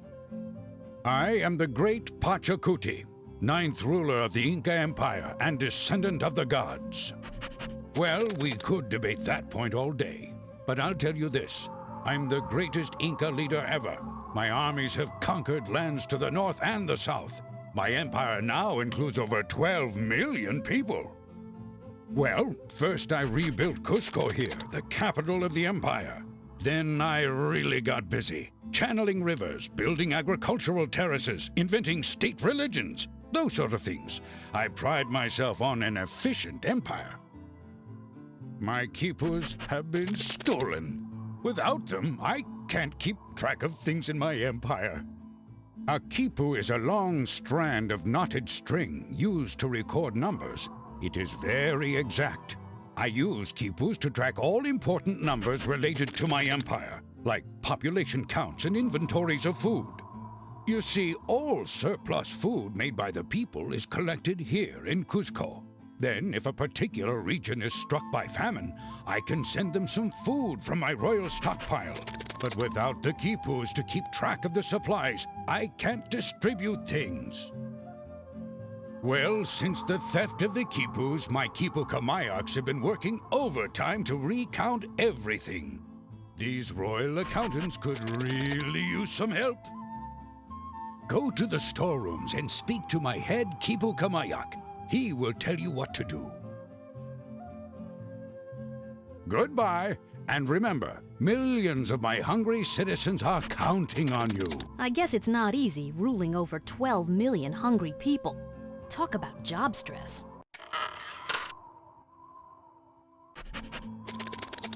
I see you are admiring my magnificent terraces. They're part of a complex irrigation system I've just introduced. It's all part of my plan to make the land more fertile here in the Cusco Valley.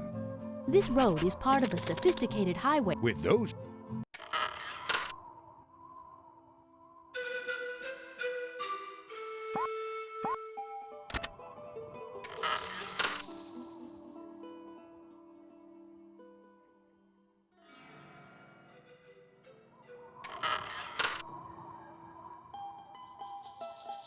Oh, my Inti, you must not enter the storerooms without my permission. Wandering hands can get cut off around here, you know. Maybe we should explain that we're here to help. He thinks we're thieves. These stone counting frames were like a kind of early calculator, but they can't indicate any numbers until we have something to put in the empty boxes. These nuts are wearing me out. We'll never recount the supplies in time. Our extra cotton plants are stored there. We keep our surplus potatoes in there. Oh, we keep our spare ears of corn in that building. What? Yes, I'm the head Kipu Kamayok. I'm in charge of all the Kipus and all the counting. I count everything. Not only the number of citizens, but every item in our storerooms. I get so stressed sometimes I have to count llamas before I can fall asleep at night. After the theft, I'm trying to recount all the goods in the storeroom. We have corn, potatoes, and cotton here. But how much of each? I'm just not sure. It's a kipu. I have to knot hundreds of them to replace the ones that were stolen. Each of the knots has a number value, as does each color of string. By tying different knots on different colored strings, I can record exact numbers. Like the number of llamas in the Empire, for example. Well, I was trained to do this in school, but it's not too hard. It's all in the fingers, really. Easy. See those storerooms? Please count everything inside each one. Then mark down the number by putting corn kernels on the nearest counting frame. Sure. By putting corn kernels in the empty spaces on the counting frame, you'll record specific numbers. Here's a big handful for you.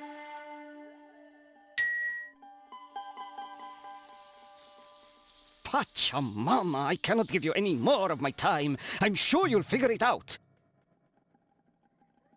The counting frame is a stone tablet divided into a grid. By filling in some of the boxes, you can record numbers. Okay, wait here. I'll run a quick count. I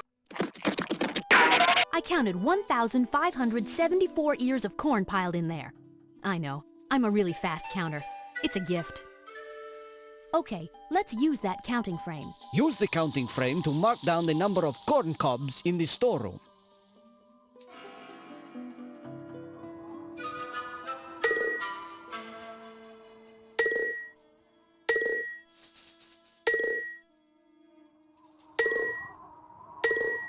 According to what you've marked on the tablet, there are 1,574 ears of corn. That's correct. Will you do the same for the other storerooms? I have so much to do. Hang on to your hat. I'll be right back. 3,029 potatoes. The spuds were really flying in there. Okay, let's use that counting frame. Please indicate the quantity of potatoes in the storeroom on that counting frame.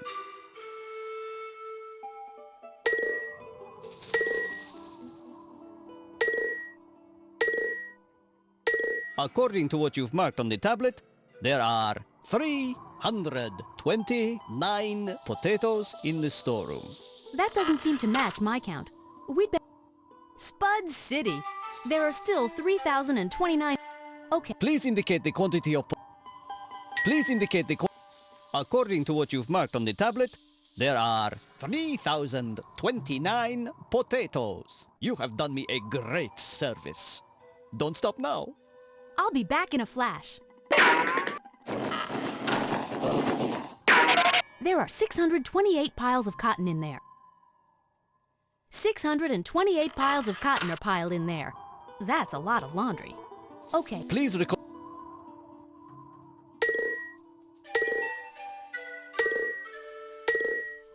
Please record the number. I see. So you say there are 628 piles of cotton. Excellent work. You are rather handy with a counting frame. Now please go tell Pachacuti that we are finished at last with the storeroom inventories.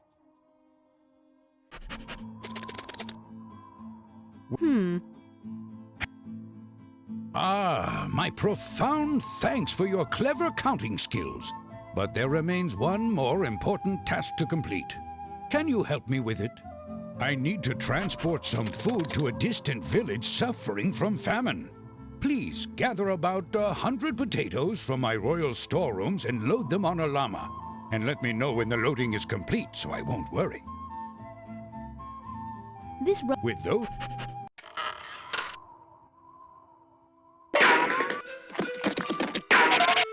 That storeroom is still full of corn, but...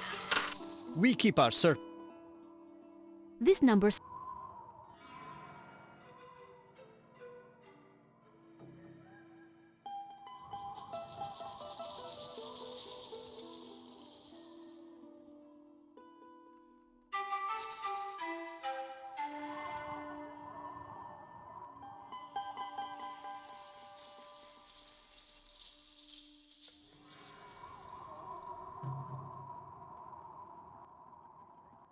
The count for the corn hasn't changed. 3,000. Spud heaven! I grabbed exactly 115 purebred potatoes and stuffed them in this sack. We're good to go. Very good. But before you go, please adjust the counting frame to match the reduced number of potatoes in the royal storeroom. We still have 3,029 marked here. We'll need to account for the 115 potatoes we've bagged.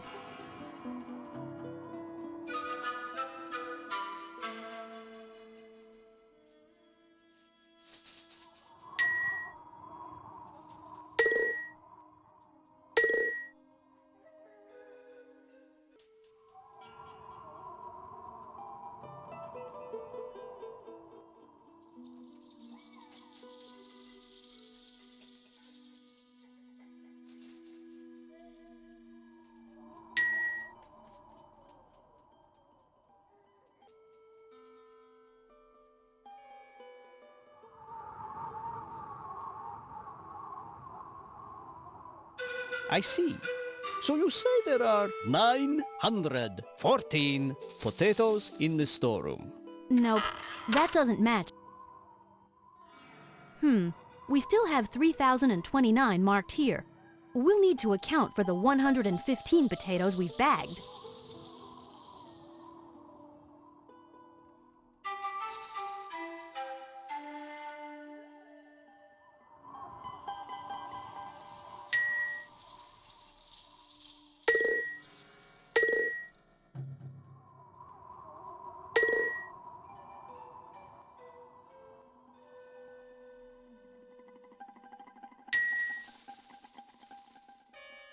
I see. So you say there are 2,914 potatoes. Perfect work, Detective. You've updated that counting frame to account for all the potatoes taken from the storeroom. Watch your step on the rope bridge. It's a long way down. Perfect fit. Let's head back to Pachacuti and let him know the llamas are loaded and ready. Hey, those llamas must be good.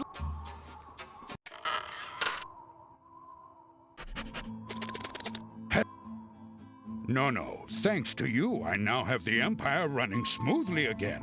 But you might be able to help me interpret the strange symbols I found on this paper. Holy mama llama! It's the third Carmen note! I'm activating the cuffs. Watch out, villain! Here we come! Okay, so the clue says Tears of the Moon. According to the Cornupedia, that is silver.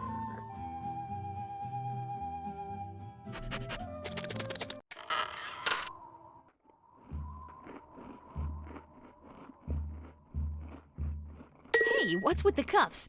Do I look like a thief? I'm no thief. I'm a CPA, a certified Pachacuti accountant. You visitors employ strange logic. This Emperor is no thief. Sorry, we haven't sniffed out a thief at that cooey.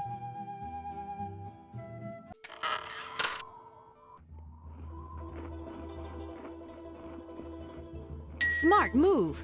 Silver was called Tears of the Moon by the Incas. So our thief must be hiding in that sack of silver. Time for a high-energy high five. We've nabbed Chain Reaction.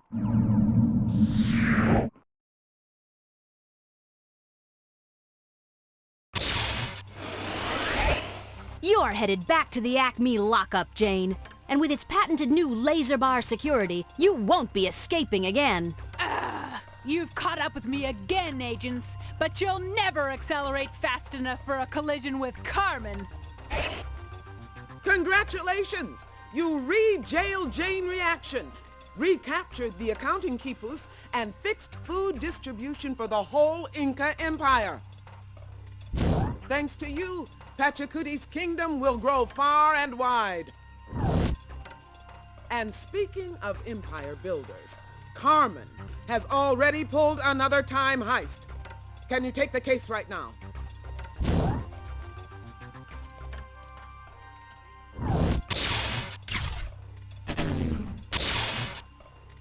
You're speeding toward the coast of Spain in 1493, where an Atlantic Ocean traveler is lost at sea.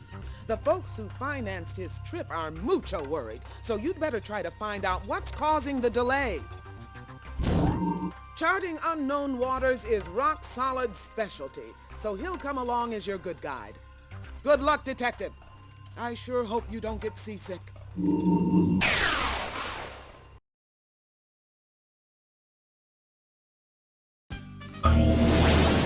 We've hit Spain in the year 1493.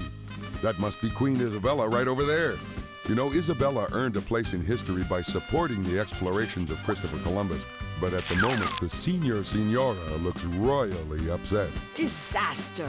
Columbus has not returned from his voyage to China. I can only guess that he has been lost at sea. My advisors warned me that his plan would sink. Hey, it sounds like one of Carmen's crooks has put a crimp in Columbus's plans. Let's talk with the Queen and see what we can do. Yes, Detective?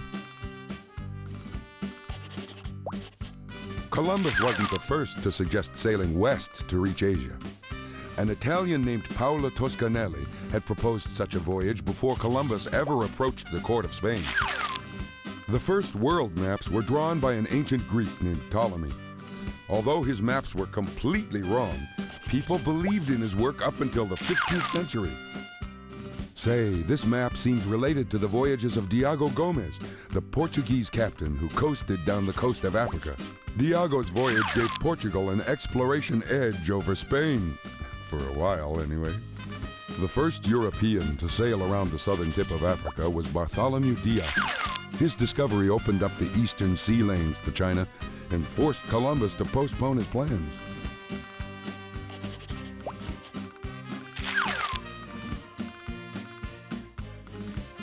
I'd say we're in the Spanish town of Santa Fe. This is where Columbus sought money from Isabella to pay for his voyage.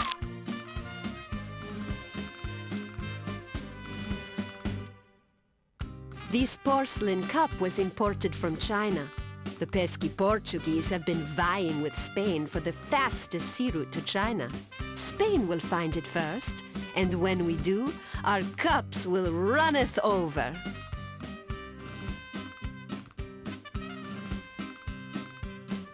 Greetings. You are welcome in the royal court of Spain, although you've come at an unhappy time. I am Isabella, Queen of Spain and ruler of Castile and Aragon. My husband Ferdinand and I made this a great nation. By uniting many warring groups in the country, we created the powerful United Kingdom of Spain. Christopher Columbus sailed away 8 months ago to find a westward route to China, but he has not returned. I fear his decision to sail west was not the best. If Columbus is safe and sound, he must be found. He sailed west, so you must too, to find him. You may take this ocean map for the westward journey. Most sailors reach China by sailing around Africa and heading east. Columbus insisted that since the world is round, he could reach China faster by sailing west instead. I'm searching for the fastest trade route to China. Marco Polo indeed. His route runs across land and takes far too long. A sea route to China will be faster, and ships can carry more goods than camels. The Portuguese already have an eastward sea route, so I hope to find a faster way to the west. Avoid the winds to the north. We call them the westerlies because they blow from the west and push sailing ships eastward back to Europe. Try heading south, where you may find more favorable winds. I think that map could be more useful elsewhere. Nah, returning it would be an insult. Let's keep that chart and use it to start sailing. Good luck crossing the vast ocean. May the wind and current be always at your back. We're almost ready to cast off. But first, let's learn to navigate. Use the mast to adjust the sail. When the sail is open, we'll blow with the wind. But when the sail is closed, we'll drift with the current instead. When you're ready, ring the ship's bell to start moving. You've found a message in a bottle, and it looks like part of Carmen's note. Keep this up and we'll have Carmen bottled up tight soon enough.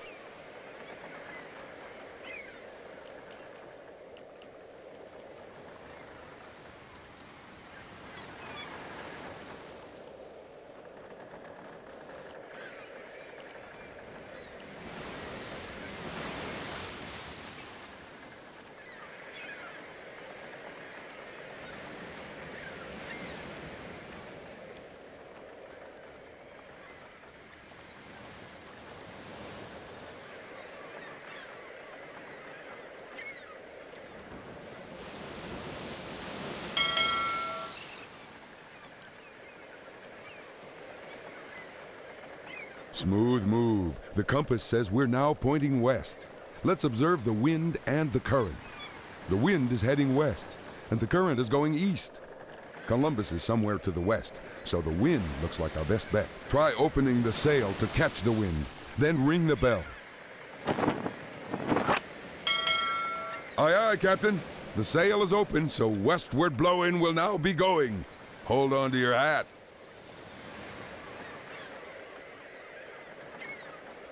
Good sailing, Captain.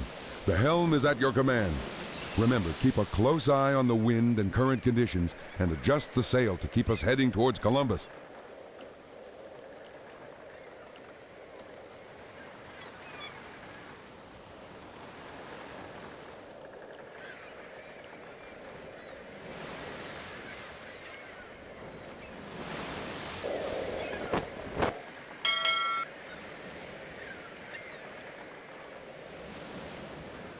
Nice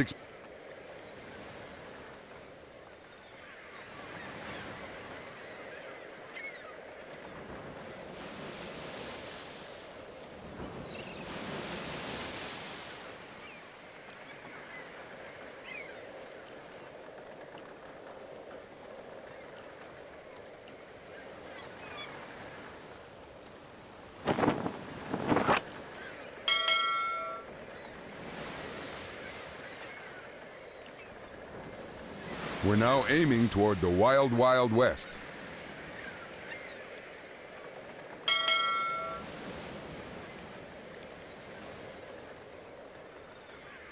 We're now aiming toward the wild, wild west.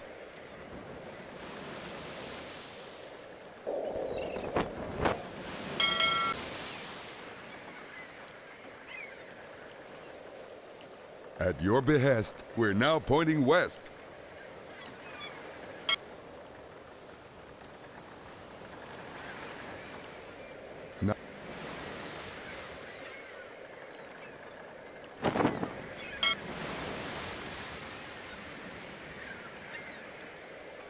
At your behest, we're now pointing west.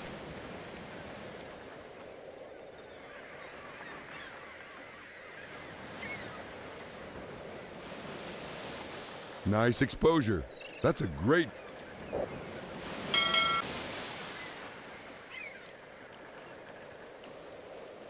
At...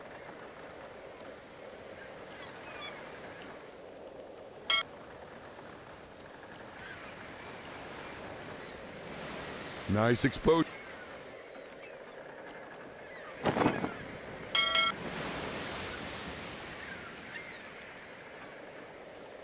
At your behest, we're now pointing west.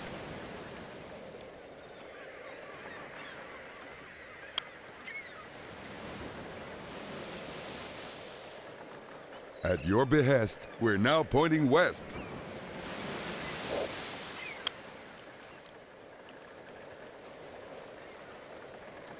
Nice exposure. That's a great view to the south.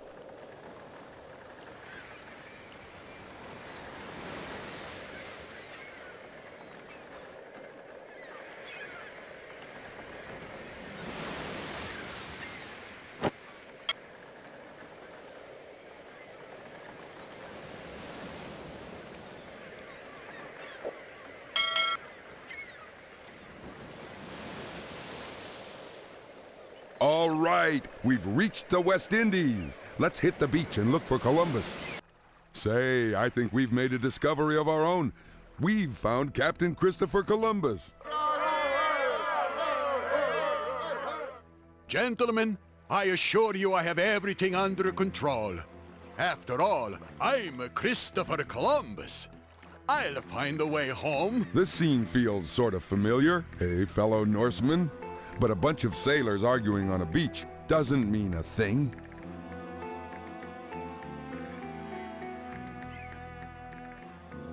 These ships were armed with two types of cannon, large bombardas and smaller espingardes, which fired granite balls and lead shot. Ouch! A fine ship, isn't she? That's the Nina, my favorite ship. That sturdy sea chest has a bad case of lockjaw. Too bad we don't have a key. I must be in China. These plants smell like cinnamon and rhubarb, plants that grow near China and Japan. These plants might smell like cinnamon and rhubarb, but they aren't. Misleading evidence like this helped convince Columbus that he'd reached China rather than a whole new continent. What Europeans called the New World was old news to these natives, who had a thriving culture here when Columbus arrived. Please, don't rile up my anxious crew. You'd think they'd love being trapped in a paradise. But instead, they just want to get home to Spain. Oh, my charts, my charts. I'm getting island fever without them. How I long to see again the noble plains of Spain. The ocean charts I created on my westward voyage was stolen, and now my men are making waves. They refuse to sail back across the sea without a good map for navigation. A grubby-looking thief wormed his way on board, posing as one of my crew, and hooked my charts. Then he sailed off with one of my ships, the Pinta. My sailors are a suspicious lot. They won't set sail until they see the charts that prove I know the way home. Why, I am Christopher Columbus. I'm the brave explorer who just discovered the fabulous and westward route to this place, China. Of course this is China. I sailed directly west from Spain to get here. And everyone knows that there's no other land between Spain and China. I'd prove it to you, except someone stole my charts from that sea chest. What's this? Whoever stole my charts left behind this strange scrap of paper. Hardly a fair trade. Say, that's a piece of the Carmen note. The thief must have dropped it in the chest when he stole Columbus's charts. All right, the map is safely inside. Phew, that's a load off my chest. That sturdy sea chest. We meet again. Interesting theory. I could check your ID against my charts if they hadn't been stolen. What's this? There's a chart in my chest. It's not the original, but it has all of the information to make an eastward sea journey. All right, men. I forgot to mention that a great explorer always carries a second map. That was a brilliant way to get Columbus to examine our chart. Now he can head back for Spain, and we can join him. I suspect our thief plans to meet Carmen at a time portal in Europe, and we'll be there. It's good to be aboard ship again. Shall we take another look at our chart? Don't worry, we're stocked with plantains from the islands of the West Indies. I find them quite appealing. Ah, the wind, the water, the salty spray. There's nothing I like better than a sea voyage. Except maybe fame and glory. It seems you're currently applying many of the methods I did, like using the wind and current to move forward, and a compass or the sun to establish direction. Earlier explorers tried to sail west from Spain, but were blown back by strong winds called the westerlies. But I sailed south along the coast of Africa first, then turned west. I found the winds that come out of the east called the easterlies. Oh yes, many. I barely avoided the Sargasso Sea, a huge floating mass of seaweed. Plus, I had to tangle with a mutinous crew. The largest ship, the Santa Maria, is my flagship. My two smaller ships called caravels are the Nina and the Pinta. You have no idea. It took me 17 years to convince someone to fund my expedition. I had almost given up hope until Queen Isabella opened her royal purse.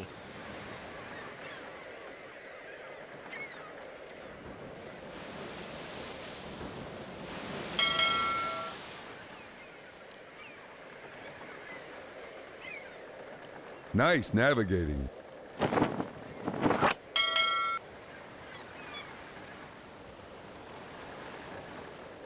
The compass is needling north, and we're matching it.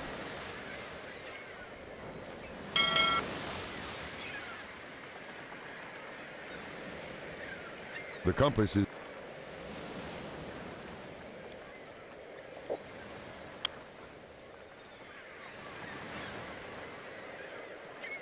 Our ship is now no...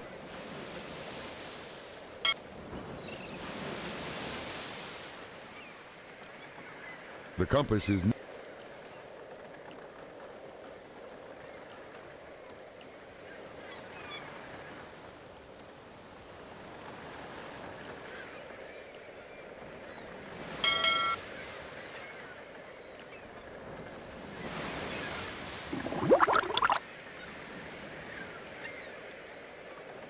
Good grief!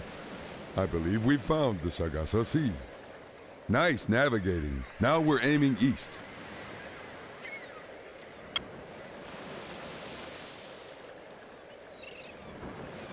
The compass is needling...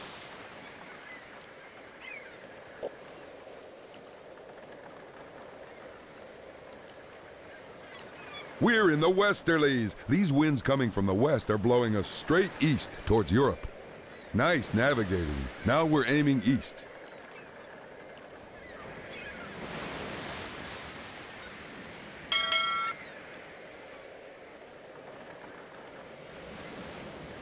After that move...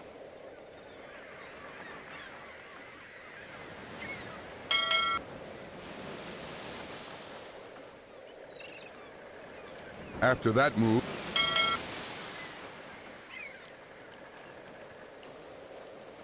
Now...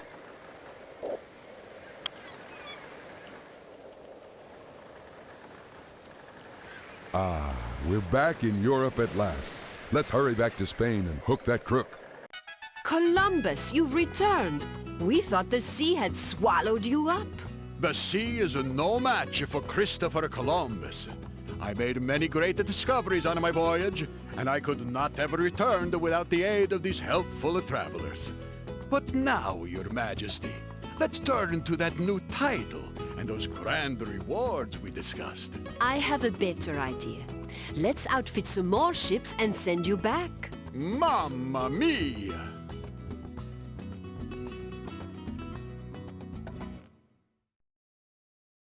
Great grab! That completes the Carmen note. Hang on, I'll fire up the time cuffs for some arresting action. So the note this time mentions that they're hiding behind a map of the New World that features the New World, which the only map here that features that is this one. Also, it wasn't here before. Eureka! That's a map of the New World, the only map which shows the American continents. It's the one from Carmen's note.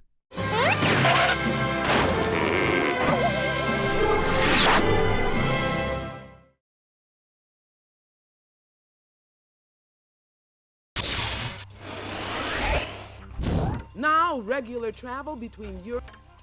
You're doing great work, and we need you to keep it up. Another crime has struck another time. Can you take the case?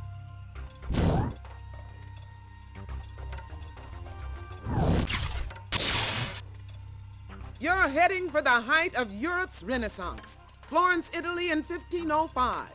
But where there should be a masterpiece, there's just a lot of moping. See if you can cheer things up. I wouldn't think of sending you to the Renaissance without Renaissance. Great painter and good guide. Good luck, and remember to keep your detective work in perspective. Hey there, hipster. Where are we now, you ask? Let's see. Italy, 1505. Yes, it's the Renaissance, all right. That fellow over there is Leonardo da Vinci, my art...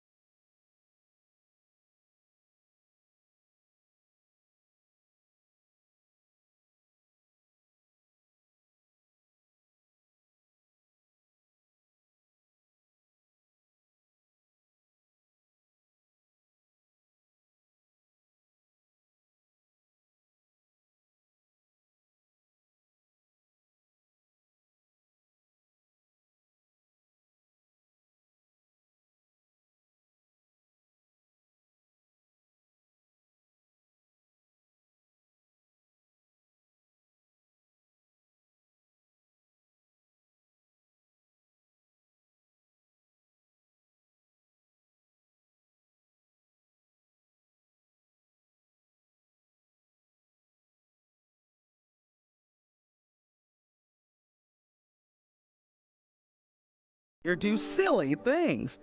Looks like it's resting from jesting, though.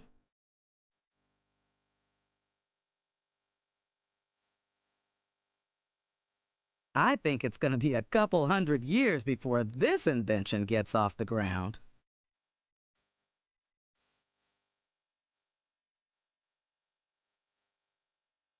Hello, I hope you haven't come to steal anything, because someone has beat you to it. I can't get my model to smile. Without that lovely smile, there's no painting. I'm afraid I'm no good at telling jokes. I can paint, sculpt, design, and invent, but jokes have always eluded me. I'm a very serious man, you see. I usually hire some amusing jesters, and the smiles last all day. But this morning, a strange night fellow came in and offered to build me a jesting machine, using my own spare parts. I love a clever machine, so I accepted.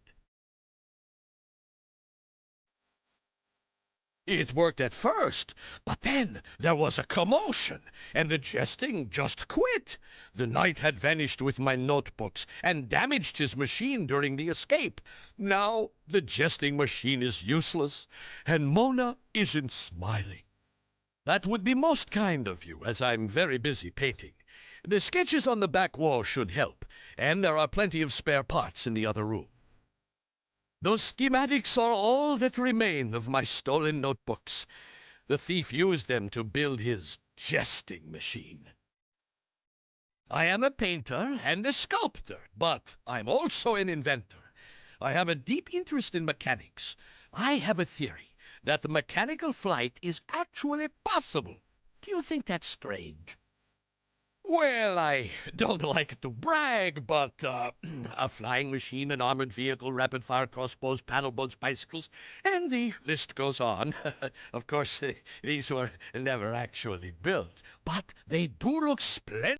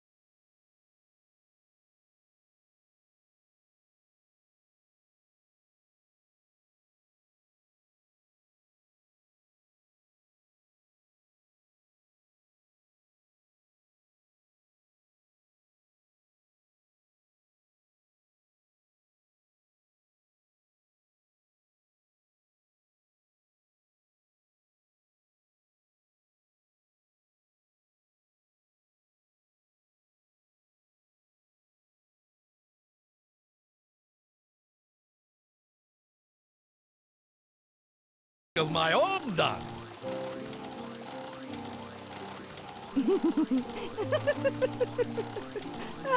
Perfecto! That's just the smile I want to see. Mysterious, enigmatic, marvelous. My painting is finally finished, and it's a masterpiece, if I do say so myself. Mona, come with me. We're going to paint the town red.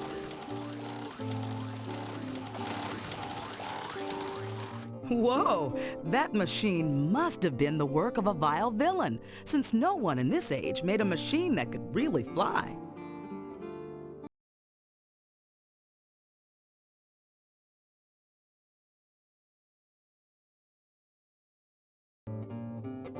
I suspect Leonardo would write anywhere. Even that tile contains some strange words. That makes Carmen note number 3. Now for the hard part, figuring out her cunning little word games. Now that the C note's complete, we can activate the time cups. So the note tells us to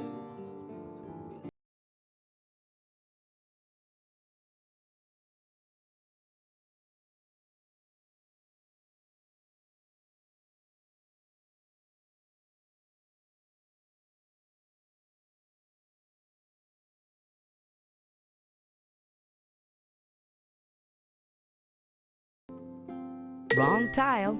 No thief, more grief. I don't see a thief. How about trying them where you think the thief might be hiding? No thief here, but there is a little mildew. Ew. That's the one. The Chronopedia mentioned that Leonardo always used mirror writing, meaning he liked to write backwards. So if we spin the tool on the tile, we end up with the loot.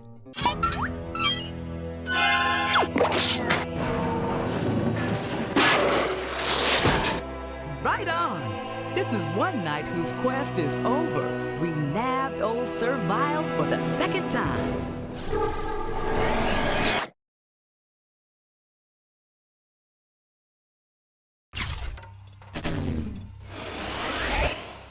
Back to Acme jail for you, Servile. Perhaps we'll put that plate armor of yours to good use this time as license plates. Fie. I am recaptured. But do not gloat, ye Acme rogues. Lady Carmen still roams free. Well done, Detective. You subdued Servile again, got the machinery in order, and helped Leonardo get a chuckle out of Mona Lisa. Thanks to you, art and science of the Renaissance will keep coming together in wild new ways. Excellent work, as usual. Yes, you are quite a worthy opponent. But in the end, I'll outsmart you. I've got much grander plans underway. Sounds like another time crime is already in the works. Can you move on to another case right now?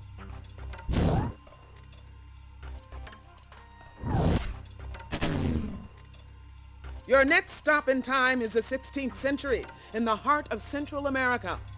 The century's most important Aztec ceremony should be starting right about now. But instead of worshiping, there's just a lot of worrying. Better see what's shaking. Here comes your good guide for this trip. Antiquity.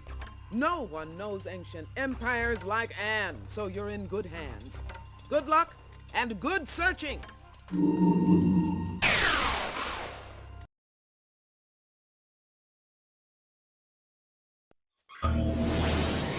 Ah, time traveling has gotta be my favorite pastime. Okay, Crime Stopper. The year is 1519, and we're in Tenochtitlan, the capital of the Aztec Empire in Central America. Looks like Montezuma, ruler of the empire, is right over there. Oh, please excuse my casual appearance. My formal feather headdress is gone. Looks like Carmen's time crook has been at work. Let's find out more.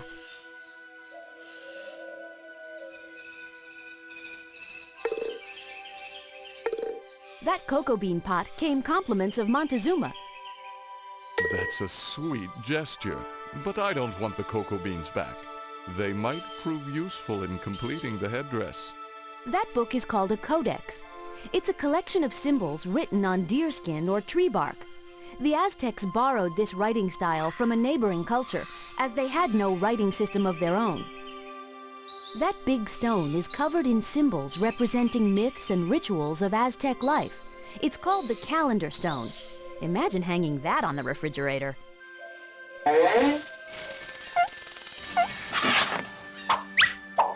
Ah, my prized pet snakes. We Aztecs fear snakes a little, but we also worship them. A winged serpent is the symbol of my people. That's part of Carmen's note.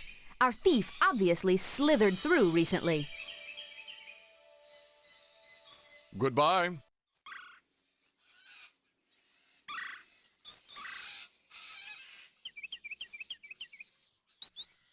All right. Farewell. What a mess. Some scatterbrain left things scattered all over the place.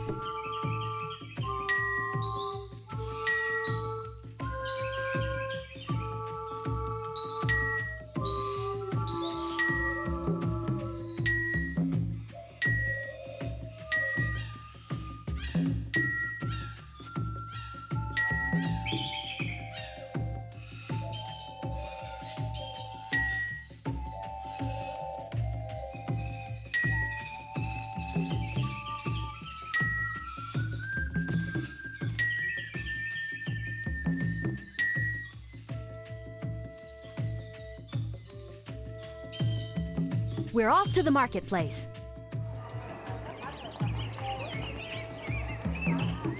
Excellent. What would you like to trade for?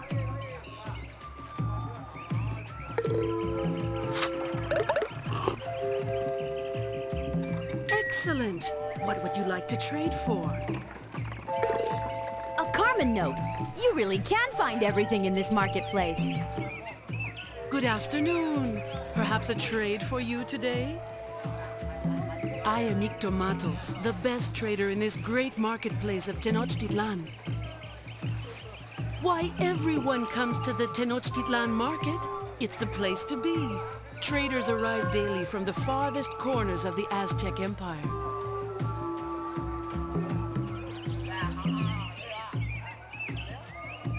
Ah, you obviously have good taste if you're admiring my goods.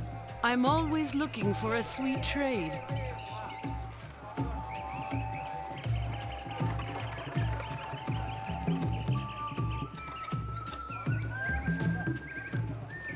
I have delicious maize grown right here in Tenochtitlan and gorgeous green quetzal feathers. Anything tickle your fancy? Cocoa beans are the magic item around here. I'll trade for them anytime. They're quite valuable and delicious too. Corn? Oh, you mean my maize. Maize is our most important food. It is grown on Chinampas. Chinampas are man-made islands. We Aztecs use them because the moist soil is good for growing maize. I need to keep a close eye on that maize, or hungry birds will eat it right up. Bye. Come back soon. Those terraced steps give that temple a classic Aztec look.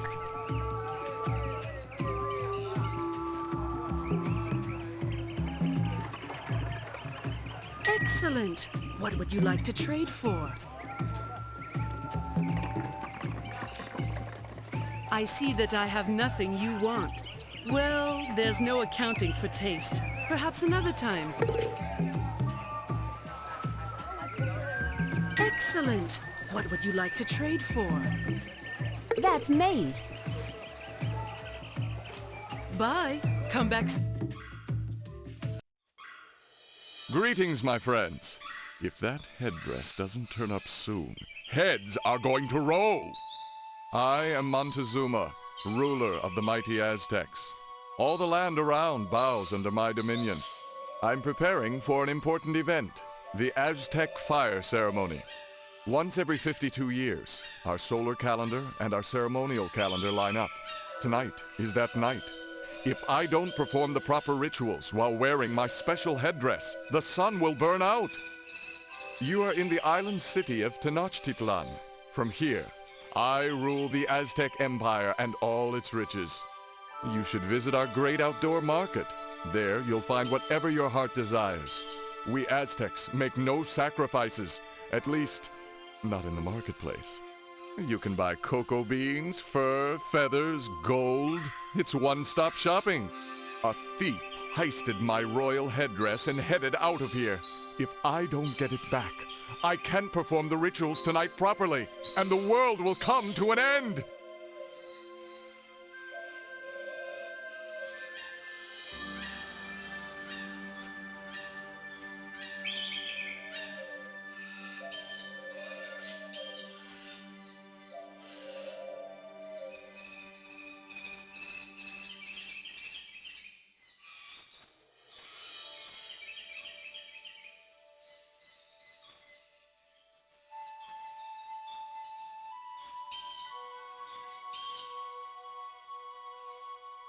I could make another headdress, but the feather worker who makes my feather clothes has flown the coop. It's always hard to find good help.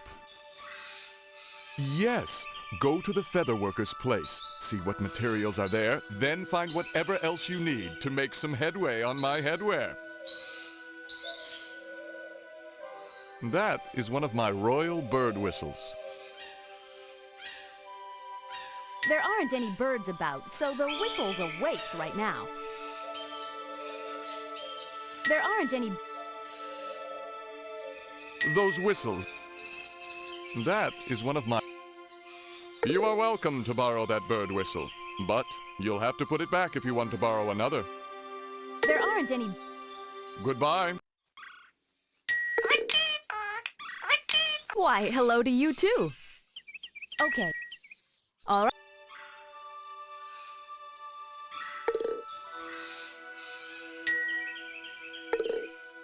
Goodbye.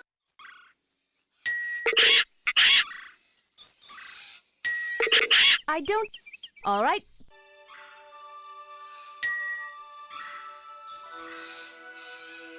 Talk about...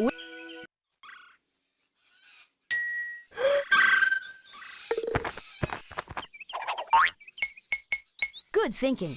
The blue Katinga had to drop that feather before it could munch up any maize. All right, back to the palace. That is one of...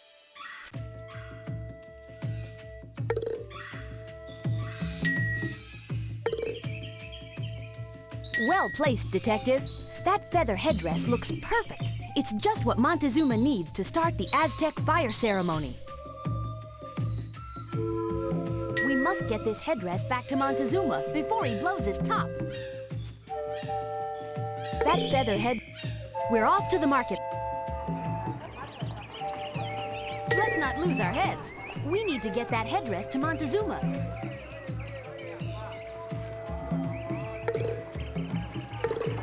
But... Great balls of fire! Don't leave with that headdress. I need it for the fire ceremony. Let's not lose our heads. We need to get that feather. That is one of my... Let's not lose our... Let's not... You have my eternal thanks. With this royal headdress waving on my head, I'll have the world fluttering at my feet. Time to start the ceremony.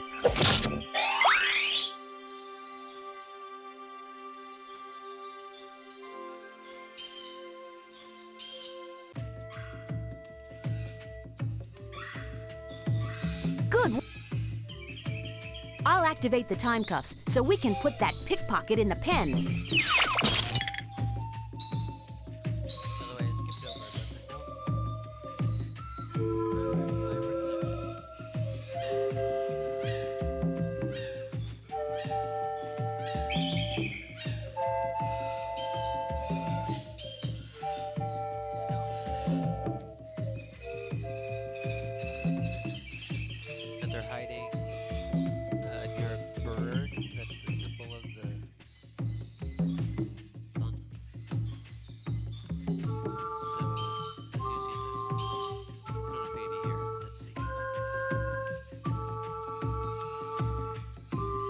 Back to the...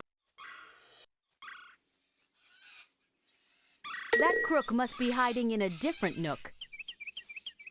Of course.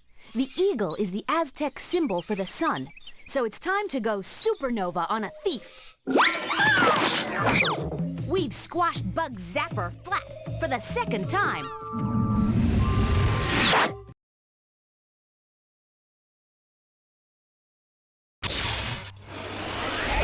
All right, Bugs, it's back to Acme headquarters for you. They'll need to break out the bug repellent. All right, you's got the zap on me, but you'll never catch the buzz about Carmen's real plan. Yes! Bugs Zapper is behind bars again. Montezuma is under a new headdress, and the Aztecs have another day in the sun, all because of you, Detective. Congratulations! You've enabled the Aztec culture to fully spread its wings and have a permanent influence on Mexican history and culture. Good going! But it looks like there's fresh villainy ahead. Can you take another case right now?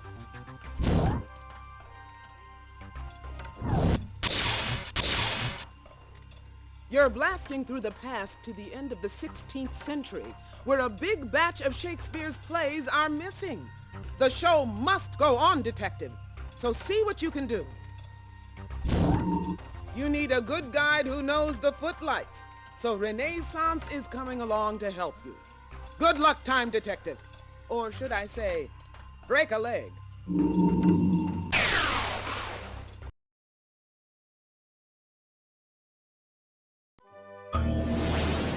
There's one good thing about traveling with the Chronoskimmer. We always arrive everywhere right on time. We've arrived in London, England, near the Thames River. The year is 1599. And look, over there, the famous Globe Theatre is being rebuilt.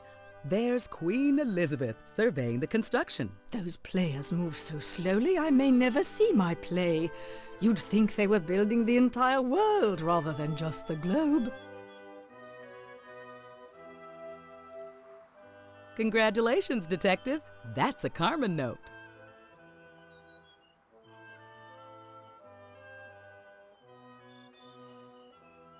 Even here in 1599, London is a bustling city. It's the capital of England. That's London Bridge, and no, it's not falling down, but all those heavy buildings on top did threaten to topple the bridge, so a law was eventually passed outlawing houses on bridges.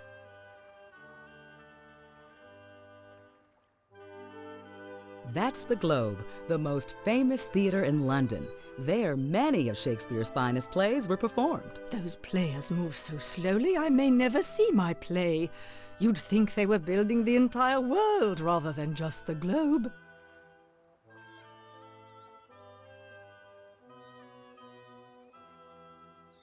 England is famous for its poetry and its royalty, but not its good weather. Let's solve this case before it starts to rain. Posh! I've seen the sun at least twice this week. 'Tis wonderful weather.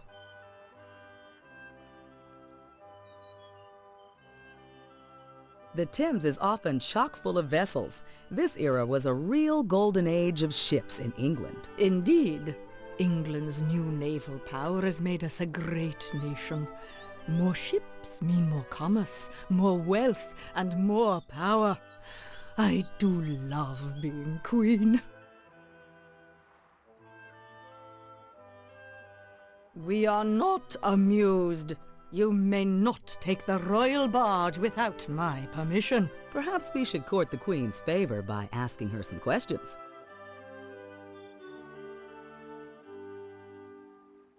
Good day, gentlefolk. Just look at that building. By my crown, it has more holes in it than my father, King Henry VIII, had wives.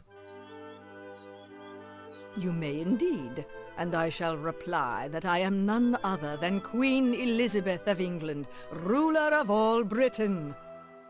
England is an island fit for a queen. Our crowning achievement is the theatre. The world's best playwrights and plays are blooming right here in London. Oh, all the world's a stage, you know, and our English theatres are among the best in the world.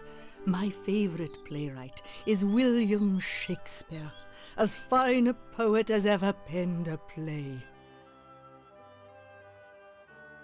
That's the Globe Theatre. The actors moved it across the Thames and are rebuilding it, and I fear their delay may impede tonight's play to be performed in my honour. William says they're too busy to build. He muttered something about a theft, and all the actors now needing to relearn their lines. I wish I knew. You may take my royal boat across the Thames and get those actors to work.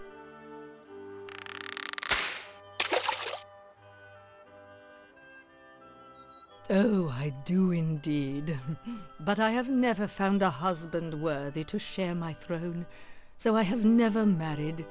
It's lonely at the top.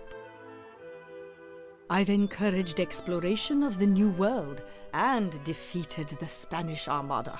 This is truly a golden age for England. Time for some globe-trotting at the Globe. Just look at this Globe Theater. Swiss cheese doesn't have as many holes. We can see William Shakespeare right through this wall. Oh, how much longer shall I endure the slings and arrows of this outrageous fortune? The Globe is still not done, and you, Burbage, you must learn your lines. Let's rehearse again. Ahem. 2 beans or not 2 beans? That is indigestion. You're killing me, Burbage. It's to be or not to be. Try again. It looks like Shakespeare and his players are still rehearsing. Let's head inside. At last, we have an audience. Hey, you, grab a poster and let us know what rehearsal you want to hear next. Great Caesar's ghost! Who let that foolish dog back inside? Out! Out, dumb spot! On this stage, Shakespeare's company performed some of the world's greatest plays. This is where the bard starred. All the world's a stage and, odds bodkins, they really must rehearse.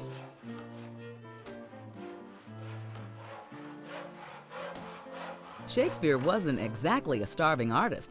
Crowds paid to enter the Globe and see his popular plays. Imagine how much he would have earned in Hollywood. Our theater is unusual, for we actors own the Globe, rather than some landlord. We are a collective, and we collect quite a profit.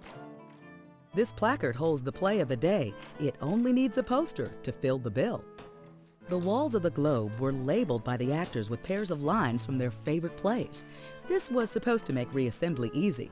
If we can put those pairs back together, voila, we'll have a finished theater. Indeed. The lines on those wall sections match the unfinished sections of the theater, but I'm too busy to get those lines aligned. Oh, woe is me. I can't deal with interruptions now. I'm too busy rehearsing. Hail and well met. Please forgive the messy scene. The walls here do not yet surround the Globe Theater.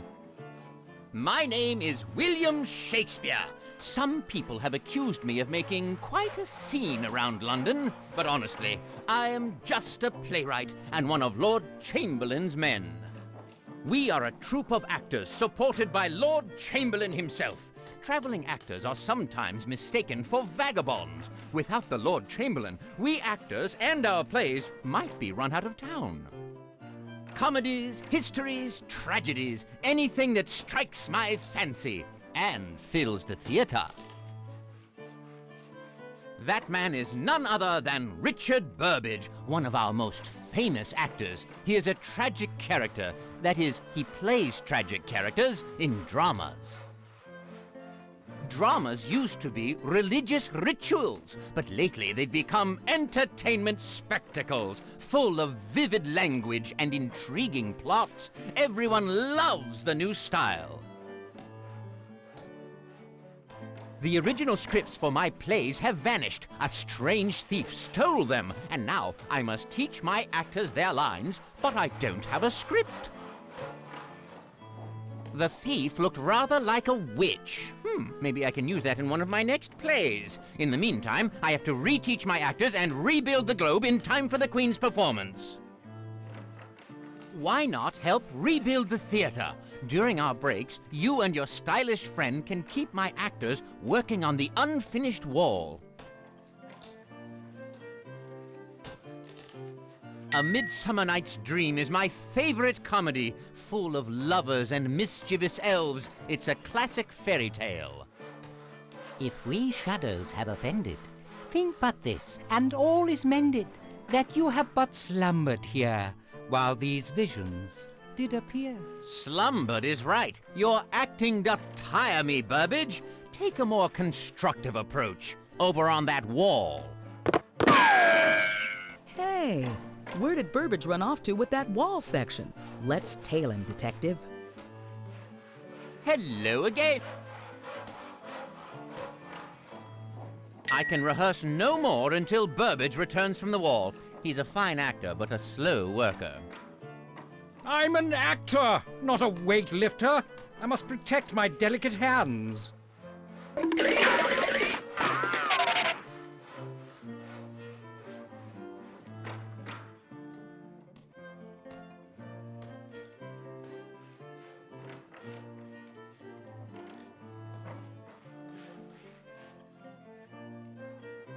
Excellent. We've filled the breach. A finished wall is coming into reach. Someone dropped a line of crime, that is. That's a Carmen note. You have my thanks for helping with the wall. A void in my life has been filled. You've a keen eye for literature, Detective. That's the final piece of the Carmen note. With a completed C note in hand, I'll power up the time cups.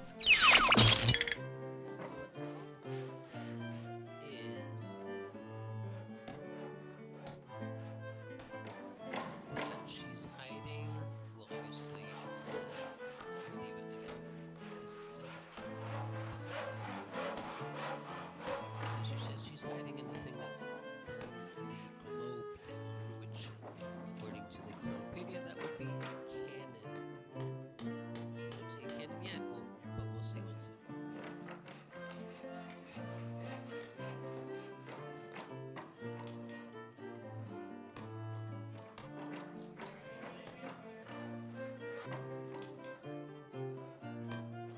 As You Like It is a most excellent comedy, a tale of love set in a wood where the players cannot see the forest for the trees. All the world's a stage, and all the men and women merely players. They have their exits and their entrances, and one man in his time plays many parts. And the more parts, the better. So now, act like a builder and get back to that wall. Well, this wall is practically finished. My sweat is better spent back on stage.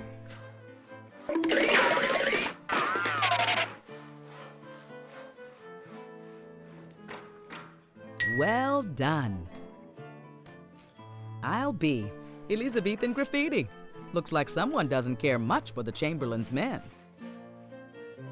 By my troth, they're putting quite a spin on the globe. Our play might even start on time. Macbeth, who killed his Scottish king, but could not see trouble brewing. Double, double, toil and trouble, fire burn and cauldron bubble. Fillet of a fenny snake, in the cauldron boil and bake, eye of newt and toe of frog, wool of bat and tongue of dog. Burbage, perhaps you should stew over your lines while you work on that wall. Oh, I'm much too talented for this tedious work, ta-ta.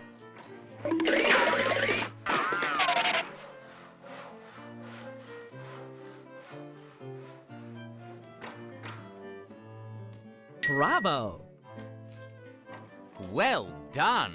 With the globe complete, our sphere of influence will extend to the Queen herself. Henry V, a kingly choice. Young King Henry outgrows his rowdy youth and causes a riot in France. Oh, for a muse of fire that would ascend the brightest heaven of invention.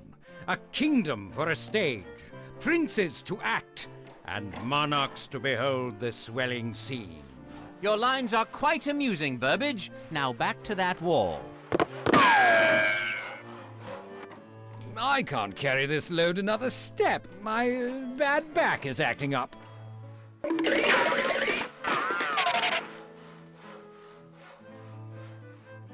Nicely done. Once more into the breach. Our wall is nearly complete. Ah, Romeo and Juliet. A boy and a girl from rival families fall in love, making their parents furious. In-laws, what can you do? But soft, what light through yonder window breaks? It is the east, and Juliet is the sun. Arise, fair sun, and kill the envious moon, who is already sick and pale with grief, that thou, her maid, art far more fair than she. Your fare is fair to middling, Burbage. Take a break and get back to work on that wall. I can't lift anything heavy. I might tear my tights. Besides, I must rehearse. Fantastic architecture, Detective. Well done. Why, never did I see so fair a globe in all the world. 1,000 thanks, my dear friends. You've kept construction going during this riotous rehearsal. The Queen's performance shall soon begin, and I have a royal reward for you. Backstage passes. Follow me. Hey, it looks like we're in the tire room where the costumes and props are stored. And the Queen's performance has begun. These sewing tools were used by the tiremen, the tailors who made the actors' attire. Shakespeare's audience expected to see lavish costumes from actors playing royalty. This costume might be a hand-me-down from an actual king. In Shakespeare's day, only men were actors, and they played the women's roles as well. Talk about role reversal. This armor was another costume used during plays like Hamlet or Henry V. I bet it also came in handy if the crowd disliked the play. On stage, the actors used fake swords and red vinegar for blood. That way, anyone who wanted to take a stab at acting could do so without getting hurt. Believe it or not, that's a real cannon. It was sometimes used to make sure the play started off with a bang. Actors pinned papers to the walls so they could study the lines of the play. They really hung on every word. Careful, Burbage isn't just playing around anymore. Let's not interrupt the performance.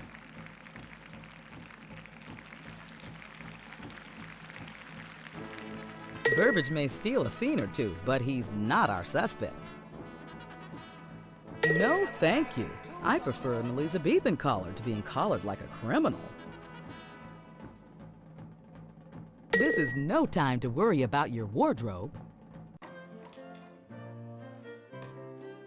Very well.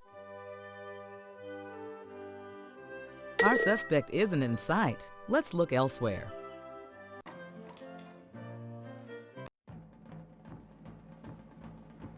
The more pity that fools may not speak wisely. Good thinking, Detective. The Carmen note referred to the thing that burned down the globe, and that was the spark of the cannon.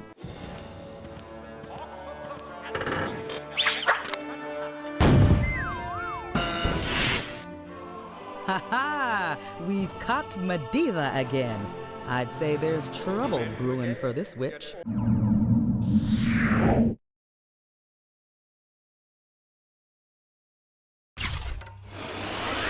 Madiva, you're coming with me. We'll keep you under our spell back at Acme headquarters. A second seance in that Acme cell won't be a spiritual experience. But you'll never conjure up Carmen Sandiego. Way to go! You tossed Madiva in the dungeon, helped Shakespeare with his scripts, and got the globe together. All in time for a command performance. Shakespeare's works will survive through the generations right up to the Broadway stage thanks to you. Nice work. That performance deserves a promotion. Your new badge says, Time Inspector. And there's a crime up ahead that needs inspecting. Can you take the case?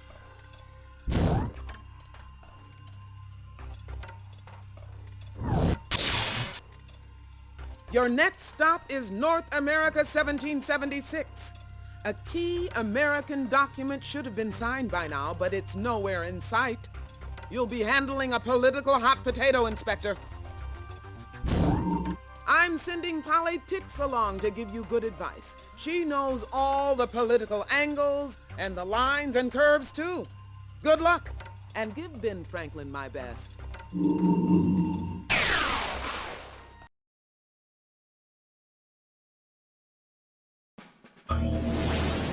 What a blast to the past! We've arrived in the American colonies on the 4th of July, 1776, and that founding father is none other than Thomas Jefferson. The misfortune! The Second Continental Congress is assembled and waiting for me, but my final draft of the Declaration has been stolen. No need to get all wigged out, Mr. Jefferson. We'll help you make your declaration. In England, Men wear powdered wigs in Parliament, and in the colonies, we wear them in Congress. They can make debating a truly hair-raising experience. Thomas Jefferson was known to fiddle around with a violin. In fact, he was quite good.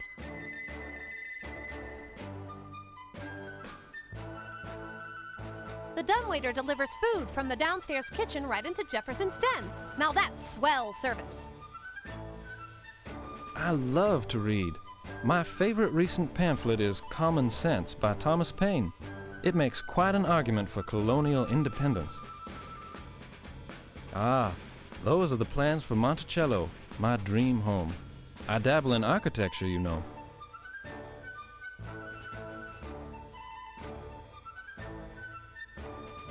Greetings. Forgive my distraction. The declaration draft I was composing has been purloined, and the Congress is waiting on me. I am Thomas Jefferson, a representative of the colony of Virginia.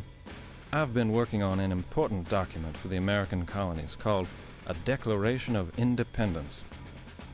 Actually, the idea for a declaration was inspired by a 5-man committee, of which I am just a part, but they asked me to do the actual writing. I have a bit of a knack for writing, so Adams and Franklin asked me to write out the Declaration. I've been working on it for 2 solid weeks.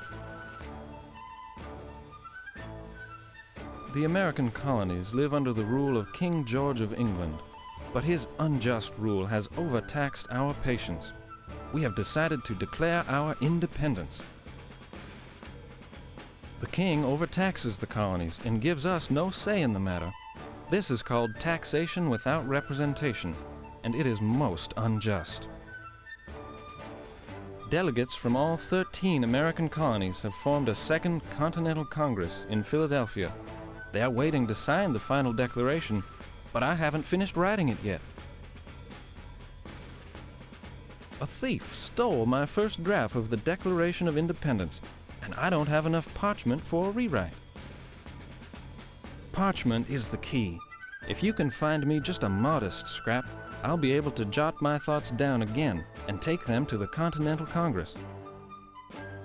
If only I knew!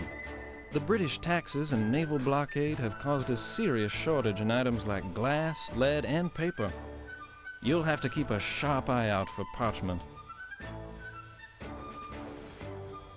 Farewell. Please return if you find any parchment.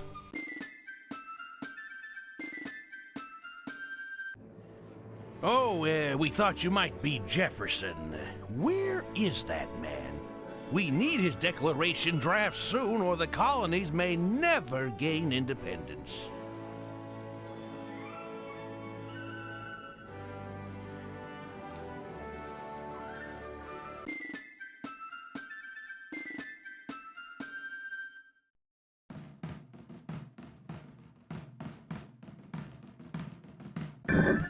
Well, look at that.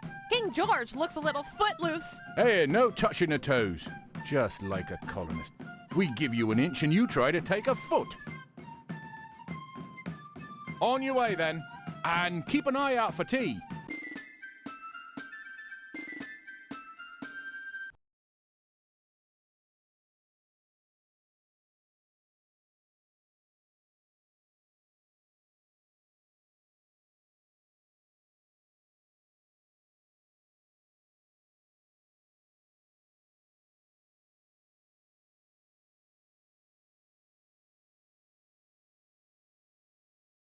Back to Manhattan, New York.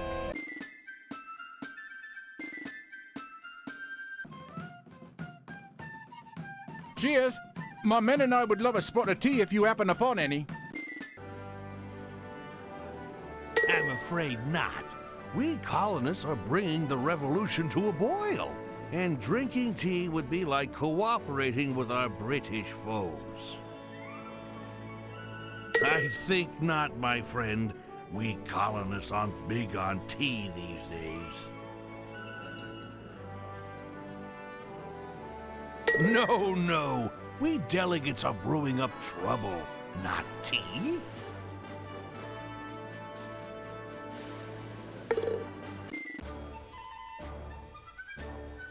No, I'm too nervous. The only tea I want is in declaration. Farewell.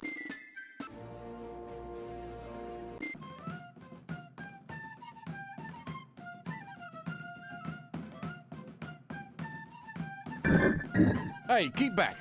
We are protecting this lead statue of King George from angry colonists. On July 9th, 1776, in just a few days, colonial troops will knock over the statue and melt it into musket balls for the war.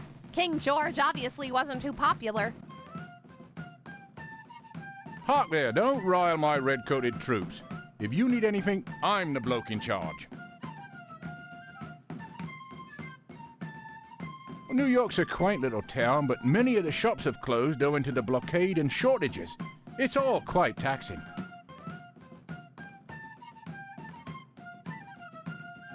G'day. Blimey, but all this garden has made tea time a distant memory. I can't remember the last time we had a cup. Truth to tell, I'm a proud servant of my king. But I do feel for the colonists. They've been paying very steep taxes these days. Well, it's my job, you know. Besides, many British think these American colonists are just brewing up trouble about their tea taxes. Well, the colonial Minutemen are scrappier fighters than we expected. My soldiers are better disciplined, of course, but those colonists really want their independence. Why, this is a lead statue of His Honoured Majesty King George III. My Marines and I have been assigned to protect his kingship from rebel scavengers. You can look, but you can't touch. My job is to protect this statue. I can't have you making off with anything. Oh, for a cup of tea. When His Majesty taxed the tea, the colonists boycotted the stuff. They've declared coffee their new national drink. Tea is just impossible to find these days.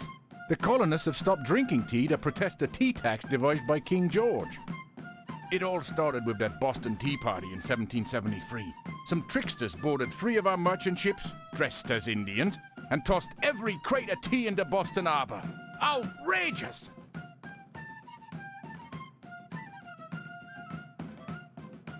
My men are highly disciplined Marines who never accept bribes. However, an officer like me can be more, open-minded. Great kings of England! It's honest to goodness tea! If a bit waterlogged. Come on, lads! It's tea time!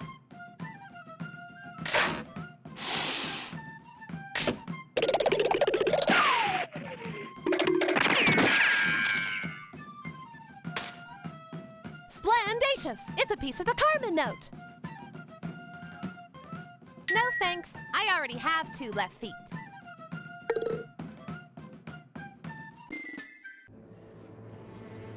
When we spoke of defeating King George, that's not exactly what we meant. Nah, keep it. Adams is busy giving the country a step in the right direction.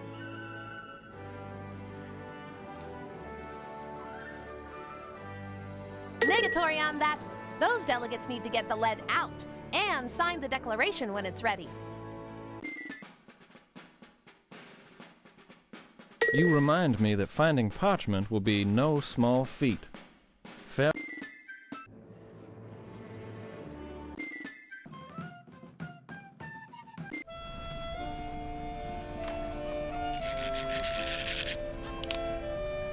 Ah, that's a nice chunk of lead, but it's much too big to use as a musket ball.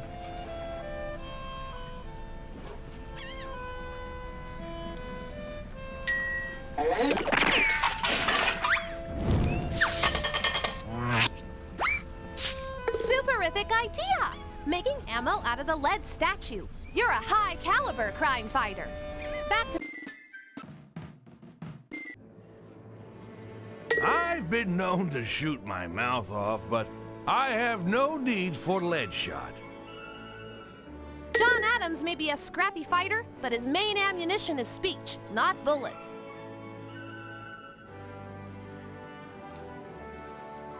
Negatory on that. Those delegates need to get the lead out. Nah, Jefferson doesn't need them. Politicians engage in wars of words, not bullets.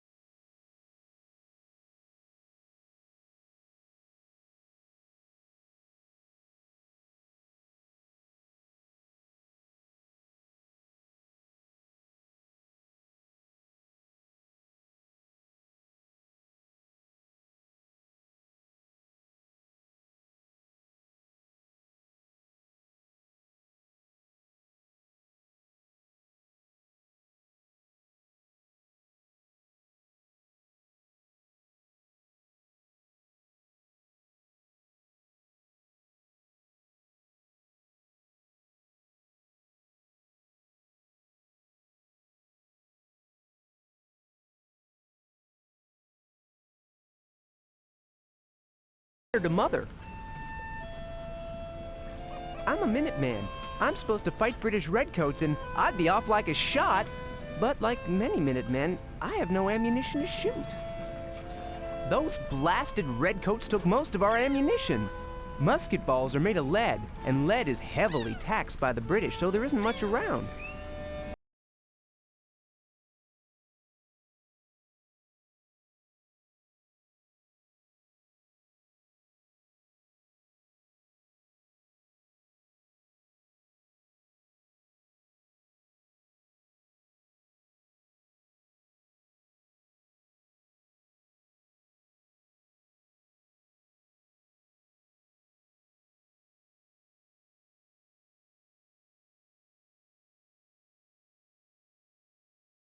We soldiers scavenge it from pipes, monuments, plates, you name it.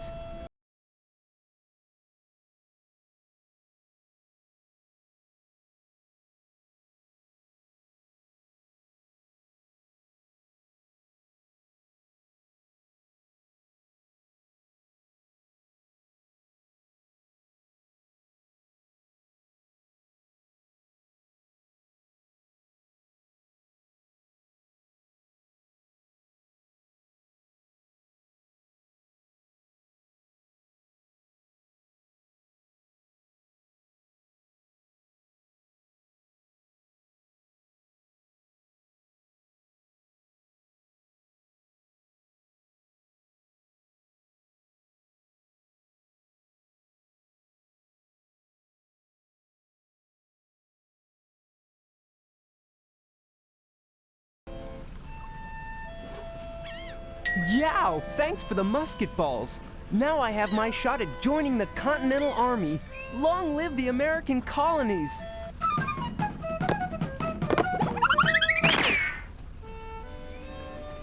Thanks, but I have terrible penmanship. Jefferson could probably do a better job.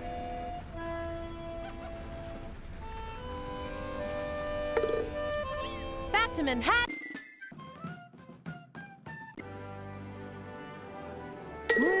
That sort of fine parchment is perfect for composing independent sorts of thoughts. Adams won't want that. He once said Jefferson should write the Declaration because he's 10 times better at writing than Adams.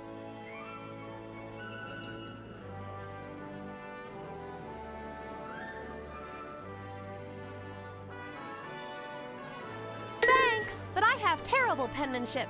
Jefferson could probably do a better job.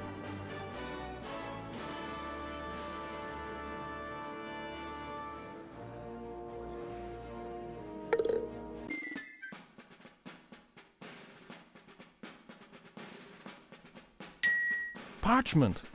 You deserve volumes of praise. Now I can rewrite crucial parts of the Declaration of Independence. I've written out all the important points, but these paragraphs still need arranging. I'll hurry them over to the Pennsylvania courthouse, where the document can be completed. See you in the city of brotherly love.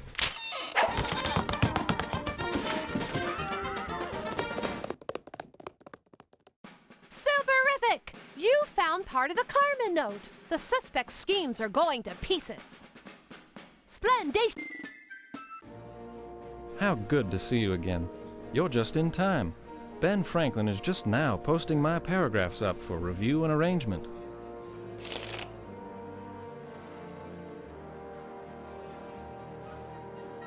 As I said, as I was playing Assassin's Creed 3, this is the other place I was playing.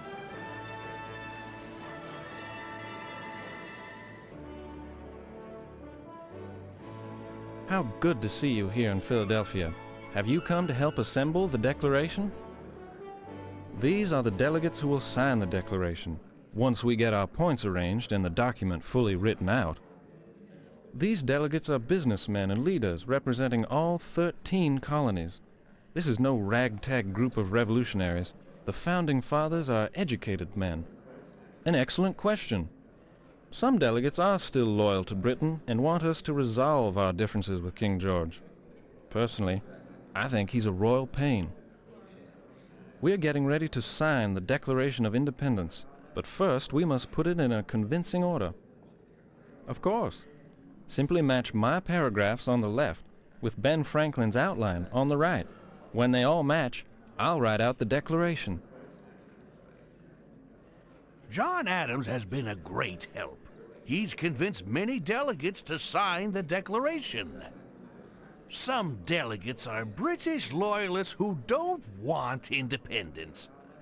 But we'll convince them it's time we colonists stood up for our rights. Greetings! Many thanks for helping Tom obtain the parchment. But now we must get the Declaration in proper order. Benjamin Franklin's my name. Inventor, statesman, and clever writer. Ever heard of Poor Richard's Almanac? That's my publication, full of clever proverbs. A proverb is a witty little piece of homey advice. Here's one of my favorites. Early to bed and early to rise makes a man healthy, wealthy, and wise. Not bad, huh? Well, here's something off the top of my head. The delegate who completes our Declaration Sublime will save the American colonies in the nick of time. The delegates here are waiting for Jefferson to arrive with his draft. Then they need to make the hard decision to sign the Declaration. Not everyone is convinced that separating from England is the best thing to do. John Adams has worked to convince everyone that independence is our best option. But independence does not come without risks. If we lose our war for independence, everyone who put their signature on the Declaration of Independence will lose their heads. We're really sticking our necks out for this. Well, my outline presents our ideas in an organized fashion.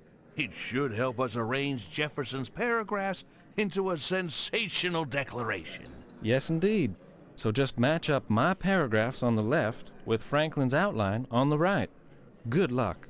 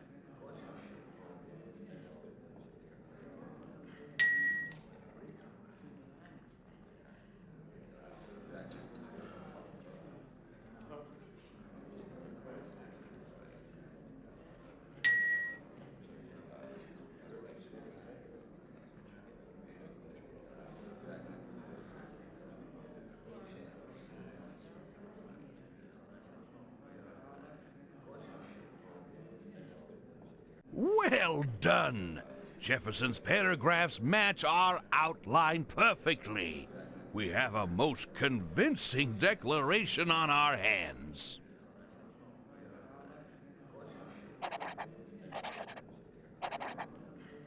Well done! You've helped organize this document into a memorable Declaration of Independence. Now, let's get those delegates signing before they lose their nerve, hmm?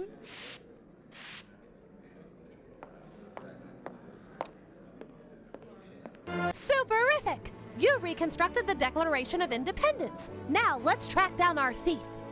Yeah! That's the final fragment of Carmen's note.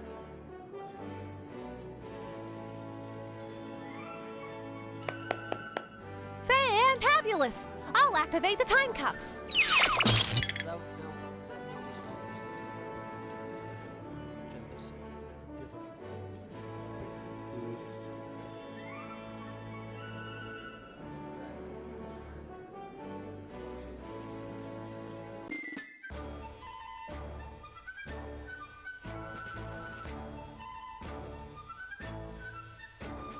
See, that's using your noodle. The dummy was waiting in the dumbwaiter.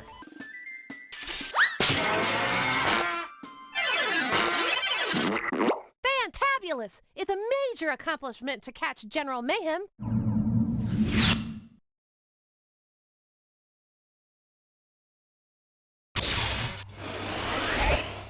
Come on, General. You can think about independence. Independence. You can court-martial me, but you'll never put Carmen Sandiego on trial. Well done! You re-jailed General Mayhem, bartered your way from Virginia to Philly, and redrafted the Declaration of Independence. I salute you! Thanks to you, the 13 colonies are on their way to United Stateshood. But don't get too comfy. There's another crime dead ahead in time. Can I put you in charge of the case?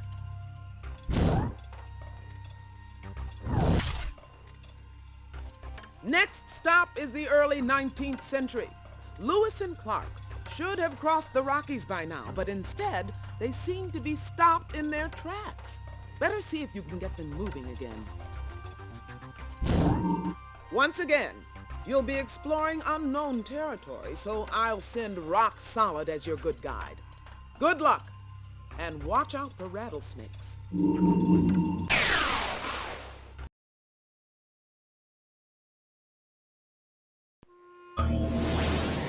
I love time travel, but I'm getting tired of resetting my watch. Ah, the great outdoors. It looks like we're in North America where the Missouri River emerges from the Rocky Mountains.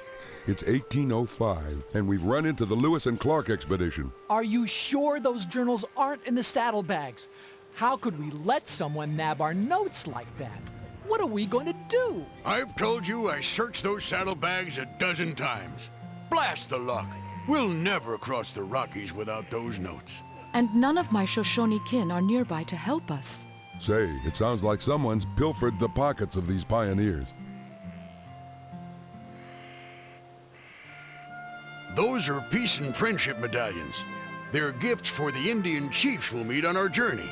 In a pinch, they're great for trading, too. President Jefferson gave us the medallions. He's eager to learn about the Indian tribes west of the Mississippi.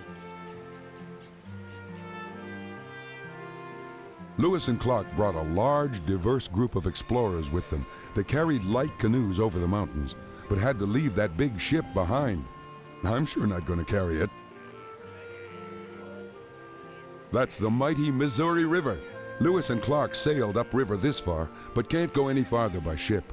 They plan to hike across the Rockies, then boat down a westward flowing river to the Pacific Ocean. One of our main goals in the Corps of Discovery is to find a waterway from St. Louis to the Pacific. But I have a sinking feeling it doesn't exist.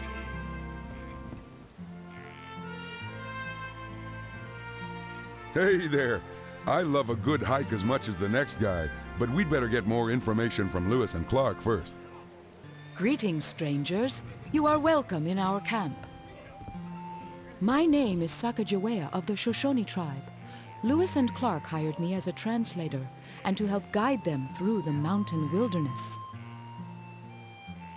I grew up in these mountains with my people, so I know of many dangers. On the steep cliffs, you must skirt the surly bighorn sheep. Avoid the strong current of the river. Most of all, beware the hungry bear. I have many memories of growing up in these beautiful mountains. I remember days spent weaving a tall basket. I also recall the sounds of my brother playing his drum. I later lived among the Mandan Indians on the plains. It was there I learned to make a sharp tomahawk. I also learned to make a sturdy moccasin. When I first met Lewis and Clark, they had just completed a long day's travel. They were very tired, and I offered them a blanket. Right away, they were both fast asleep.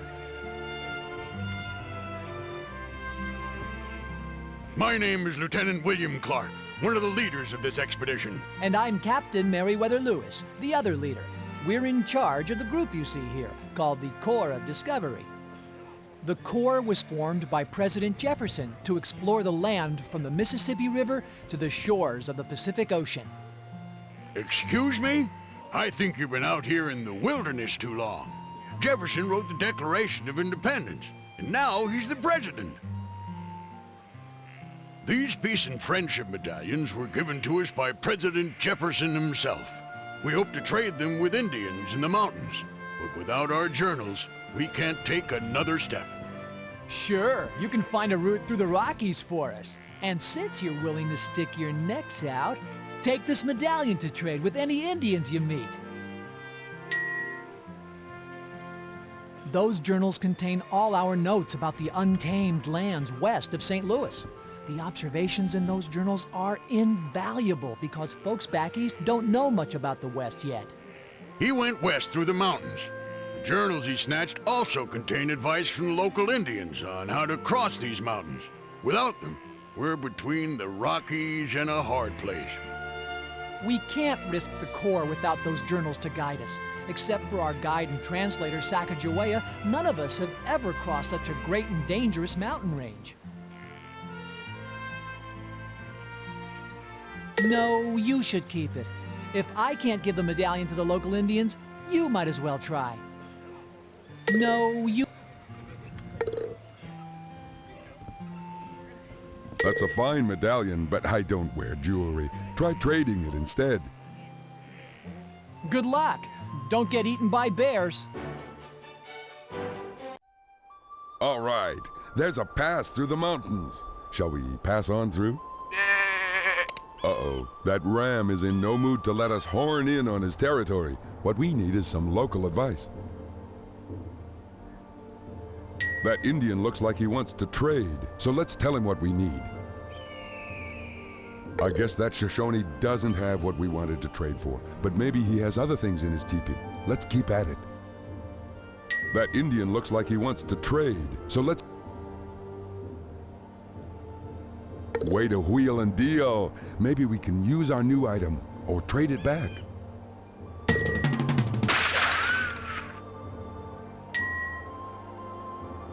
I guess that Shoshone...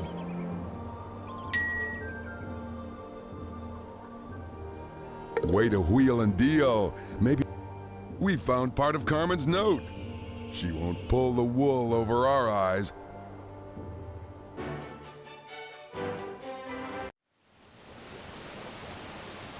Great idea. Just be sure you aim that tomahawk at the tree and not at your old friend Rock. Oh yeah. Timber! Good work, Inspector. And thanks to that Shoshone for showing us the way. Ooh, no thanks. I think my head has a close enough shave already. All right, Inspector. Who says clues don't grow on trees? That's part of the Carmen note. Okay, down the mountain we go.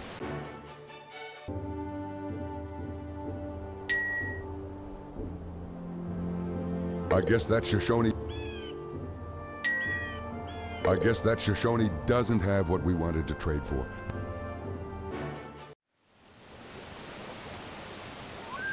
That Shoshone woman seems willing to trade. Let's tell her what we're looking for. Way to wheel and deal. Maybe we can use our new item, or trade it back. Stay on your toes, or at least stay on your feet. We don't want to fall in. Eureka! We've reached the top of the Rockies, and that path ahead leads on to the Columbia River. Great galloping grizzlies! Where'd that big bear come from?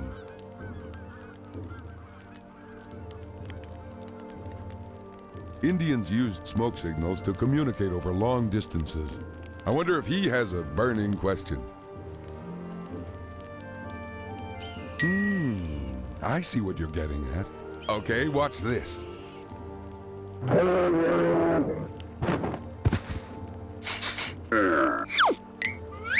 Way to go. With that bear gone, we can continue west to the Columbia River. Westward ho, let's go! But first, let's head back east and round up the Corps of Discovery. We're back! We found a terrific route through the Rockies. Was your journey difficult? No, we just had to grin and bear it. Come on, let's load up the portable boats. It's smooth sailing from here.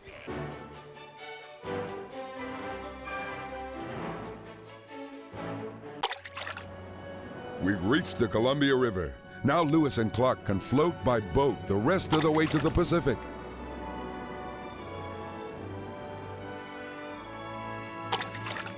Hey, that's the third and final piece.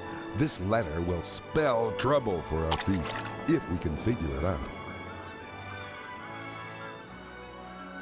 I'll fire up the time cuffs.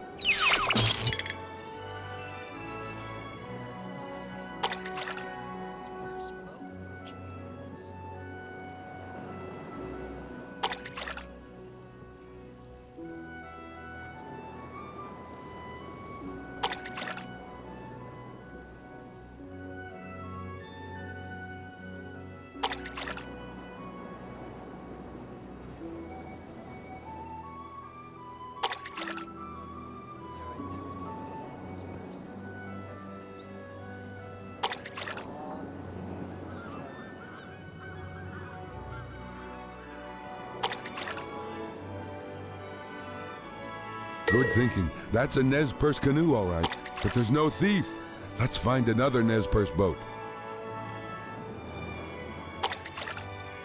No presence of our perpetrator in this place. Say, that dugout canoe is the Nez Perce-style boat mentioned in the Carmen note.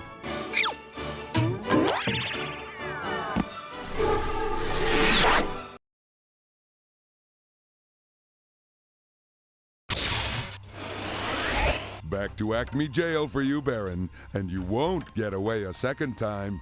You've got me grounded, but you'll never get a beat on Carmen's high-flying plan.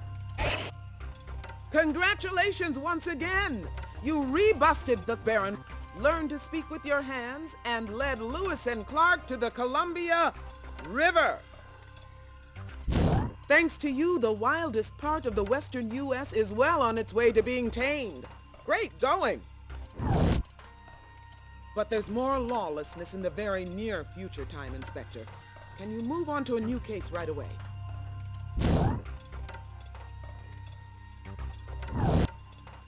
You're making a short hop forward to 1808 in Vienna, Austria. The sounds from Symphony Hall are strangely silent, and that means something's amiss.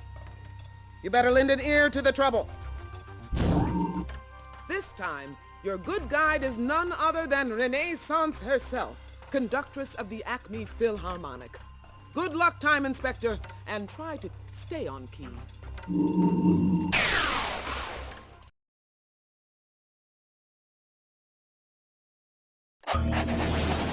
Welcome to Vienna. It's 1808, and the gentleman with the creative hair is the maestro Ludwig van Beethoven.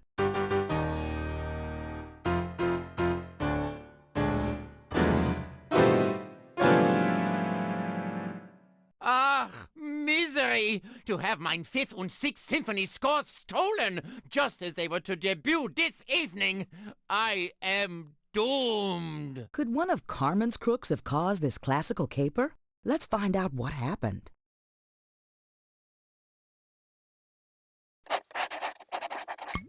That statue is a total bust. Slow your tempo. We need to have a word with the maestro here before we head for the Symphony Hall. There's Bach. J.S. Bach was an important Baroque composer. His works use counterpoint, where melodies work against each other. Herr Bach's specialties are rhythmic melodies und counterpoint. Listen.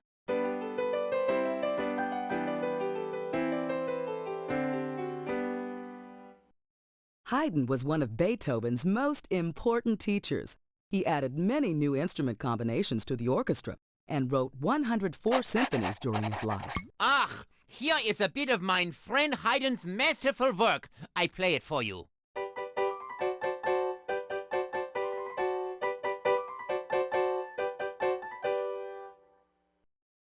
That's Mozart. He wrote his first piece, Twinkle, Twinkle, Little Star, at age 4. His beautiful melodies and perfect musical form contrast greatly with Beethoven's more dramatic style. Listen to the sheer poetry of Mozart's lovely melodies.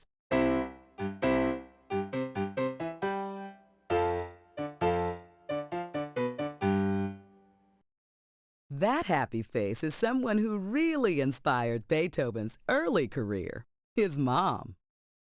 That's a kind of hearing aid called an ear trumpet.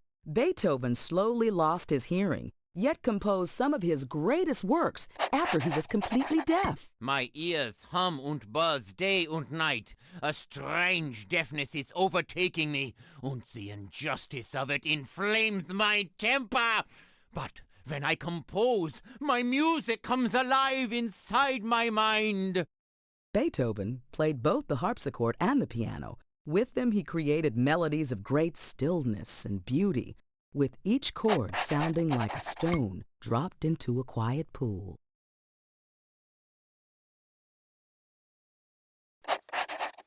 You don't miss a beat. Finding Carmen's note can be quite an earful. Hallo, forgive my mournful state, but some rogue has purloined the precious scores to mine 5th and 6th symphonies. I am Ludwig von Beethoven, the best composer here in Vienna. You've no doubt heard of my wondrous symphonies. Why, a symphony is a composition played by a large collection of musicians called an orchestra. I am at work on some bold changes to traditional symphony music. I am taking the symphony far past mere entertainment music. I wanted to express human emotions and intellectual ideas. Mine 5th symphony is filled with passion, and mine 6th has the gentle touch of nature. But all is lost now that these works have been stolen. Frustration! My temper has little patience for the patrons and musicians who fail to understand mine music. Also, mine hearing is poor and getting worse.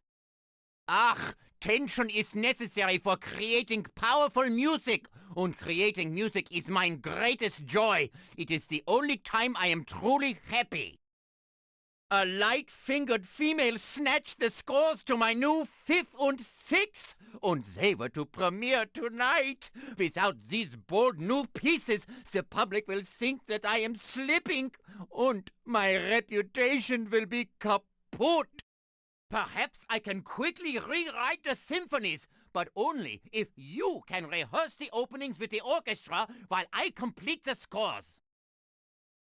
I will now recreate the 5th, my work of deepest passion.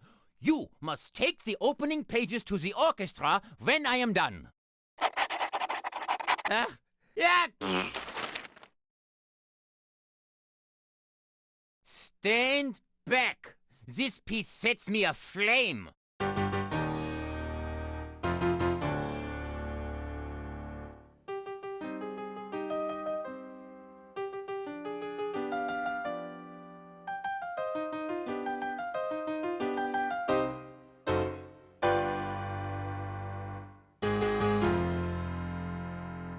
Zeist! How invigorating!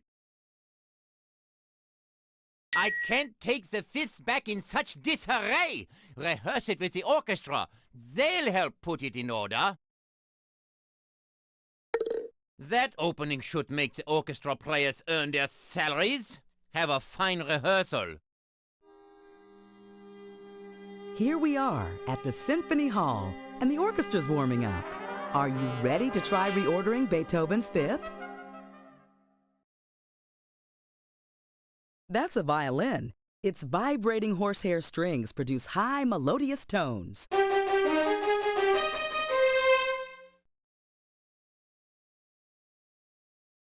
Musicians call this a licorice stick, but its official name is a clarinet. Air blown over a wooden reed makes a smooth, melodious sound. This is the violoncello, or cello. Its long strings and large hollow body make for a rich, deep baritone voice. Here's a flute. Air blown over silver or gold makes clean, clear, whistling tones. Air blown through this trumpet makes a forceful sound, which can take on many moods. It's often used for fanfares.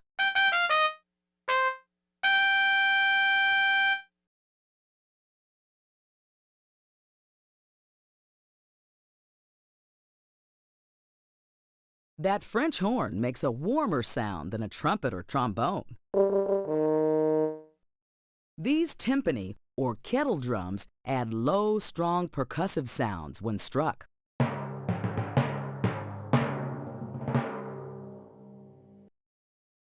This circular tuba is called a sousaphone. It takes a player with a lot of hot air to blow this instrument's booming tones.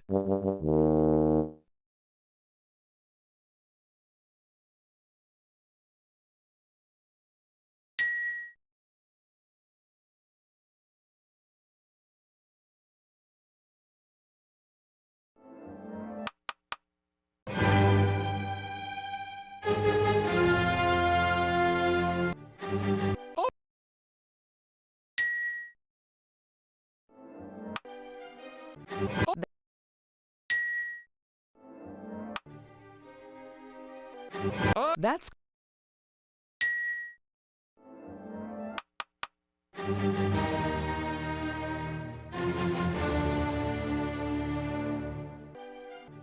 that.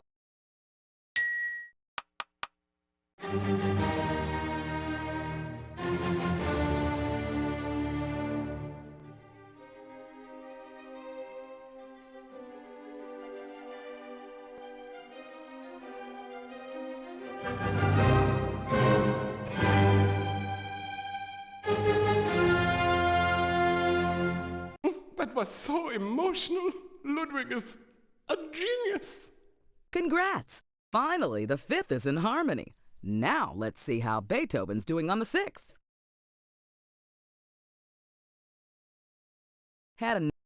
Ach, returned already. I am positively gleeful to hear that the rehearsal... There you... Ludwig's sneeze made quite a breeze. It stirred up a Carmen note. Hello? When you ask so politely, of course.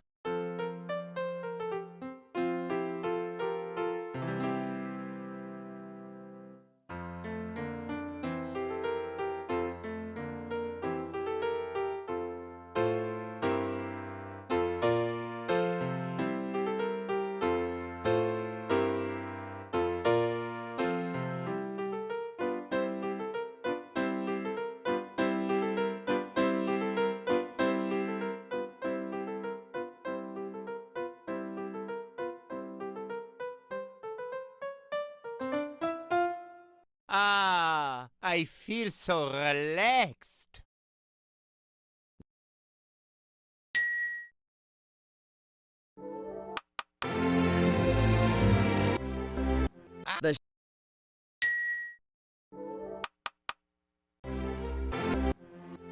The shark.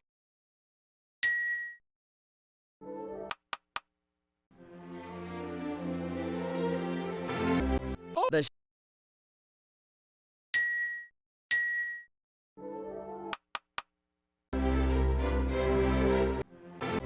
That's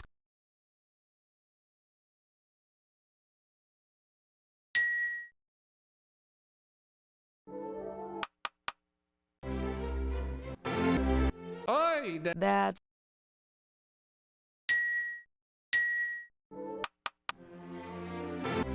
the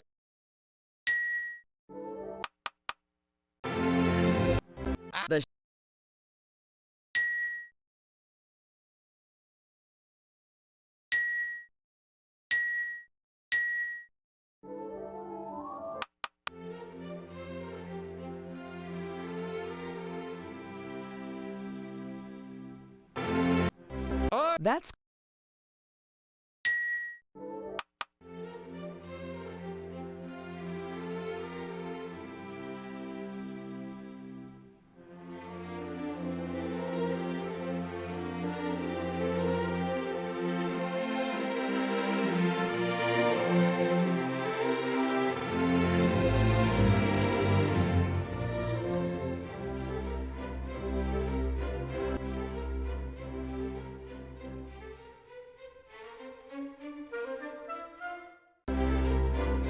We're on.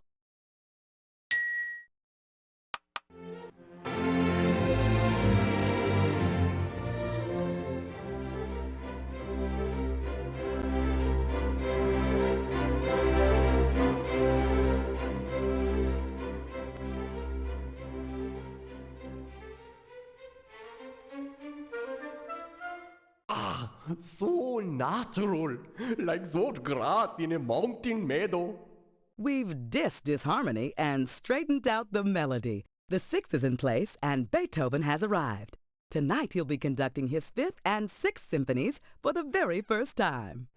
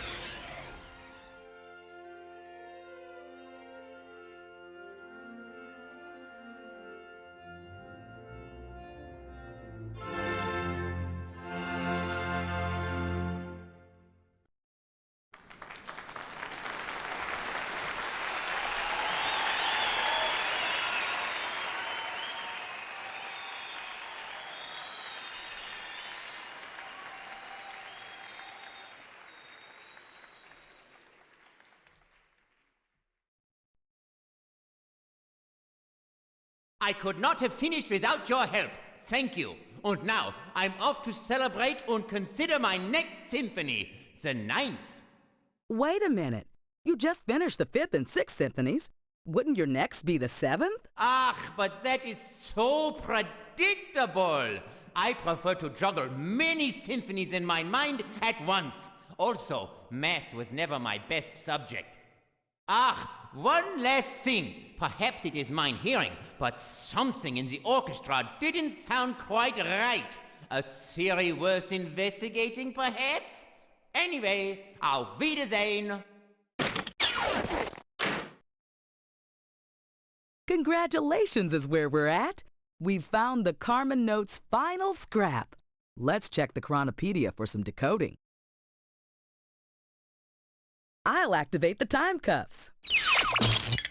So that last part of the note says they'll be hiding in an instrument from a marching band that's more modern than this time period. And according to the Chronopedia, that would be this instrument in the back. Of course. That sousaphone made for marching bands is definitely off tone in this orchestra. The sousaphone wasn't invented until 1850, so it shouldn't be part of an 1808 orchestra.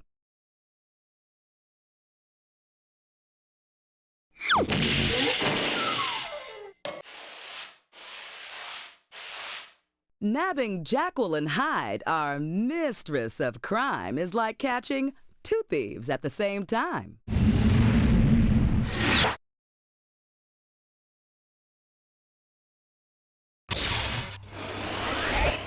Well, Inspector, we've made our double troublemaker face the music.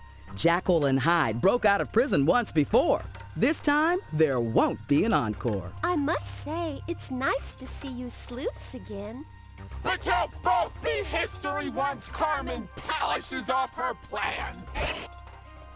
Sharp work, Inspector. You flattened Jacqueline Hyde and helped Beethoven rescore his fifth and sixth symphonies. Thanks to you, the most sublime moments in Western music have been saved for us all to savor. All 8 escaped crooks are back in jail for good. But Carmen must have another operative on the job because there's more trouble ahead. Can you take another case?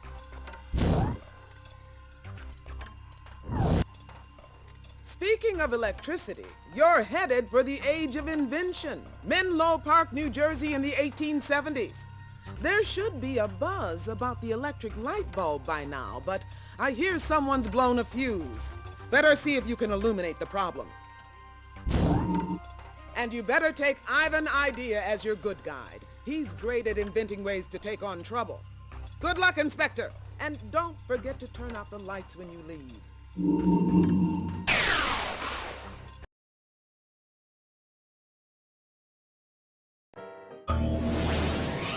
Whoa! Epic time traveling! We've touched down in Menlo Park, New Jersey. The year is 1879, and that invention expert by my side is none other than Thomas Alva Edison.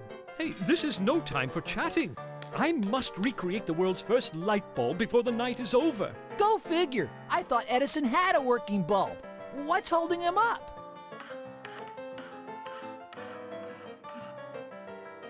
We'd better consult with Edison before we take off. Hey, you nabbed a note! Stop. There are no tours to the rest of the lab until I've rebuilt my light bulb. The phonograph was Edison's first claim to fame and his all-time favorite invention. Please try out my phonograph, which records and plays back human voices. Skeptics think it's just a magic trick, but it's for real.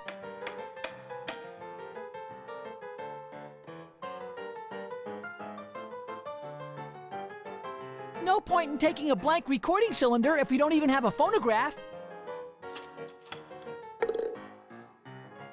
We don't need a replacement cylinder yet. The one in the phonograph is still blank.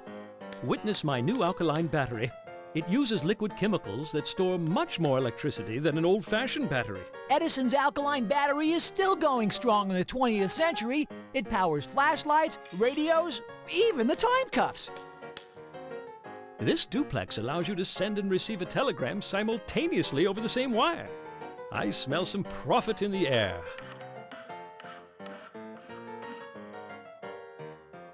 This arc lamp has been with us since 1847, but it's too expensive for ordinary folk. I intend to make a simpler electric light bulb that everyone can afford. Hang on! I know Edison didn't invent this telephone. That was Alexander Graham Bell. It's true that Bell fellow invented the telephone, but I improved the design so that one need not yell to be heard. With technology becoming so advanced, I created this research lab to bring together scientists of various specialties. By working together, we can make the boldest new inventions.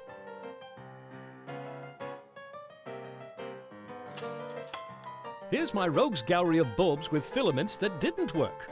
I tried over 10,000 of those filaments before finding the right one. It must be a drag to have failed 10,000 times. I wouldn't say I've failed. I've simply found 10,000 ways that didn't work. Good day, and forgive the disarray. My light bulb project is looking dim. Thomas Edison is my name. I'm an inventor of clever new technologies.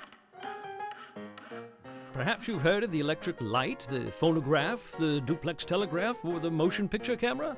I had a hand in all of these. Everything. I have over 1,000 patents, many developed here at my Menlo Park Research Lab. I'm trying to recreate the filament recently stolen from my first electric light bulb. I have a meeting with some important investors in the morning, and the bulb must be burning by then. It's slow, hard labor, full of reversals, but I don't mind. I like to say genius is 1% inspiration and 99% perspiration.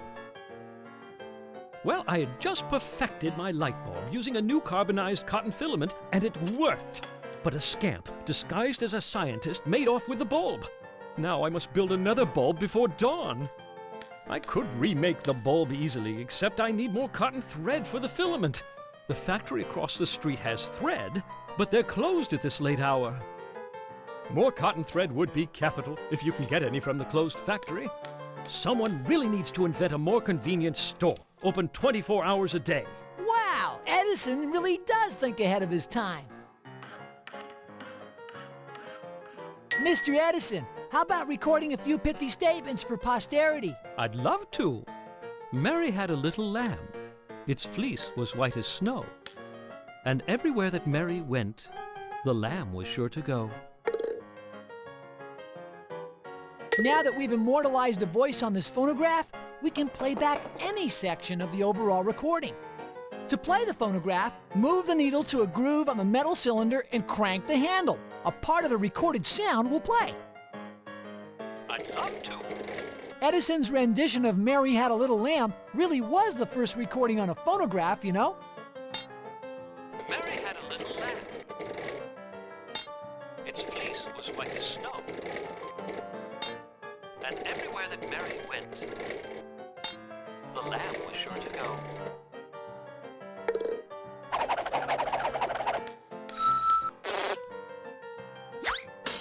Ah, yet another faulty filament.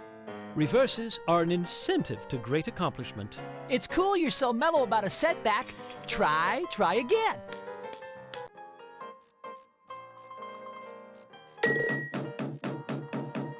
Who is it? I can't see anything in this dark.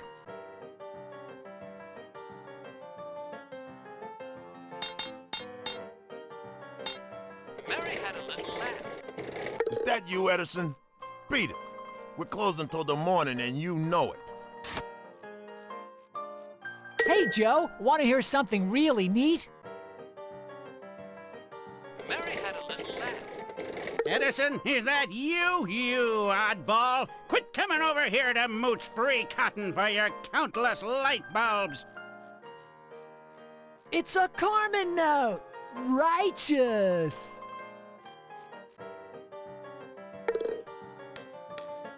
Look at that. We've replaced the recorded cylinder with a new blank one. That horse-drawn carriage may be romantic, but it will soon be outdated by Henry Ford's new Model T, the first mass-produced car. Excuse me, sir. Do you have a word for our phonograph? Here's a good story. There once was an overworked factory guard who kept getting annoyed by nitwits late at night. Eventually, the poor guard went crazy, turned into a werewolf, and ate the nitwits. The end. I just love happy endings.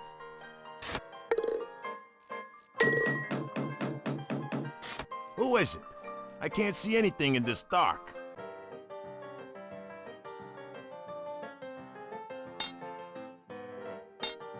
There once was an overworked factory guard. Hey, that sounded like me. There must be an echo around here. Hey, Joe, want to hear something really neat?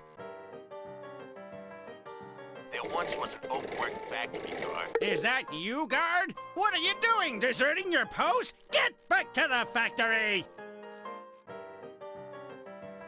Mr. Edison, listen up.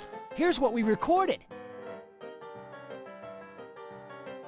There once was an overworked factory guard. Now there's someone I wouldn't want to meet in a dark alley. Look at that. We've replaced the recorded cylinder with a new blank one. Interesting. With the phonograph there, we'll be able to record any conversations that happen inside the boss's room. Joe, the boss of Joe's Cotton Cornucopia, works behind that window. Who's knocking? I can't see a thing out there. What are you, a detective or something? I'm just a late-night guard working a graveyard shift. Well, what do you expect? How would you like staying up all night guarding a lousy pile of cotton? Oh, sure. I bet you just love staying up all night guarding cotton. But it's a living. Long enough, I'm telling you, life is a lot of hard work in this industrial age. Maybe I'll join one of these newfangled unions. Hey, I don't know. I'm just a guard. I'll have to call the big boss and ask him. And he won't like it. Hold on. Hello, this is Joe. What? They want to borrow thread? It's the middle of the night. Listen close, guard. Do not give those rascals a spool of thread. Tell them to come back in the morning when we're open. Here's the scoop. The big boss says you louses should come back tomorrow, during normal business hours. Now scram!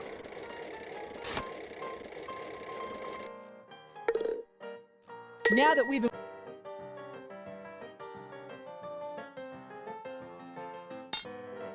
Hello, this is Joe.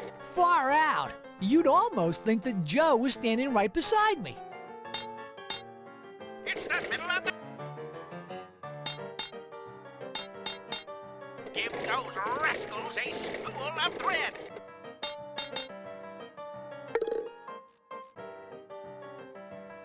Mr. Edison, listen up. Here's what we recorded. Hello, this is Joe. I'm impressed. That sounds like Big Boss Joe. Have you ever worked as a secret agent?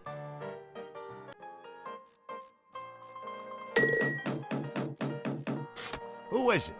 I can't see anything in this dark.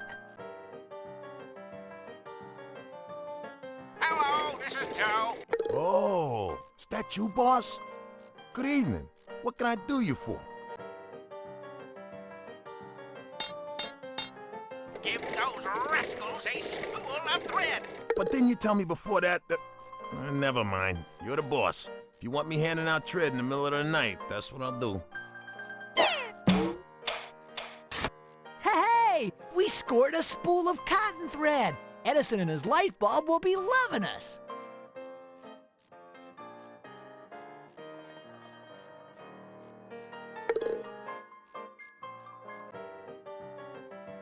How on earth did you do it? That factory will never give me thread during the night. Anyhow, this cotton will make the perfect filament for my new light bulb. If it weren't for your acquisition skills, I'd still be in the dark.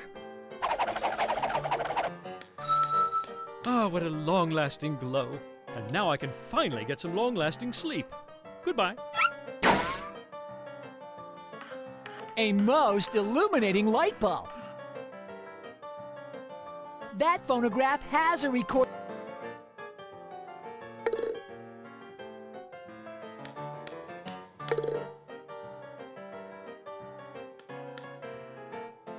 That glistening globe is Edison's first light bulb. Way to go! You scored the third Carmen note!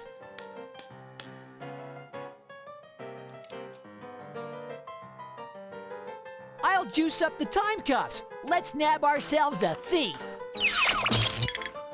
According to the Chronopedia, the Model T is this battery right here. Bullseye on the battery! Edison invented it to start up Ford's new Model T. You Acme airheads will never put the bite on me! Whoa! Decryption charged right out of that battery! After her! Too bad, Acme agents! You may have found me, but my vile force field generator will keep you from grabbing me. You'll never hack through. Bummer! The Force isn't with us when it comes to that force field. We need to knock it out of commission somehow.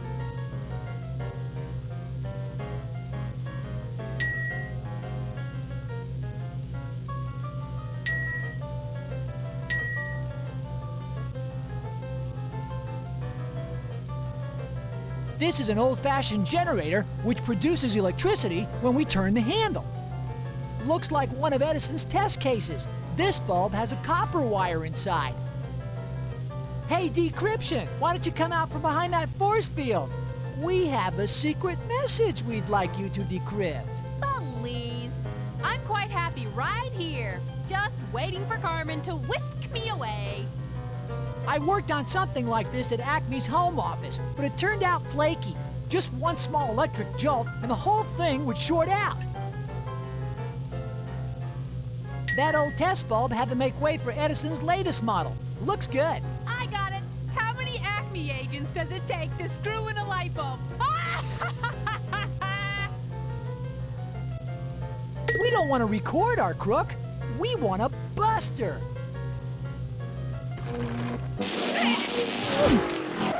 Great work! You shorted out the force field machine, and I've slapped the cuffs on Decryption. We are one step closer to Carmen.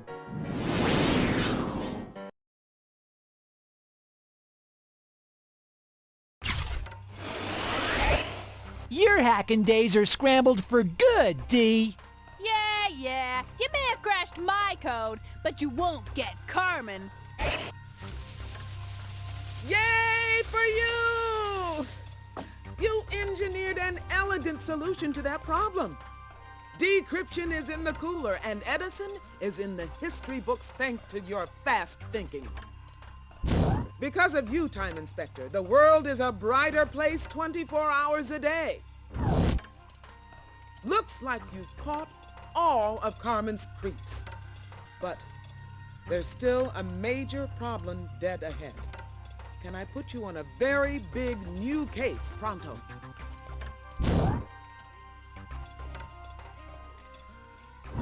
You're headed for the early 1960s and Star City, USSR. Yuri Gagarin is supposed to be blasting off as the first man in space, but there's a problem. He's not on board his rocket. There's got to be a very clever criminal behind this. I've an idea will be your good guide for this case. I hope the two of you can connect with the cosmonaut and make the countdown happen. 3, 2, 1. Good luck!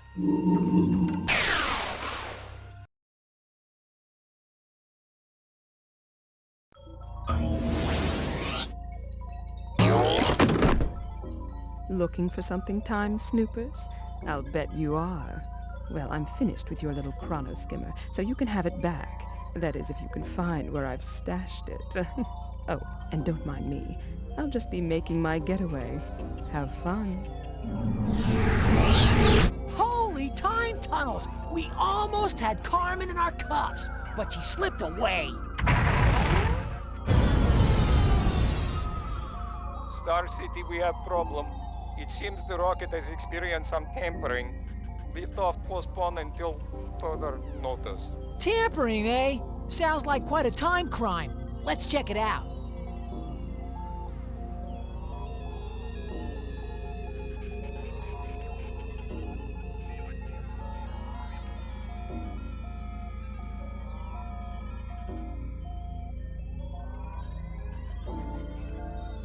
It would seem we currently have some graphical glitches going on, even more than usual.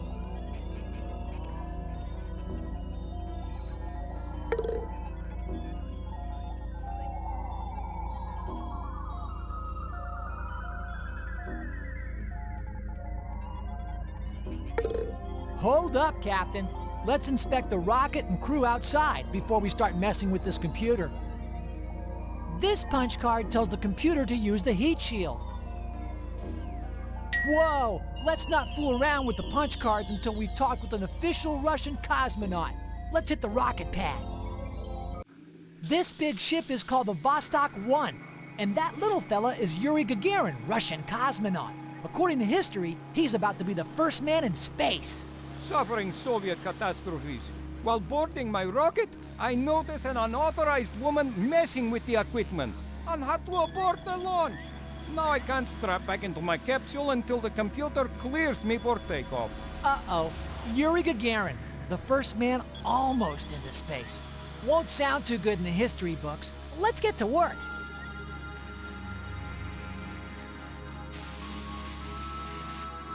These are the booster rockets which propel the rocket upwards at escape velocity into outer space.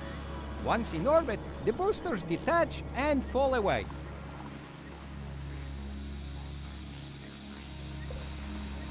Those unmeltable nozzles focus the flames of the booster rockets to help lift Vostok off the ground.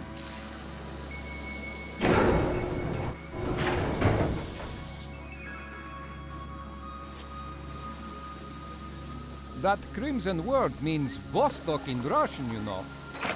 We've opened a hatch. What are those? Thanks. You're welcome. You are most amusing astronauts. No, those are fuel tanks. They hold kerosene and liquid oxygen, which mix together as the first step in a rocket flight. Hatch open. We've opened a hatch. These retro rockets slow down my speeding capsule when it is time to come back to Earth. Otherwise, I skip off atmosphere and fly into deep space. Forever. Those crucial oxygen tanks must activate when I reach orbit to make air. Even cosmonauts have to breathe, huh? That's no crazy straw. It's a fuel line that pipes liquid oxygen and kerosene into the rocket tanks.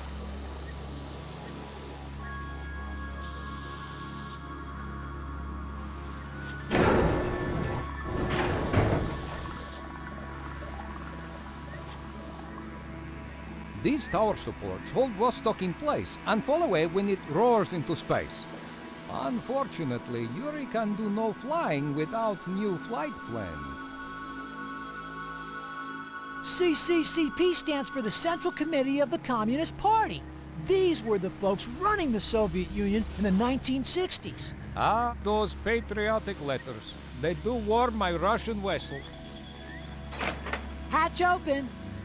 That essential heat shield covers the bottom of the Vostok capsule to counter the deadly hot atmosphere during re-entry.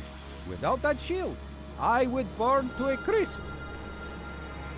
That capsule is my cozy little home during the space flight. When the capsule re-enters the atmosphere, I eject from it in my ejector seat and parachute safely to the ground.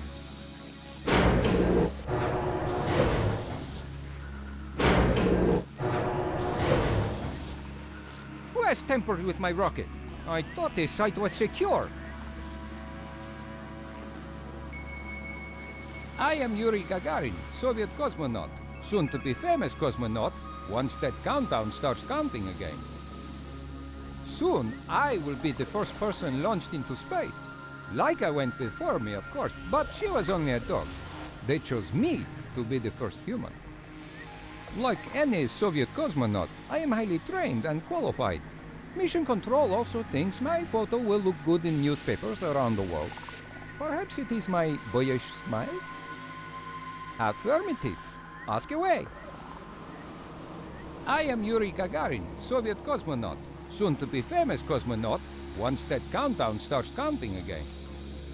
Soon, I will be the first person launched into space.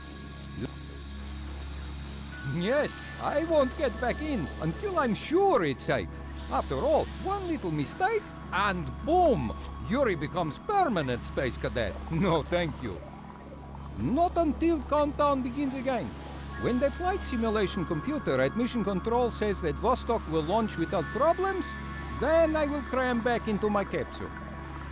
As long as I'm grounded here, why not? Yet, well, you could run a flight simulation on the Mission Control computer.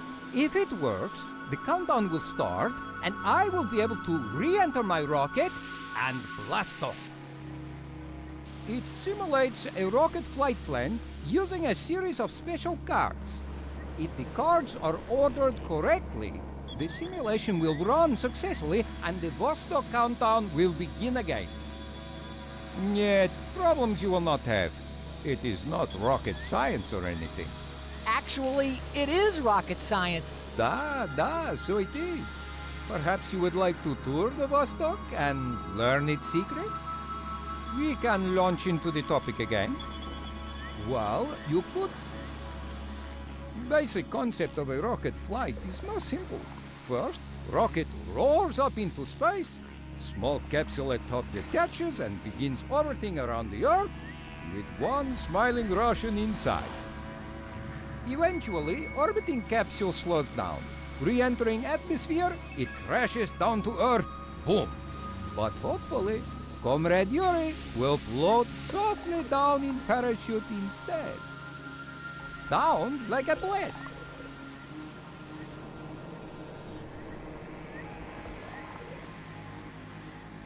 До свидания.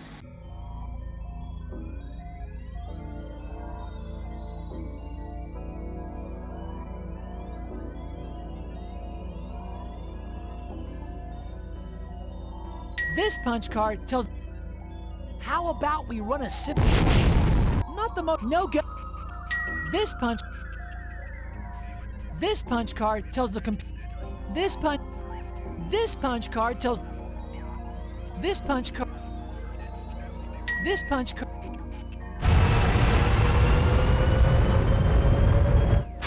There's a gap in the... Whew! There's a gap... Whew! This punch card tells the computer... This punch card tells the computer... This punch card tells the computer... This punch card...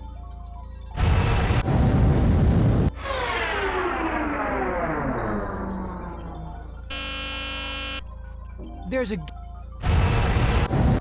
a... This punch card tells the computer... This punch...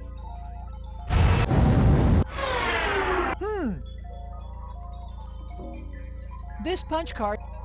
This punch... This punch card... This punch...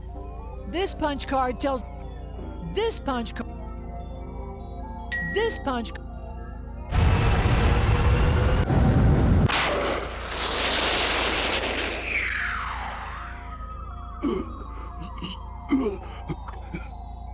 I think... Nope. This punch... This punch... This...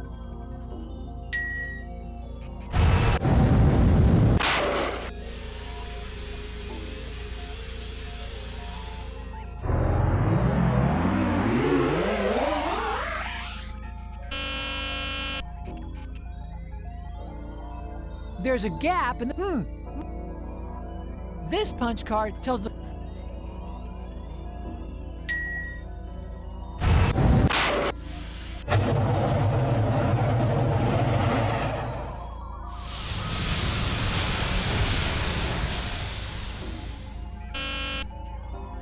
This punch... This punch card... This punch card...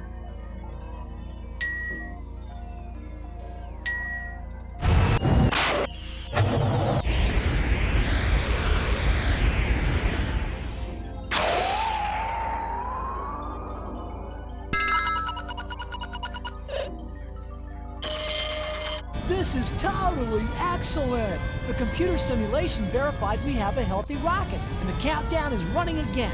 Let's go make sure Yuri is back in his rocket.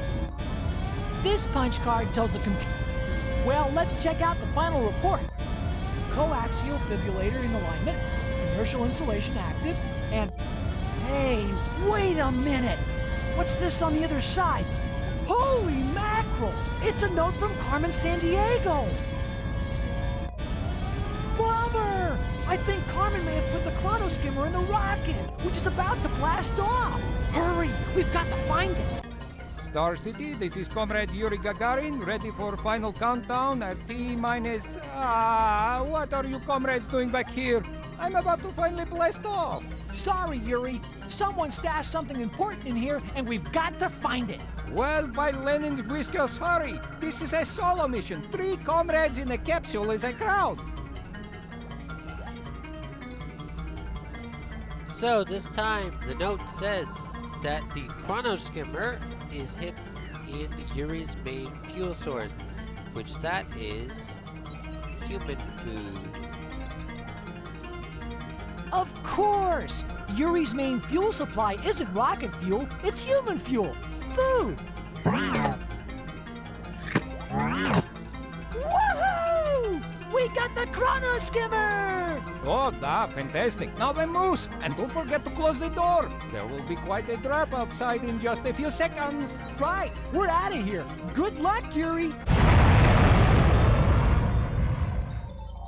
Way cool! Yuri Gagarin has blasted toward his proper orbit in world history. And now that we've got the chronoskimmer, we can tunnel through time directly to chase down Carmen Sandiego. Let's go!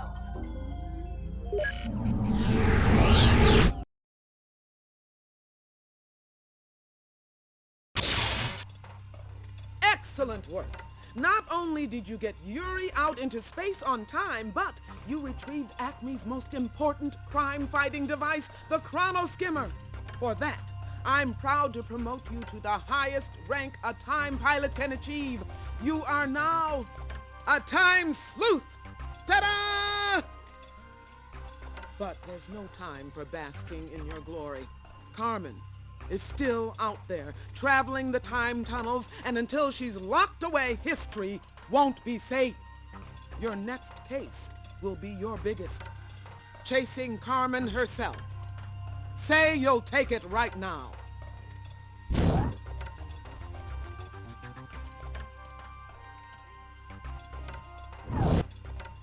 Now the chase has changed, Time Sleuth. You've got the chronoskimmer, so you can go anywhere in time. Carmen, on the other hand, can only retrace the time tunnel she's already made. Since you're going after the most elusive thief of all time, you'll need all the help you can get. I'm sending all of Acme's good guides to help you out. You're the best team ever assembled, so don't let me down. She's heading towards the Middle Ages. Let's go! You may have recovered your chronoskimmer and canned all my cohorts, but if you try to catch me, you'll be history. Speaking of which, that's exactly where I'm going. I'm off to complete Project History Sweep. Au revoir.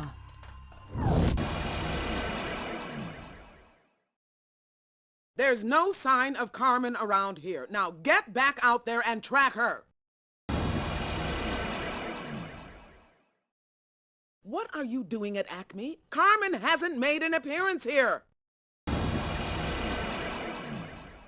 Quit hanging around the office. There's been no sign of Carmen here.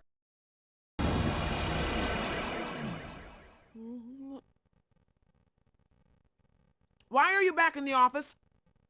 No. No donuts till you catch Carmen.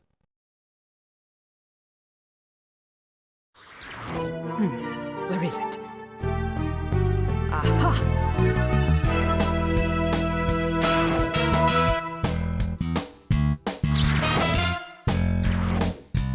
I believe it's time to rise to the occasion.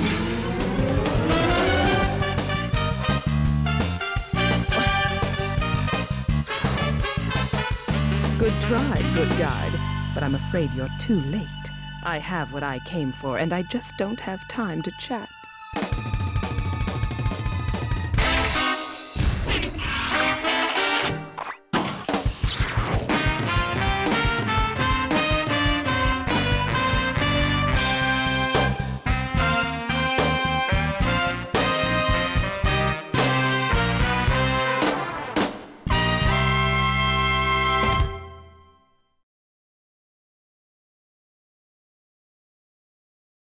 You nabbed Carmen Sandiego just as she was about to complete Project History Sweep, a plan to steal a certain Acme dossier. Why would Carmen be after such a file? Well, now that you have proven yourself to be among Acme's elite, I can let you in on a piece of top secret, confidential, highly classified information. Carmen Sandiego was once an Acme detective. Yes, that's right, Time Sleuth. Carmen was one of our brightest stars, rising from a gumshoe to a master detective faster than any agent in Acme history. Unfortunately, catching crooks became too easy for Carmen. She needed greater intellectual challenge. And what could be more challenging than outsmarting Acme? Her personal dossier records the sad tale of how Carmen turned from our best agent to our most formidable opponent. Carmen must have thought that by stealing this file, she could obliterate her past. But due to your brilliant sleuthing, her top secret history is still intact. And Carmen Sandiego is finally behind bars where she belongs. I thank you. Acme thanks you. And history thanks you. You may have prevented me from erasing my own embarrassing Acme history, but rest assured, given time, you won't hold on to Carmen Sandiego for long.